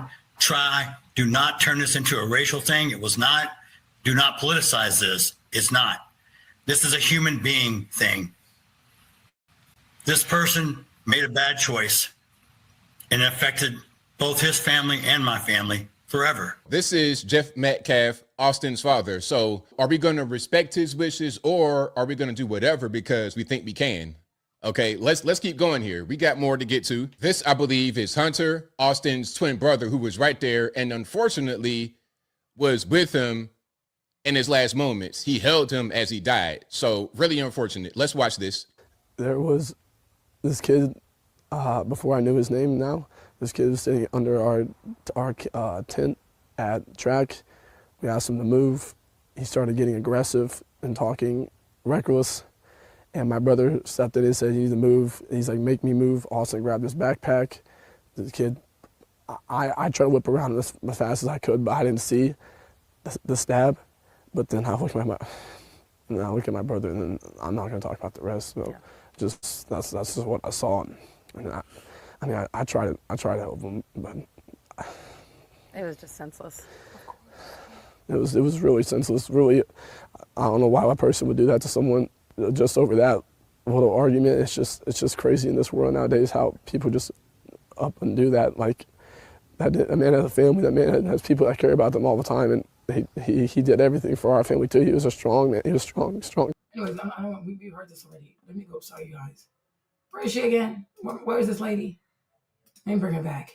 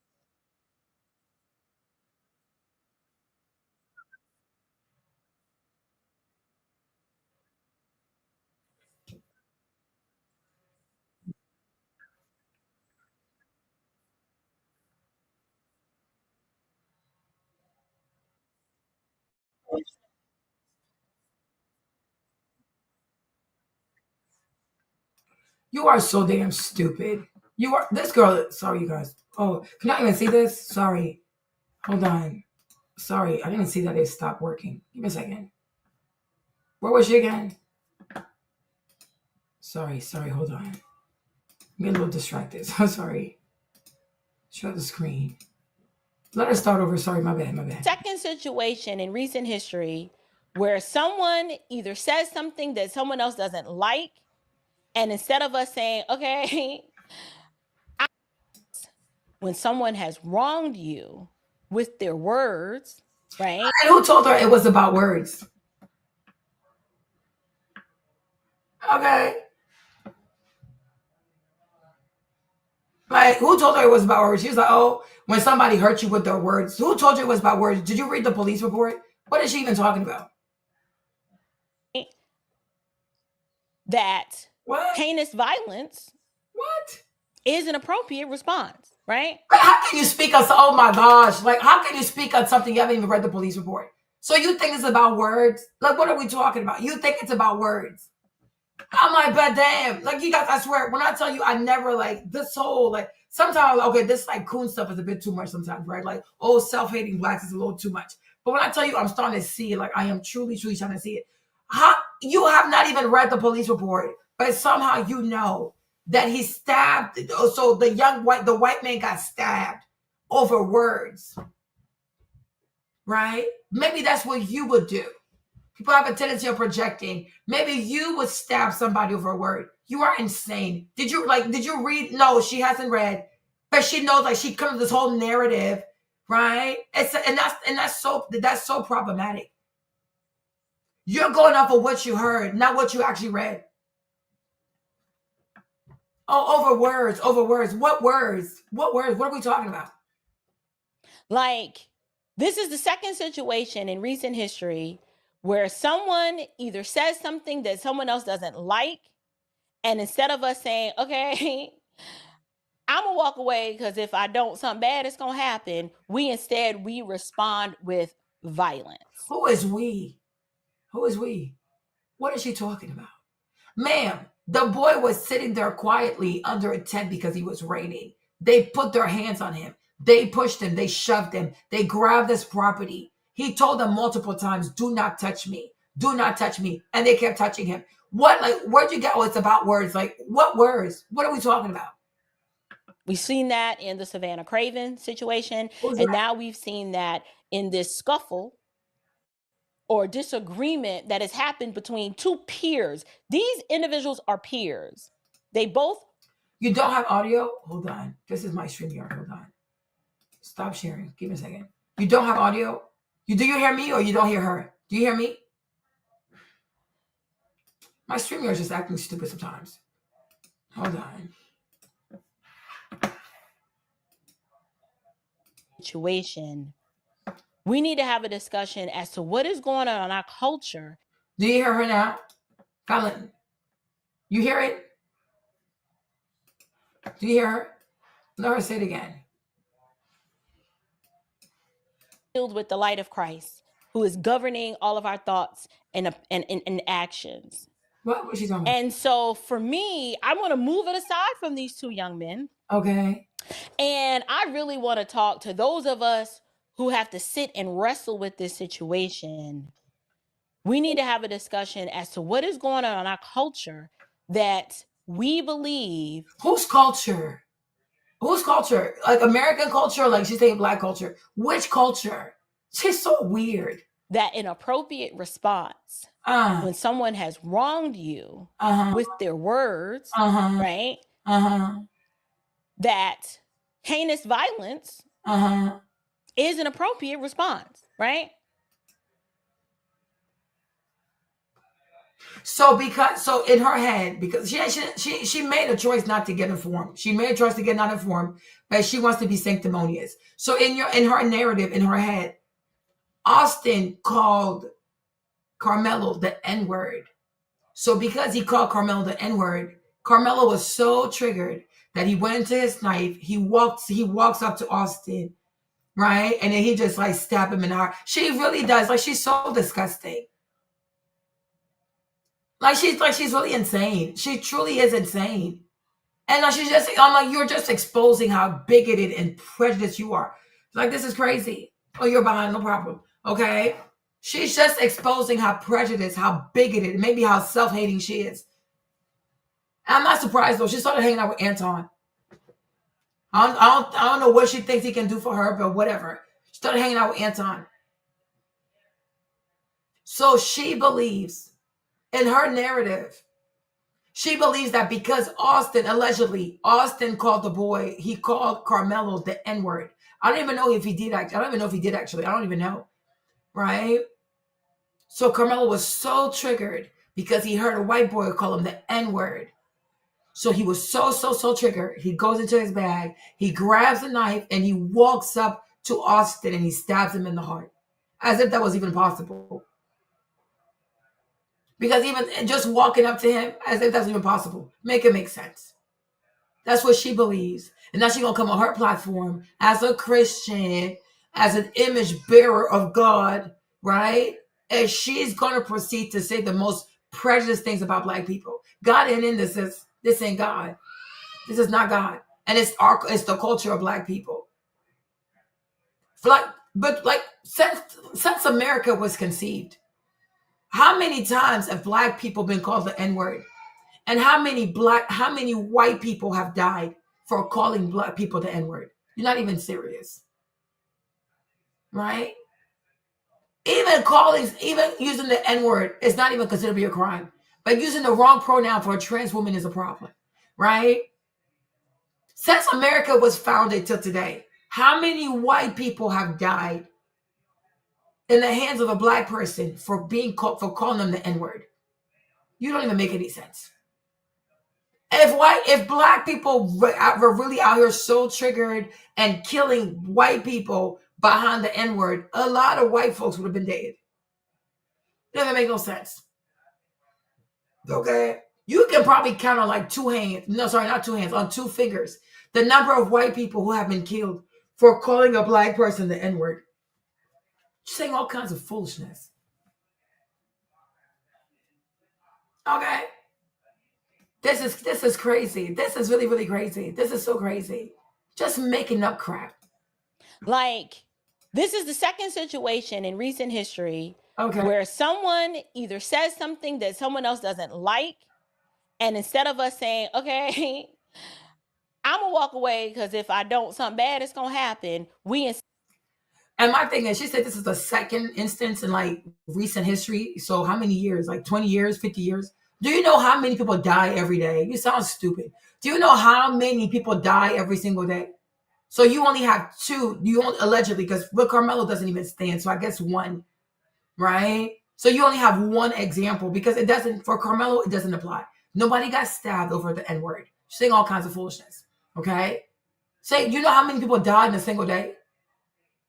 Do you know how many people die in a given day from car accidents, domestic violence, you name it, like robbery gone wrong, like, I don't know, whatever. Do you know how many people die in a given day? Like in America, we really, really have an epidemic of Black people killing white people behind the N-word. We have such an epidemic. Like there's such a problem. Like so many white people are getting killed by Black people because they call Black people the N-word and the Black people just couldn't take it. Even white people wouldn't believe you. Like you sound stupid. There are so many white people too who don't even use that word, so that doesn't make sense. Exactly. She sounds so damn remedial. Imagine if Black people were really out here killing white people for using the N-word. Like you sound stupid. That makes no sense. You're saying all kinds of foolishness because she needs to make white people be the victims. But I'm telling you, she wants more white followers. That's why she started hanging out with Anton. She wants more white followers. She really does. Because this, like the thing about her, the thing about April, when you watch her content, it never gives like, I'm trying to help Black women become better, or I'm trying to, no. It's like, oh, look, we're over here, they're down here. Like, it's just very bizarre. It's really, really bizarre. But I'm like, you're just weird. You are truly weird. You are seriously weird. You're so bizarre. Instead, we respond with violence. We've seen that in the Savannah Craven situation, and now we've seen that in this scuffle or disagreement that has happened between two peers. These individuals are peers. They both were athletes. Words are exchanged. I don't know all the details about. Why are you speaking on it? She said words are exchanged. That's the only thing that was exchanged were just words. And like you said, they're both peers. But you see, had you done your research, you would have realized you're right. They're both athletes. They're both peers. So if it's raining and one athlete wants to sit under a tent of his peers, why he can't sit there? Right? Why he can't sit there? You make no freaking sense. If they're all athletes and they're all peers, why can't they sit there? And also, let's even assume he called Carmelo the N-word, right? So why don't you also say, Austin, since y'all athletes and y'all peers, why would you call him the N-word? Right? If we're at a track meet, these are young people who want to be professional athletes. When they going to start practicing being professional? When they going to start? They're 17 years old. So at 17, you don't know that you should not call people the N-word? Especially at a professional track meet. You could have recruiters there. You could have news people there. You could have, you never know who's watching you. Right? So why is it that white boy at 17, he don't know not to use the N-word? So it's okay for him to say whatever, because he don't have to control himself because he's white, right? He's 17 years old. He's at a professional event. He's at a career-defining event, right? And he don't have to control himself. He does not have to measure the words that are coming out of his mouth, right? It's okay if he has anger because there's no way you're a happy white person and you walk around calling Black people the N-word. You make no sense. And the fact that you don't even acknowledge that there has to be anger on both sides. You got to be really angry to call a Black person the N-word. Why even do that? Right? But no, of course not. The white boy doesn't have to check himself. He doesn't have to check his mouth. He doesn't have to check what comes out of his mouth. He can just say whatever he wants to people. You make no damn sense. But once he says it, it's the Black boy who has to control himself. Why do you have higher expectations for Black people when they're being disrespected than for white people to not even start no shit? Keep your mouth shut. If white people didn't grow up, they didn't raise their kids to say, if you don't have anything nice to say, don't say nothing at all. They're not raised that way. What kind of young man goes to a track meet, a professional event with recruiters and coaches and whatever, and he proceeds to call Black people the N-word? Make it make sense. But it's the Black kid who has to control himself, right? Like, you are such an imbecile. You are truly, truly an imbecile. Like, you're such an imbecile, right? And and the Black kid has to walk away. Oh yeah, somebody calls you the N-word and you should walk away. Let them call you the N-word. You should walk away. You should walk away. Like that. So that's how you want to teach people out here. Yeah, if a white person disrespects you, just walk away. If a white person calls you the N-word, oh yeah, just be a wuss and walk away from them. Whatever. Tell the white people to raise their children properly. And tell these divorced white kids, okay, to manage their anger. And tell parents, white parents who are divorced, to take their kids to anger therapy, to some, I don't know, anger therapy classes. I don't know. They need to do something about their children, their mouths, and their anger. Talk to white people, okay? If you're going to talk to people, talk to everybody. Talk to white people, talk to black people. But some of y'all, you're so scared of talking to white people. You are so scared of them. Exactly. What was even there anyways? Make it make sense, right? Why don't you talk to white people too? No, I'm only talking to white people, to black people. No, white people watch your videos. Give them advice. Give white people advice as well. No, because you know, in America, it's okay to talk down on black people. But you can't talk about the Jews. You can't talk about this. You can't talk about white women. You can't talk about trans women. Y'all know exactly. You know what this is. Bunch of grifters. Bunch of grifters. You sit on your platforms. Oh, look, I'm the black conservative. I'm a black Christian conservative. And I'm going to tell these black people what they need to do better so that we can be more civilized in the eyes of white people. Nobody cares. No one cares. White people are not a litmus test for civility. No one cares. No one says, oh my gosh, I can't wait one day to be as civil as white people. Of course not, because that day will never come because they themselves are not civil. Make it make sense. Seriously, make it make sense. All kinds of foolishness. Oh, well, there was a phone and this person got a history of this. That's irrelevant. I want to know in that moment, since when do we who are on the outside of this come into a situation and somehow rationalize that stabbing someone in the heart is an appropriate response to words? But you're an idiot because it was not about words. So that's why we're not rationalizing based off of words, because it didn't happen off of words. What we are rationalizing is if a young man with your dumb ass, let me tell you, with your dumb or ratcheting ass, with your ratchet ass, what we are rationalizing is the size. What we are rationalizing is the size. You have two brothers. The Austin one, he's 225 pounds. His brother's probably like 200 pounds. They're over 6 feet. So combined, they make 425 pounds. They're walking up to a young man that's 130 pounds just because he sat under their tent because they've rained, right? So nobody's sitting here rationalizing words. What we are rationalizing is it fair? Is the size fair? Is it fair for two big people, two big, tall people to walk up to a very small, skinny person and to bully the person in the rain because he's sitting there seeking refuge because it's raining? That's what we are rationalizing. Now, if the big people decide to put their hands on him, to push him and do this, and maybe even have him in a headlock, what do I know? And he felt threatened for his life. Yes. Because at that point, when you're 130 pounds and you are being overtaken by 425 pounds, you need a weapon to level the playing field. Absolutely. And you've done the same thing because you have a gun, right? Even you as a woman, April, if these two boys walked up to you and started roughing you up, you would reach for your gun because size-wise, you need something to level the playing field.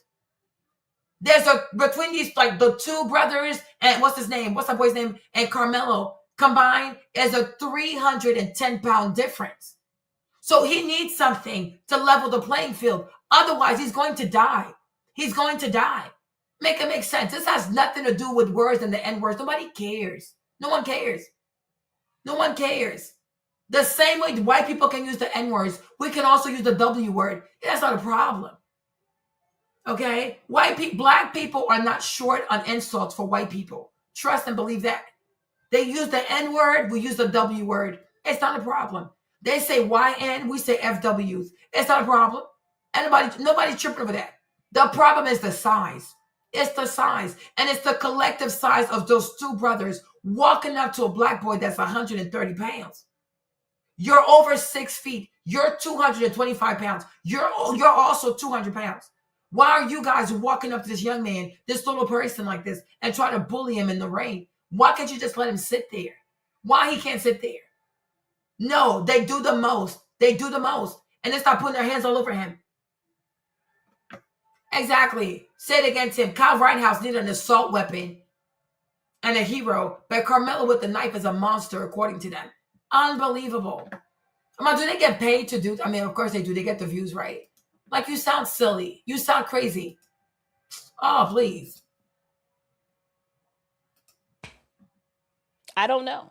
You sound crazy. So here's what I will say. You sound so crazy. I will say that I've observed that within the culture that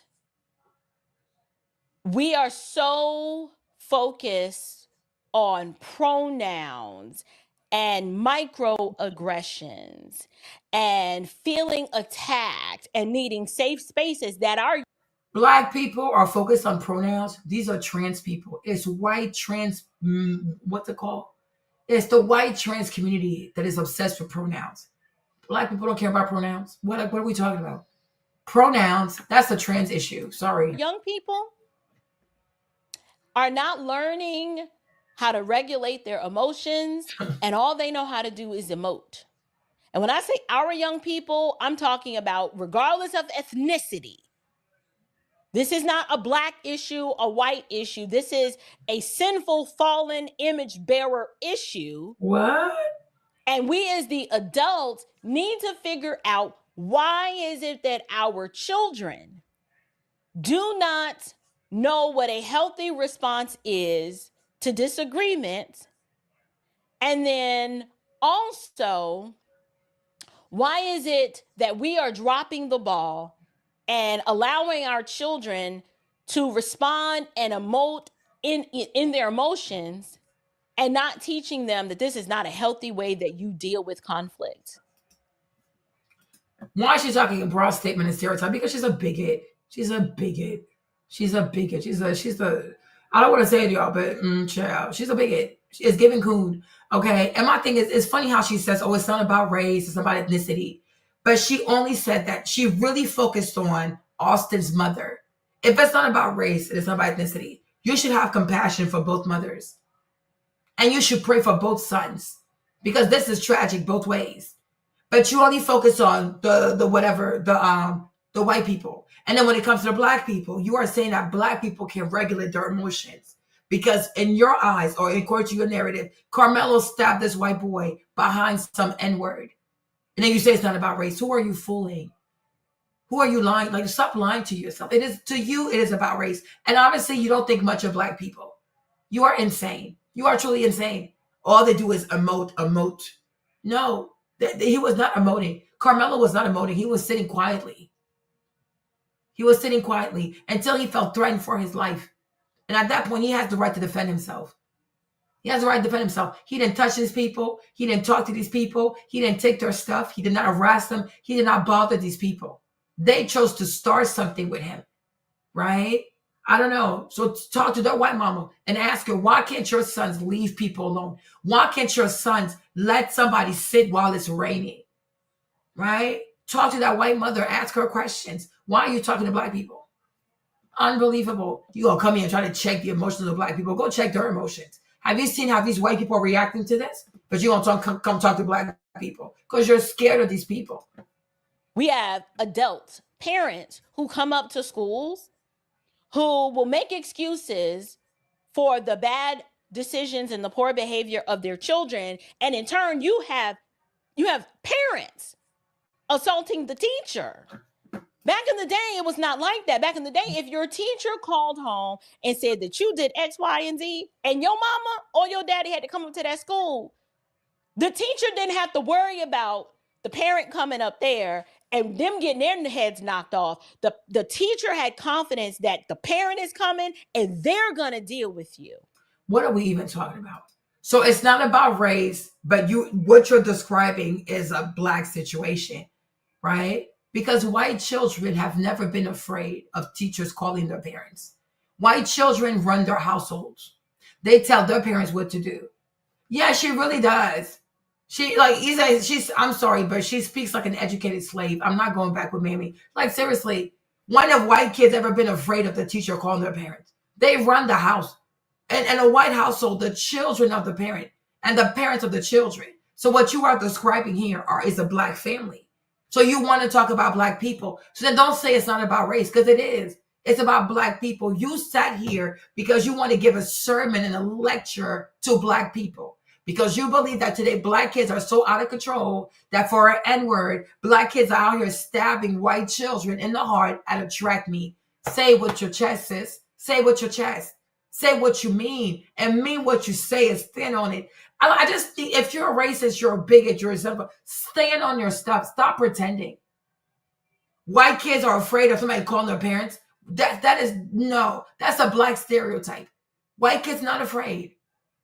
White kids are not afraid. And they're so not afraid that they feel comfortable coming to school and shooting up the school. This is why the vast majority of mass shooters, school shooters, are white children, because they're not afraid.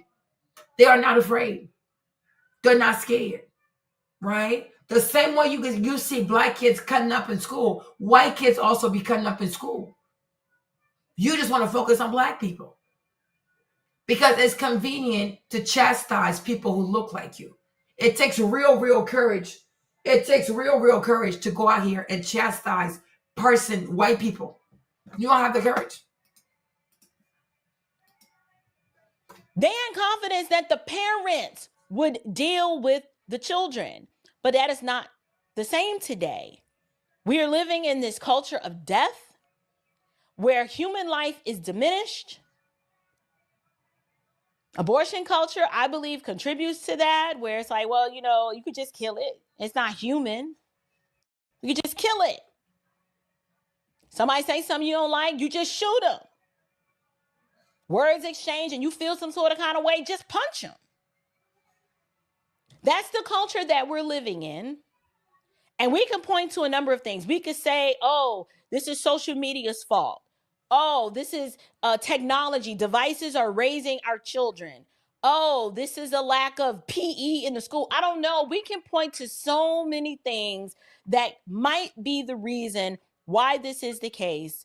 And at this point, all I know how to do is to exhort my audience to do a few things. One, if you are a Christian, if we are not teaching our children, not only one, to live with eternity in mind, but two, indoctrinating them with a biblical worldview, we have to be shooting out arrows into the culture that represents the change that we want to see.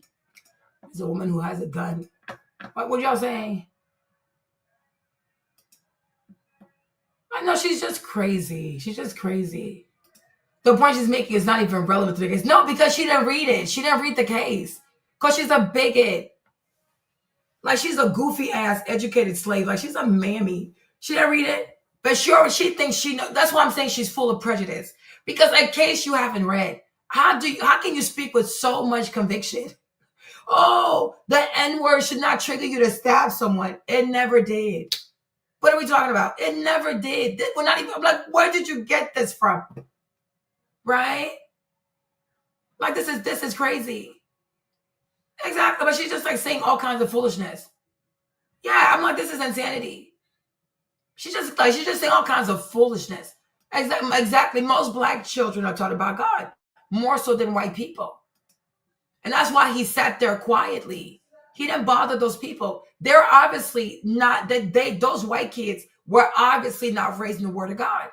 Because otherwise, they would have learned the parable of the Good Samaritan that tells you to be a good neighbor, right? So we know damn well that these divorced white kids that are raised God knows how and God knows where, under what conditions, right? We know they were not raised in the word of God. Because what person that has the love of God in them is going to be triggered because somebody wants to sit under your tent that you didn't even pay for? It is the school tent. The bleachers are not yours. The tent is also not yours. It belongs to the school. So why do you even care? What do you care? It's the school tent. They paid for that tent with the school's money. They even paid with your money. Why do you care so much? Right? That you got to do all of this in the rain. In the rain. Completely unnecessary. These young white boys, they started all this foolishness. Two brothers, two twins. Everybody weighs 225 pounds. They're over 6 feet, and they walk up on someone that's 5'9" and 130 pounds. She's probably even bigger than Carmelo. She probably weighs more than Carmelo. She makes no sense. And yet she has a gun. And I'm sure if two big people like that walked up to her and they were pushing her and grabbing her purse, she would grab her gun. Foolishness.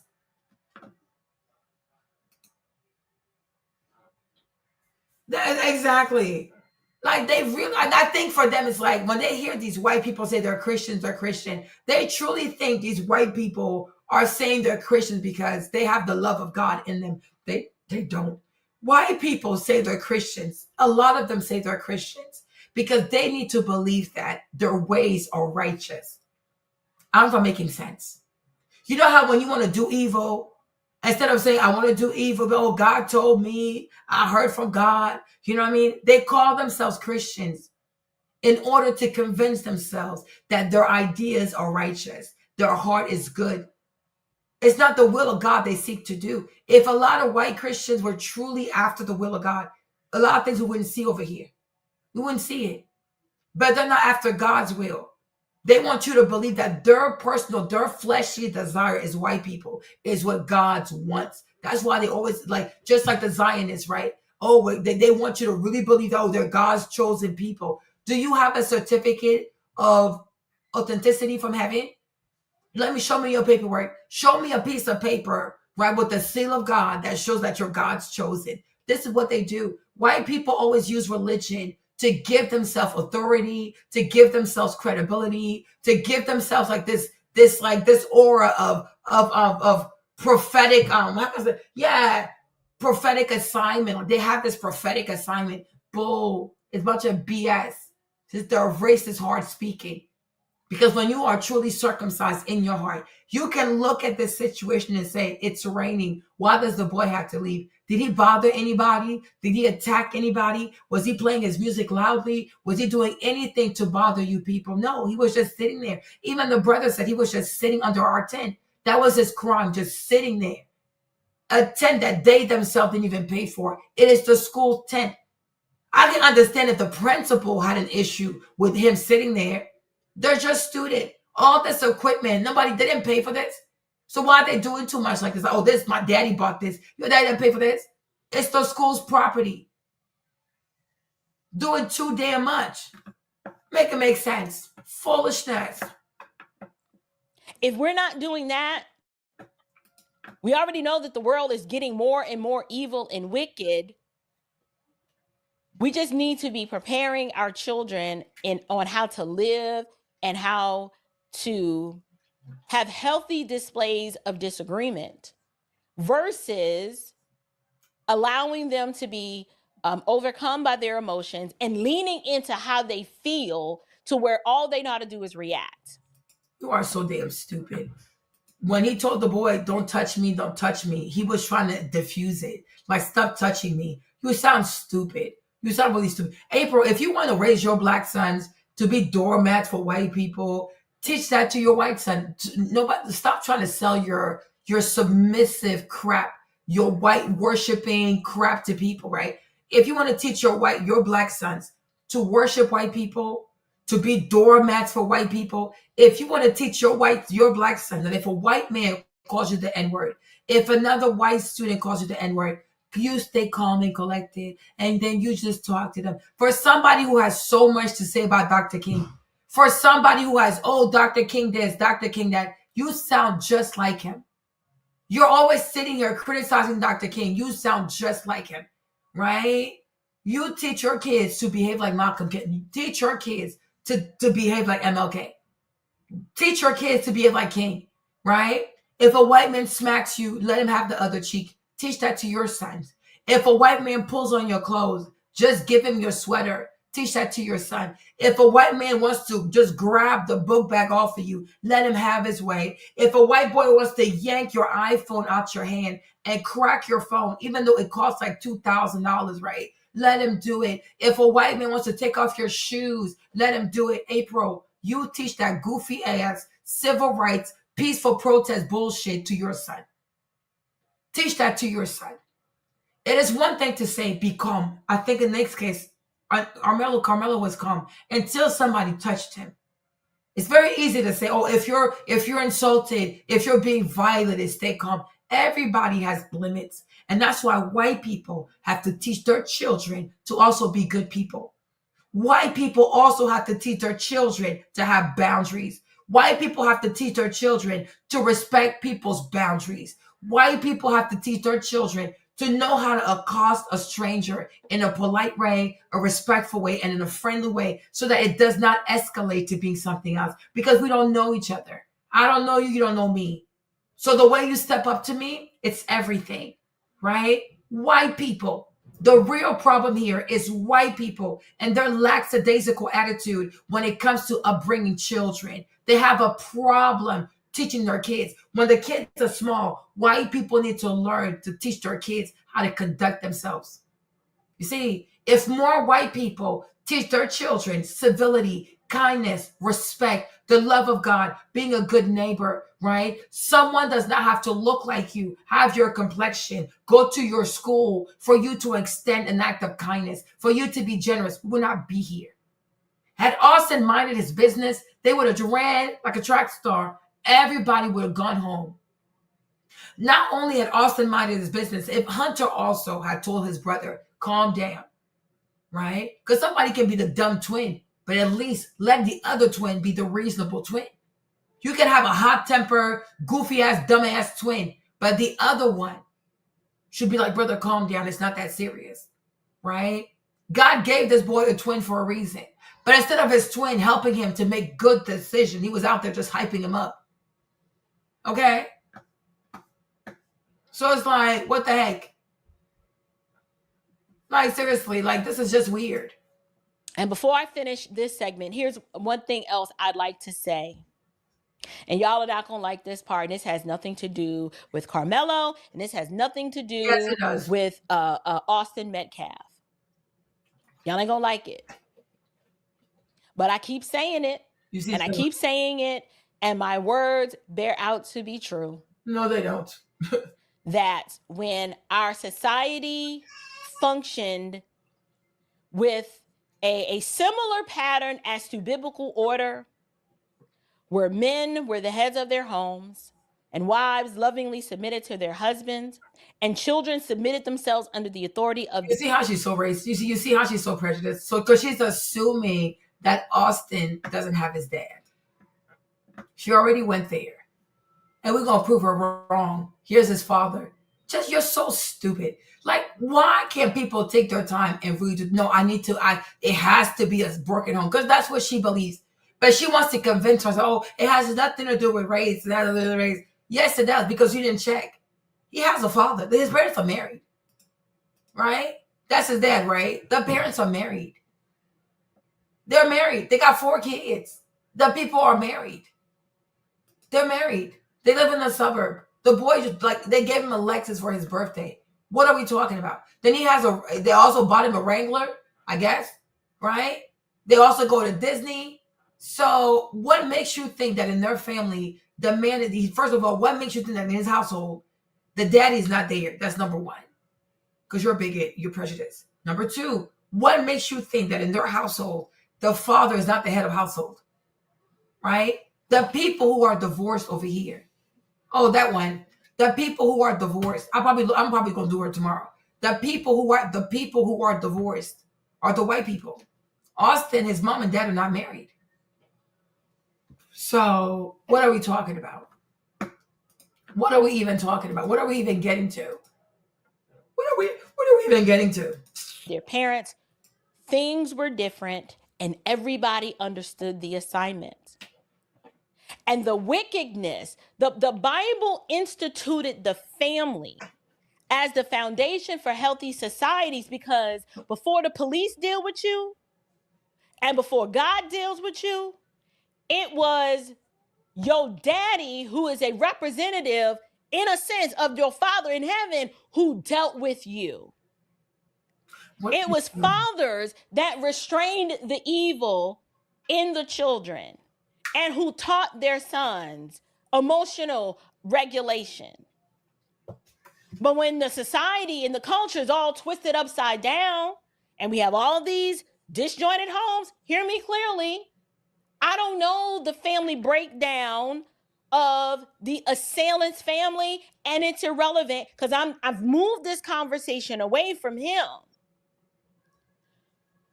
But fathers matter so much because they teach young boys self-control.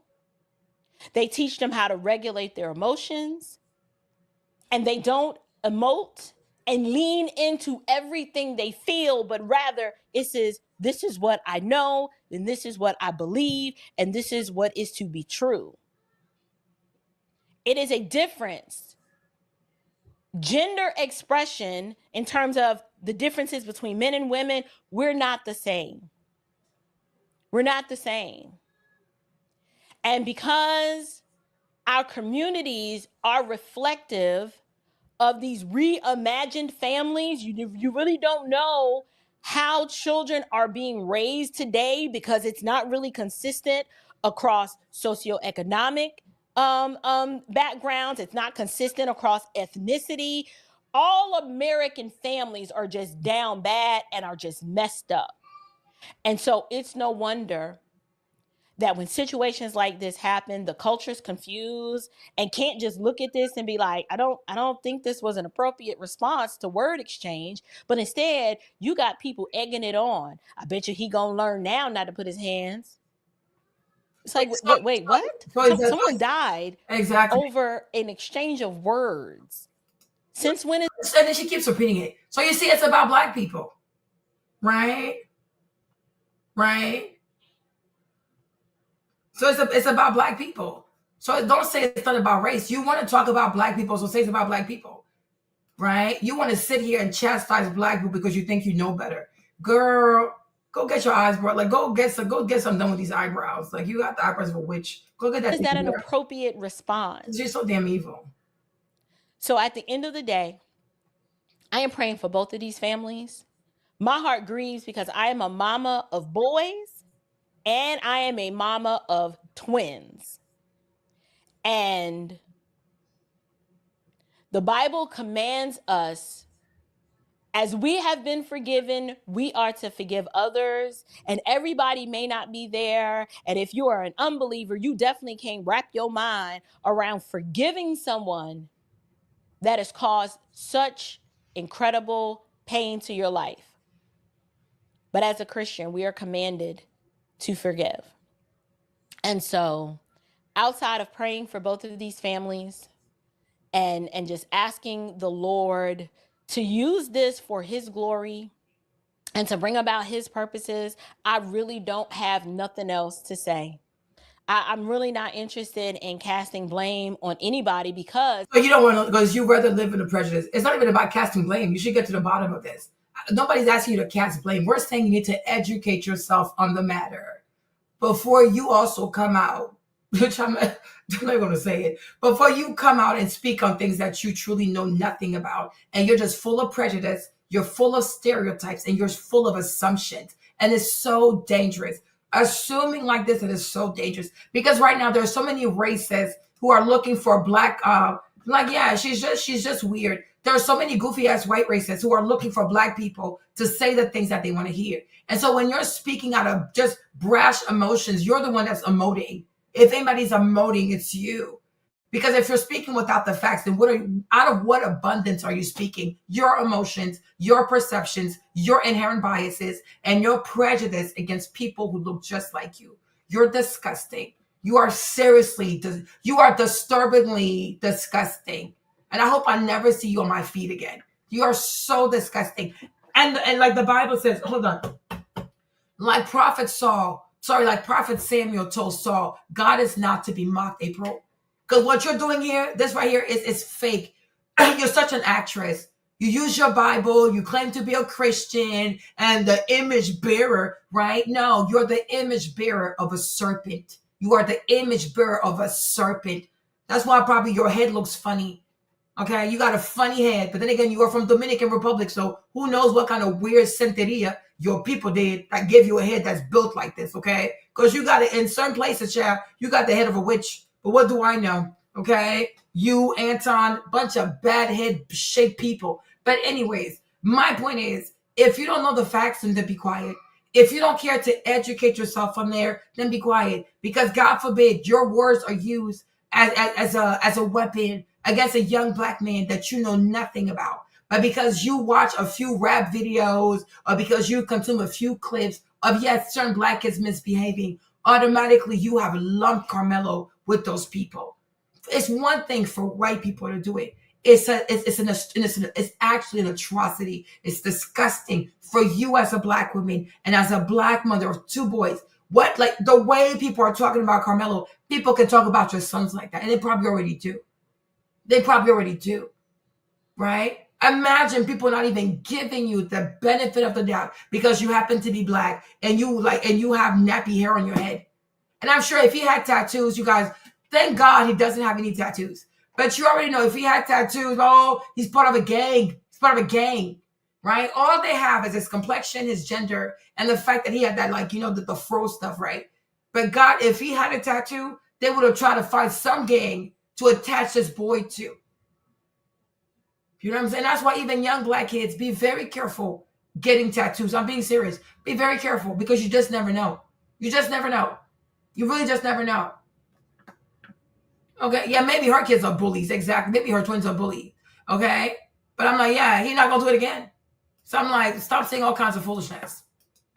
Not enough information has come out for me to be able to do that. There's a lot of info. By the time she made her video, the stuff was already out. The police report was already out. The news already reported. So there was the info. But you didn't care because you want to believe in a narrative. Because you're a Pharisee. You are a true Pharisee. That's what a Pharisee looks like. That's exactly what you are. But here's what I do know. The culture is absolutely trash. The culture is trash. Whose culture is trash? White girls are out here selling their box on OnlyFans. Like, whose culture is trash? Like, in this modern day America, please show me one ethnic group that doesn't have issues. In this modern day America, in this post-COVID world, modern America, please show me one ethnic group who doesn't have trash in their culture. I can also say that white culture is trash. Why do so many white girls are sex workers? Why do so many white girls play with their lady part? Exactly. American culture is trash overall. Every ethnic group right now got their own version of trash. So make it make sense. Like, it's basura everywhere. Basura over here, basura over there. Like, it's the culture now. The whole American culture is trash. Don't make it seem like it's just black culture. There's too many white girls selling box on the internet for you to sit here, but oh no. They even have a girl named, what's her name, Alex Cooper. She has a whole podcast called Call Her Daddy, where these white girls go on there and talk about one night stands. They talk about let me see if I can find the video.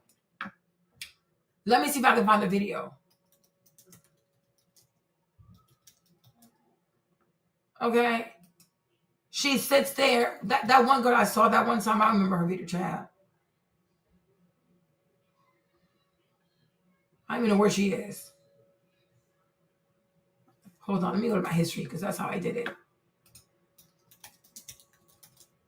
Foolishness. Okay. Let me play it again.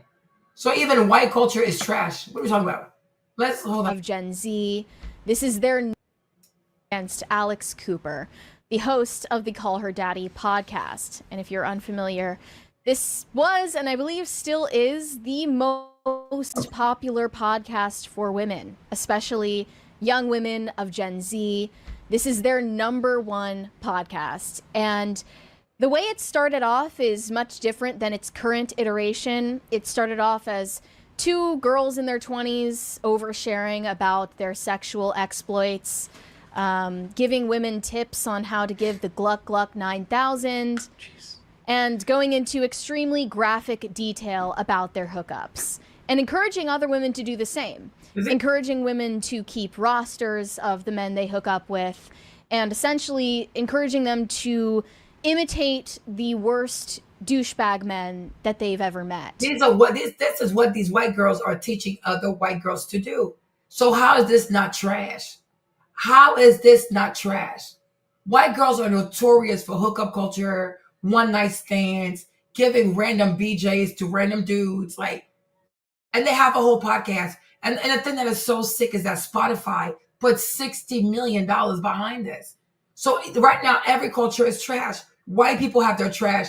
Black people have their trash. Latinos have their trash. Even Latinos, there are different kinds of Latinos. Mexicans, there's a lot of people, right? Asians have their trash. There's a lot of different type of Asians.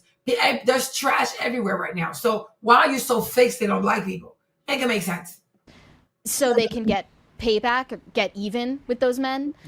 With now, other men. They were trying to imitate men. Yeah, they're trying to imitate the worst men with the other worst men that were not the worst men, so they can get payback against the worst men. Correct. Really stupid women.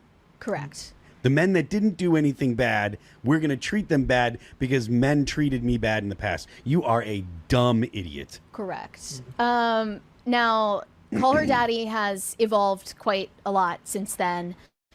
Now it's just a one-woman show, but she has a lot of celebrities on to talk about similar topics, but also get into deeper ones. So Alex Cooper recently had Chelsea Handler appear on her podcast, and Chelsea Handler is kind of the natural conclusion of what Alex Cooper encourages young women to do with their lives. Yeah. Chelsea Handler is old and not married. Yeah, old, spinster, not married, extremely promiscuous, says that she is happy when obviously she's overcompensating for something.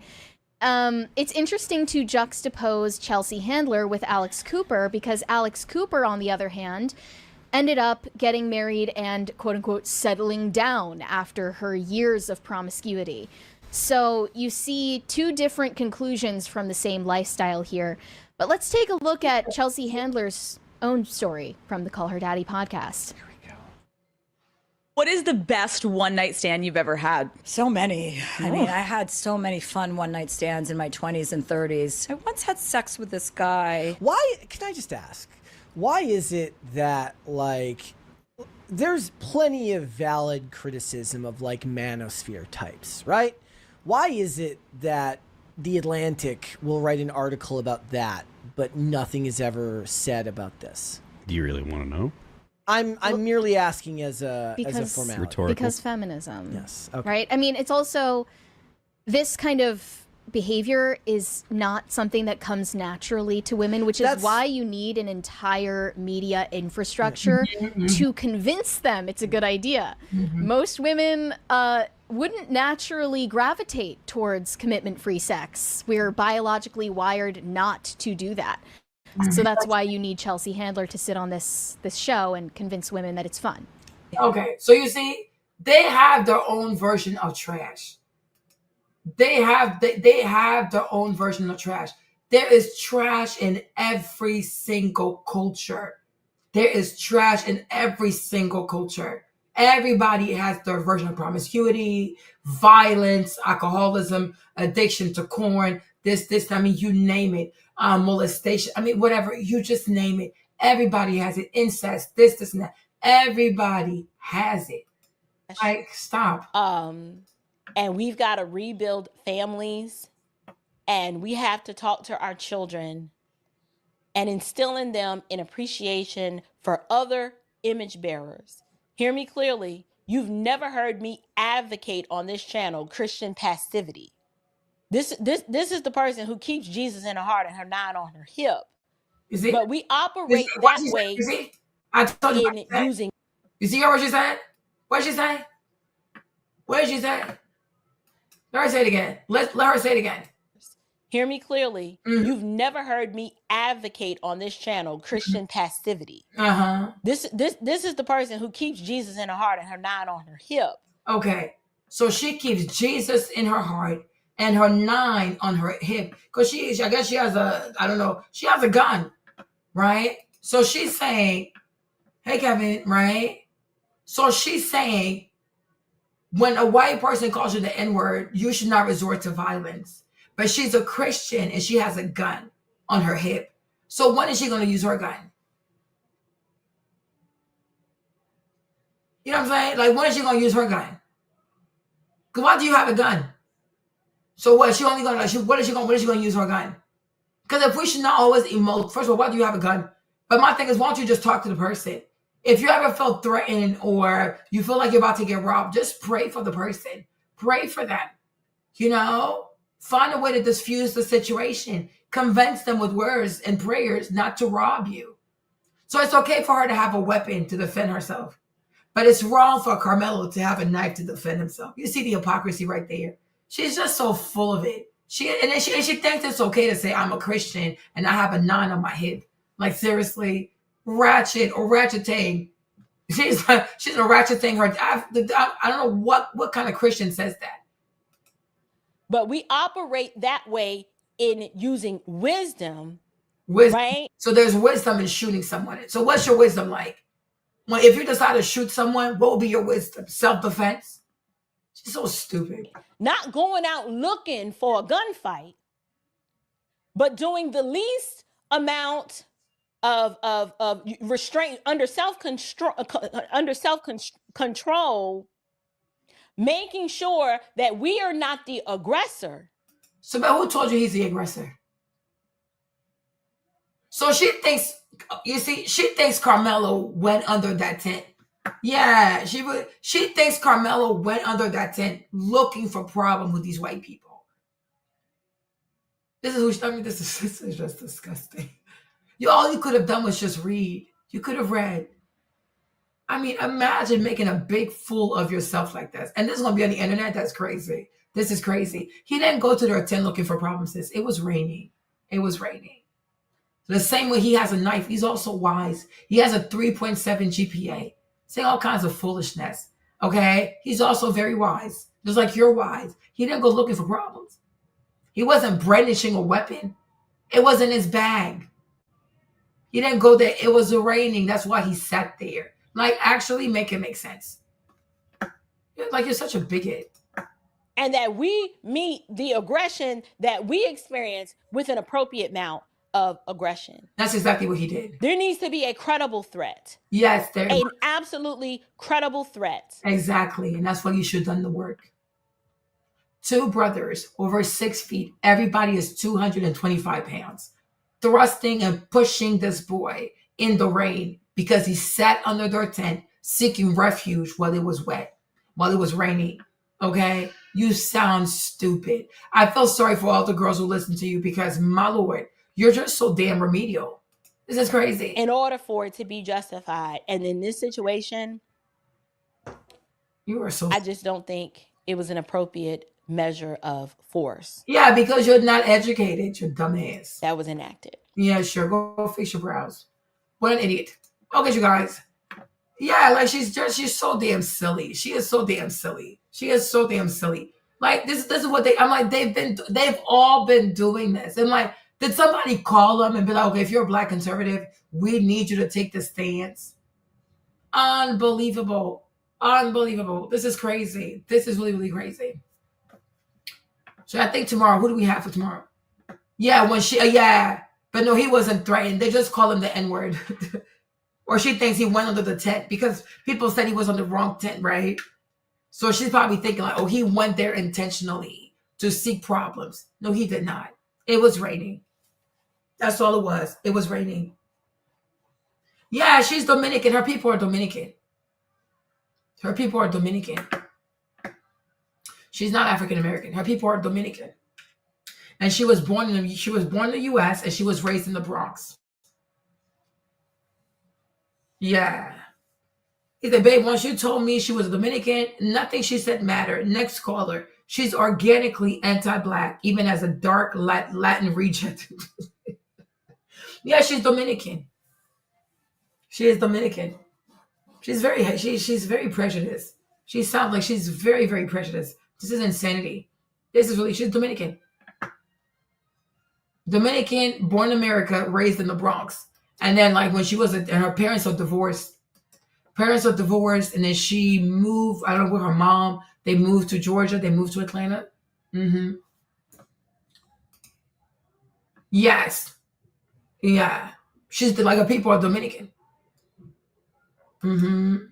Yeah. He said she's organically anti-black, even as a dark line reject. Mark,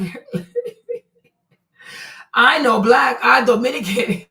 Mark, I swear, you and Lonnie sometimes, y'all go toe to toe with your comments. Y'all just too damn funny.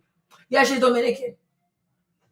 Very, very prejudiced. Even when she decided she's going to start hanging out with, I know black, I'm Dominican. I know black. Y'all crazy. Like, even when she decided to start hanging out with Anton, I was like, that is so suspicious. Like, why would a married woman want to hang out with Anton? Anton is such a creep.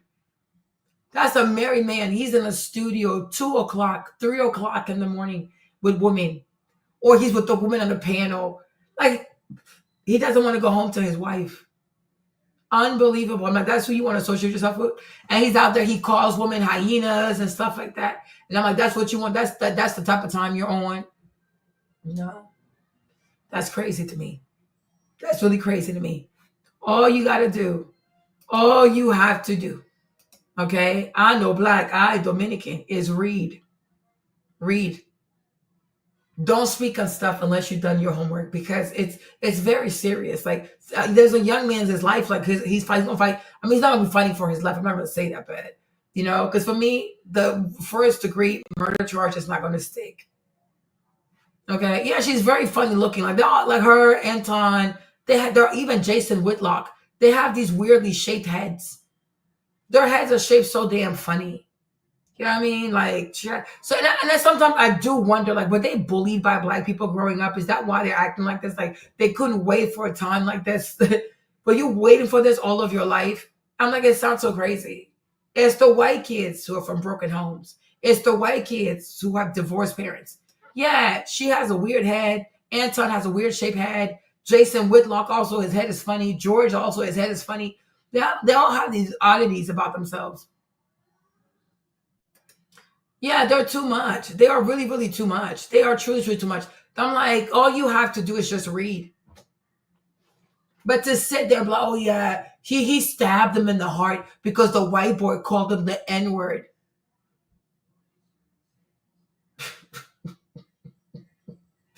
You're so pathetic. I'm like, what is this? This is just crazy. I'm gonna get Jason tomorrow because he made part 2. Hold on, what time is it? I'm gonna get Jason tomorrow because I need to get his ass. Because he made another video. But Jason, sorry, Brandon. Oh my gosh. He's such a weirdo, this one. You okay? He always has to put his stuff on sale. They don't buy his stuff. You see, look at his views, right? They don't even really support him. Look at him. They don't even really support him. They only watch his content when he talks about black people. Black people, black people, black people, right? Like, see, he has to talk about black people to get views. And look, every time he sells his clothes, it's always on sale. 20% off, plus another 75% off. I'm like, for all the licking you do, they can't buy your stuff full price. Right? This man has 3.4 million subs. Look at the views that he gets. He can't even get 1 million views on a video. They don't like these, you see, and that's how you know, like, this is how you know that these white people don't really support them. They don't really mess with them like that. They wait for the black and white issues, and then they come to these people to be like, yeah, I knew I was right. I knew I was right. They don't really support it. But every time I watch this stuff, he always has his merch on sale. Let me see. You see? Always. According to the witness. Look.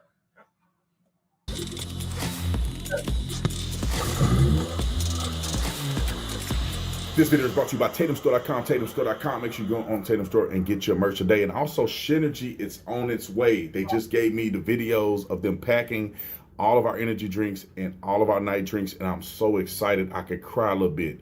3 years in the making, producing a product online that not one company in the entire world is doing. We're doing something nobody in the world is doing. Anyway, go to SynergyLife.com, SynergyLife.com if you want to get those supplements. Like and subscribe to the channel. Y'all already know what to do. Let's get into this. All right, ladies and gentlemen, we back for another video. I'm still in Austin, Texas. The event here at the University of Texas went very well. Let's listen right here. Hold on. While saying it, don't touch me, or while telling them to touch me, someone could argue that, but you're already the scuffle happened and he reached in his bag and stabbed somebody, that would be without premeditation, even if he attempted to kill a guy.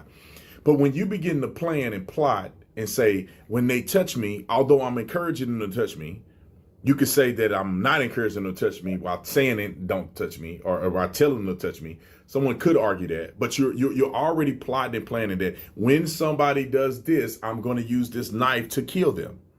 What the heck? I'm like, sometimes, when it comes to Officer Tatum, I wonder when these issues happen, if he doesn't make these kinds of videos, his white wife, does she make him sleep on the floor?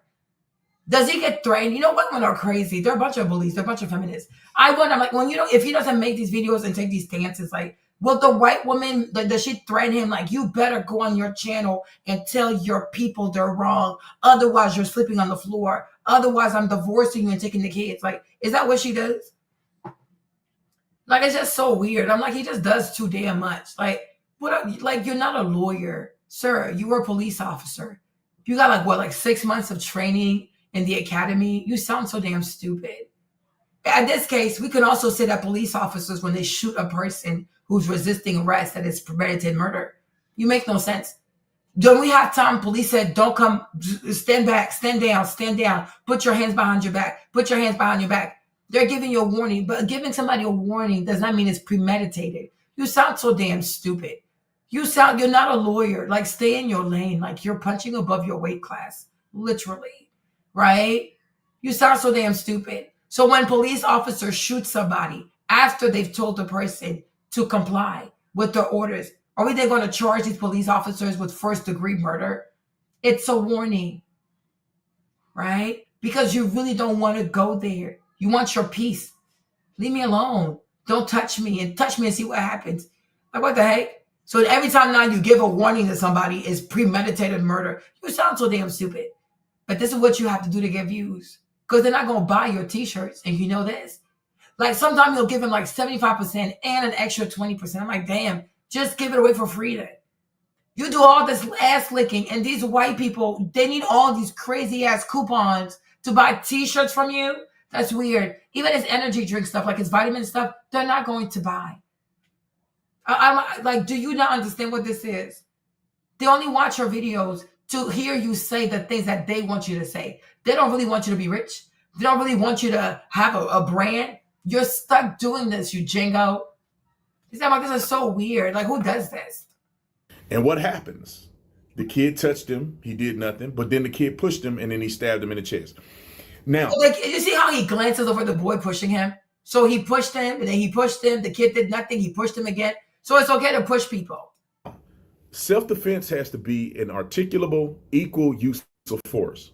So if a person is saying, I feel like my life is in danger of serious bodily injury or death, you can use deadly force. Okay. But so if it's you sound stupid, Jason. You sound so damn stupid. It's like you pick and choose when you want to start using your brain. So if the boy is 130 pounds and then the two brothers are 225 pounds each, them against him, that is 450 pounds. He's 130 pounds. He's 5'9". Weight difference, minus 310 pounds. So if they're pushing him, shoving him, you don't even know if they have this boy in a headlock. You haven't even heard his side. And you're so quick to cape for these white boys. You sound so damn stupid. I could not imagine being a grown-ass man and having to do this. I couldn't imagine this is so disgusting. I could not imagine having to do this in order to get white people to watch my videos so I could make my mortgage payment. Brother, go get a job. Brother, get a job. You're like, you be free, man. Be a real man. Go get a job. Go get a real job. Start a real career. This is disgusting. What kind of minstrel show is this? What kind of chitlin circus is this? This is disgusting. You as a police officer, you're going to tell us what self-defense law is. Unbelievable. if someone is pushing you after asking you to leave a place, and you so because you asked me to leave, you have the right to push me? Wow. He must be afraid of this white woman. Do you guys see this? You see this? You see the screen? Hopefully you see it. Do you see it? Because y'all quiet. This is this guy. I will do the full video tomorrow. This is crazy. So if I ask somebody to leave and they don't leave, then I have the right to push them. I want you to show me where in the law it says that you have the right to push people. because they don't want to do what you want them to do, especially if you're not a police officer. Like, he can just push people. Oh, I asked him to move. He didn't move, so I pushed him. You use deadly force against them. That's not co-equal force. Really? And self-defense does not allow you to use any accelerated force that you want because you feel like it. Let me give you an example. A knife is the same as a deadly force weapon like a gun. Okay. So if somebody pushes me, I can't just pull a gun out and shoot them in the chest. Okay. So if somebody is 225 pounds, yeah. So if somebody is 225 pounds and they're 6'3", and they push a person that is 5'9" and 130 pounds, and they're pushing him in the rain, he's not supposed to see that as a deadly force. Did you ever take physics? Did you ever take physics? Do you know what it feels like because you're really big, so you probably wouldn't know. Do you know what it feels like for somebody who's 5'9" and 130 pounds to get pushed by somebody that is 6'4", 225 pounds? Do you have any idea? Unbelievable. Now, what if there's two people of that size, the height, the girth, they're pushing on a boy that's 100, a skinny boy that's 130 pounds. You have no idea how he felt. But it doesn't matter because you got to make your mortgage payment. And it's people like you that would have taken money from white people to go catch other black people trying to run into their freedom. You're a slave catcher. This is really disgusting. Yeah, they really do. They truly, truly do. They really, really, really do. Like, it's really sick. It is. He's saying, oh, he pushed him. But let's not talk about that part. Deadly force, deadly. That's unequal force. How do you know? I cannot argue unequivocally to a jury that I felt like my life was in danger. Yes, you can. I felt like I would receive serious bodily injury or death. Yes, yes. And then I also had opportunities to remove myself from the situation. How? When? Tell me when. Since you were there and you know so much, when exactly did he have the time to remove himself? Do you even know how fast everything happened? You're a weirdly shaped head. I'm saying, like, do you notice that they have these weird shapely heads? They all have these weird heads. Oh, he could have removed himself. When? When did the altercation start? When did the stabbing happen? You don't even know the timing. Just running your mouth. Like, you're just running your mouth. You have no idea how quick or how slow this went. So how do you know he could have removed himself? Especially in the rain. Like, how fast can you even remove yourself in the rain? Like, you sound so stupid. Like, is this what you have to do for this white girl not to have you sleep on the floor or sleep in the basement or like threatening you to take your kids and take your money? Is she threatening you, Brandon? What's the name, Brandon? Are you threatened? Right? Are you being blackmailed by this white woman that you married? You sound so damn crazy. He sounds so crazy. He sounds so crazy.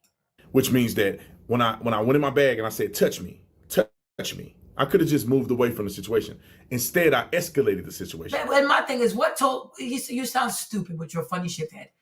Even if he had moved away, what makes you think they wouldn't have chased him? You know Austin personally. You live in his heart. Oh, he could have removed himself. Yeah, and they could also have chased him. Because if people are that upset about you sitting there and they're pushing you and they're shoving you, who's to say they wouldn't have run behind you? Because they wanted beef. They wanted a problem. They wanted a problem. So who's to say they wouldn't have chased behind him? You make no freaking sense. I swear, I could not imagine doing this in order to pay my mortgage. You guys, I'd rather go work at TJ Maxx. I'd rather go sell fast food than to do this too. This is so degrading. You have to do this for white people to watch your content so that your AdSense can go up. Imagine making money saying things that even you don't really believe in just because you need the money. Like, oh, I'm going to say these things because I know that's what gets white people in the door. That's what gets white people in the door. You make all these videos. Look at all the videos you make. They don't support you. They only watch your videos when you talk bad about your own people. What does that tell you? Even you, they hate your guts. They hate your guts. Every time I watch your videos, you always put your t-shirt on sale, 60% off, 80% off, 75 plus an extra 10%. You don't even have real supporters. We have seen plenty of white people here when they have their merch, they sell their merch full price. Full price. Look at Megyn Kelly, the kind of views she gets. Look at the views that you get. You almost have 4 million people. And look at your views. You can't even average 400,000 views per video unless you are talking horribly about black people. Brandon, you truly need to find yourself. This is so degrading. And I see that's why he's always been fat. He's always fat. He's never been fit. It's like he has muscle, but his muscle is like covered by fat because he's stressed out. He's stressed out. How can you enjoy life? How can you even enjoy the money you make when this is what you have to do for money? You will never have peace. You will never make it. You know what I'm saying? You will never make it. This is gross. This is really, really gross.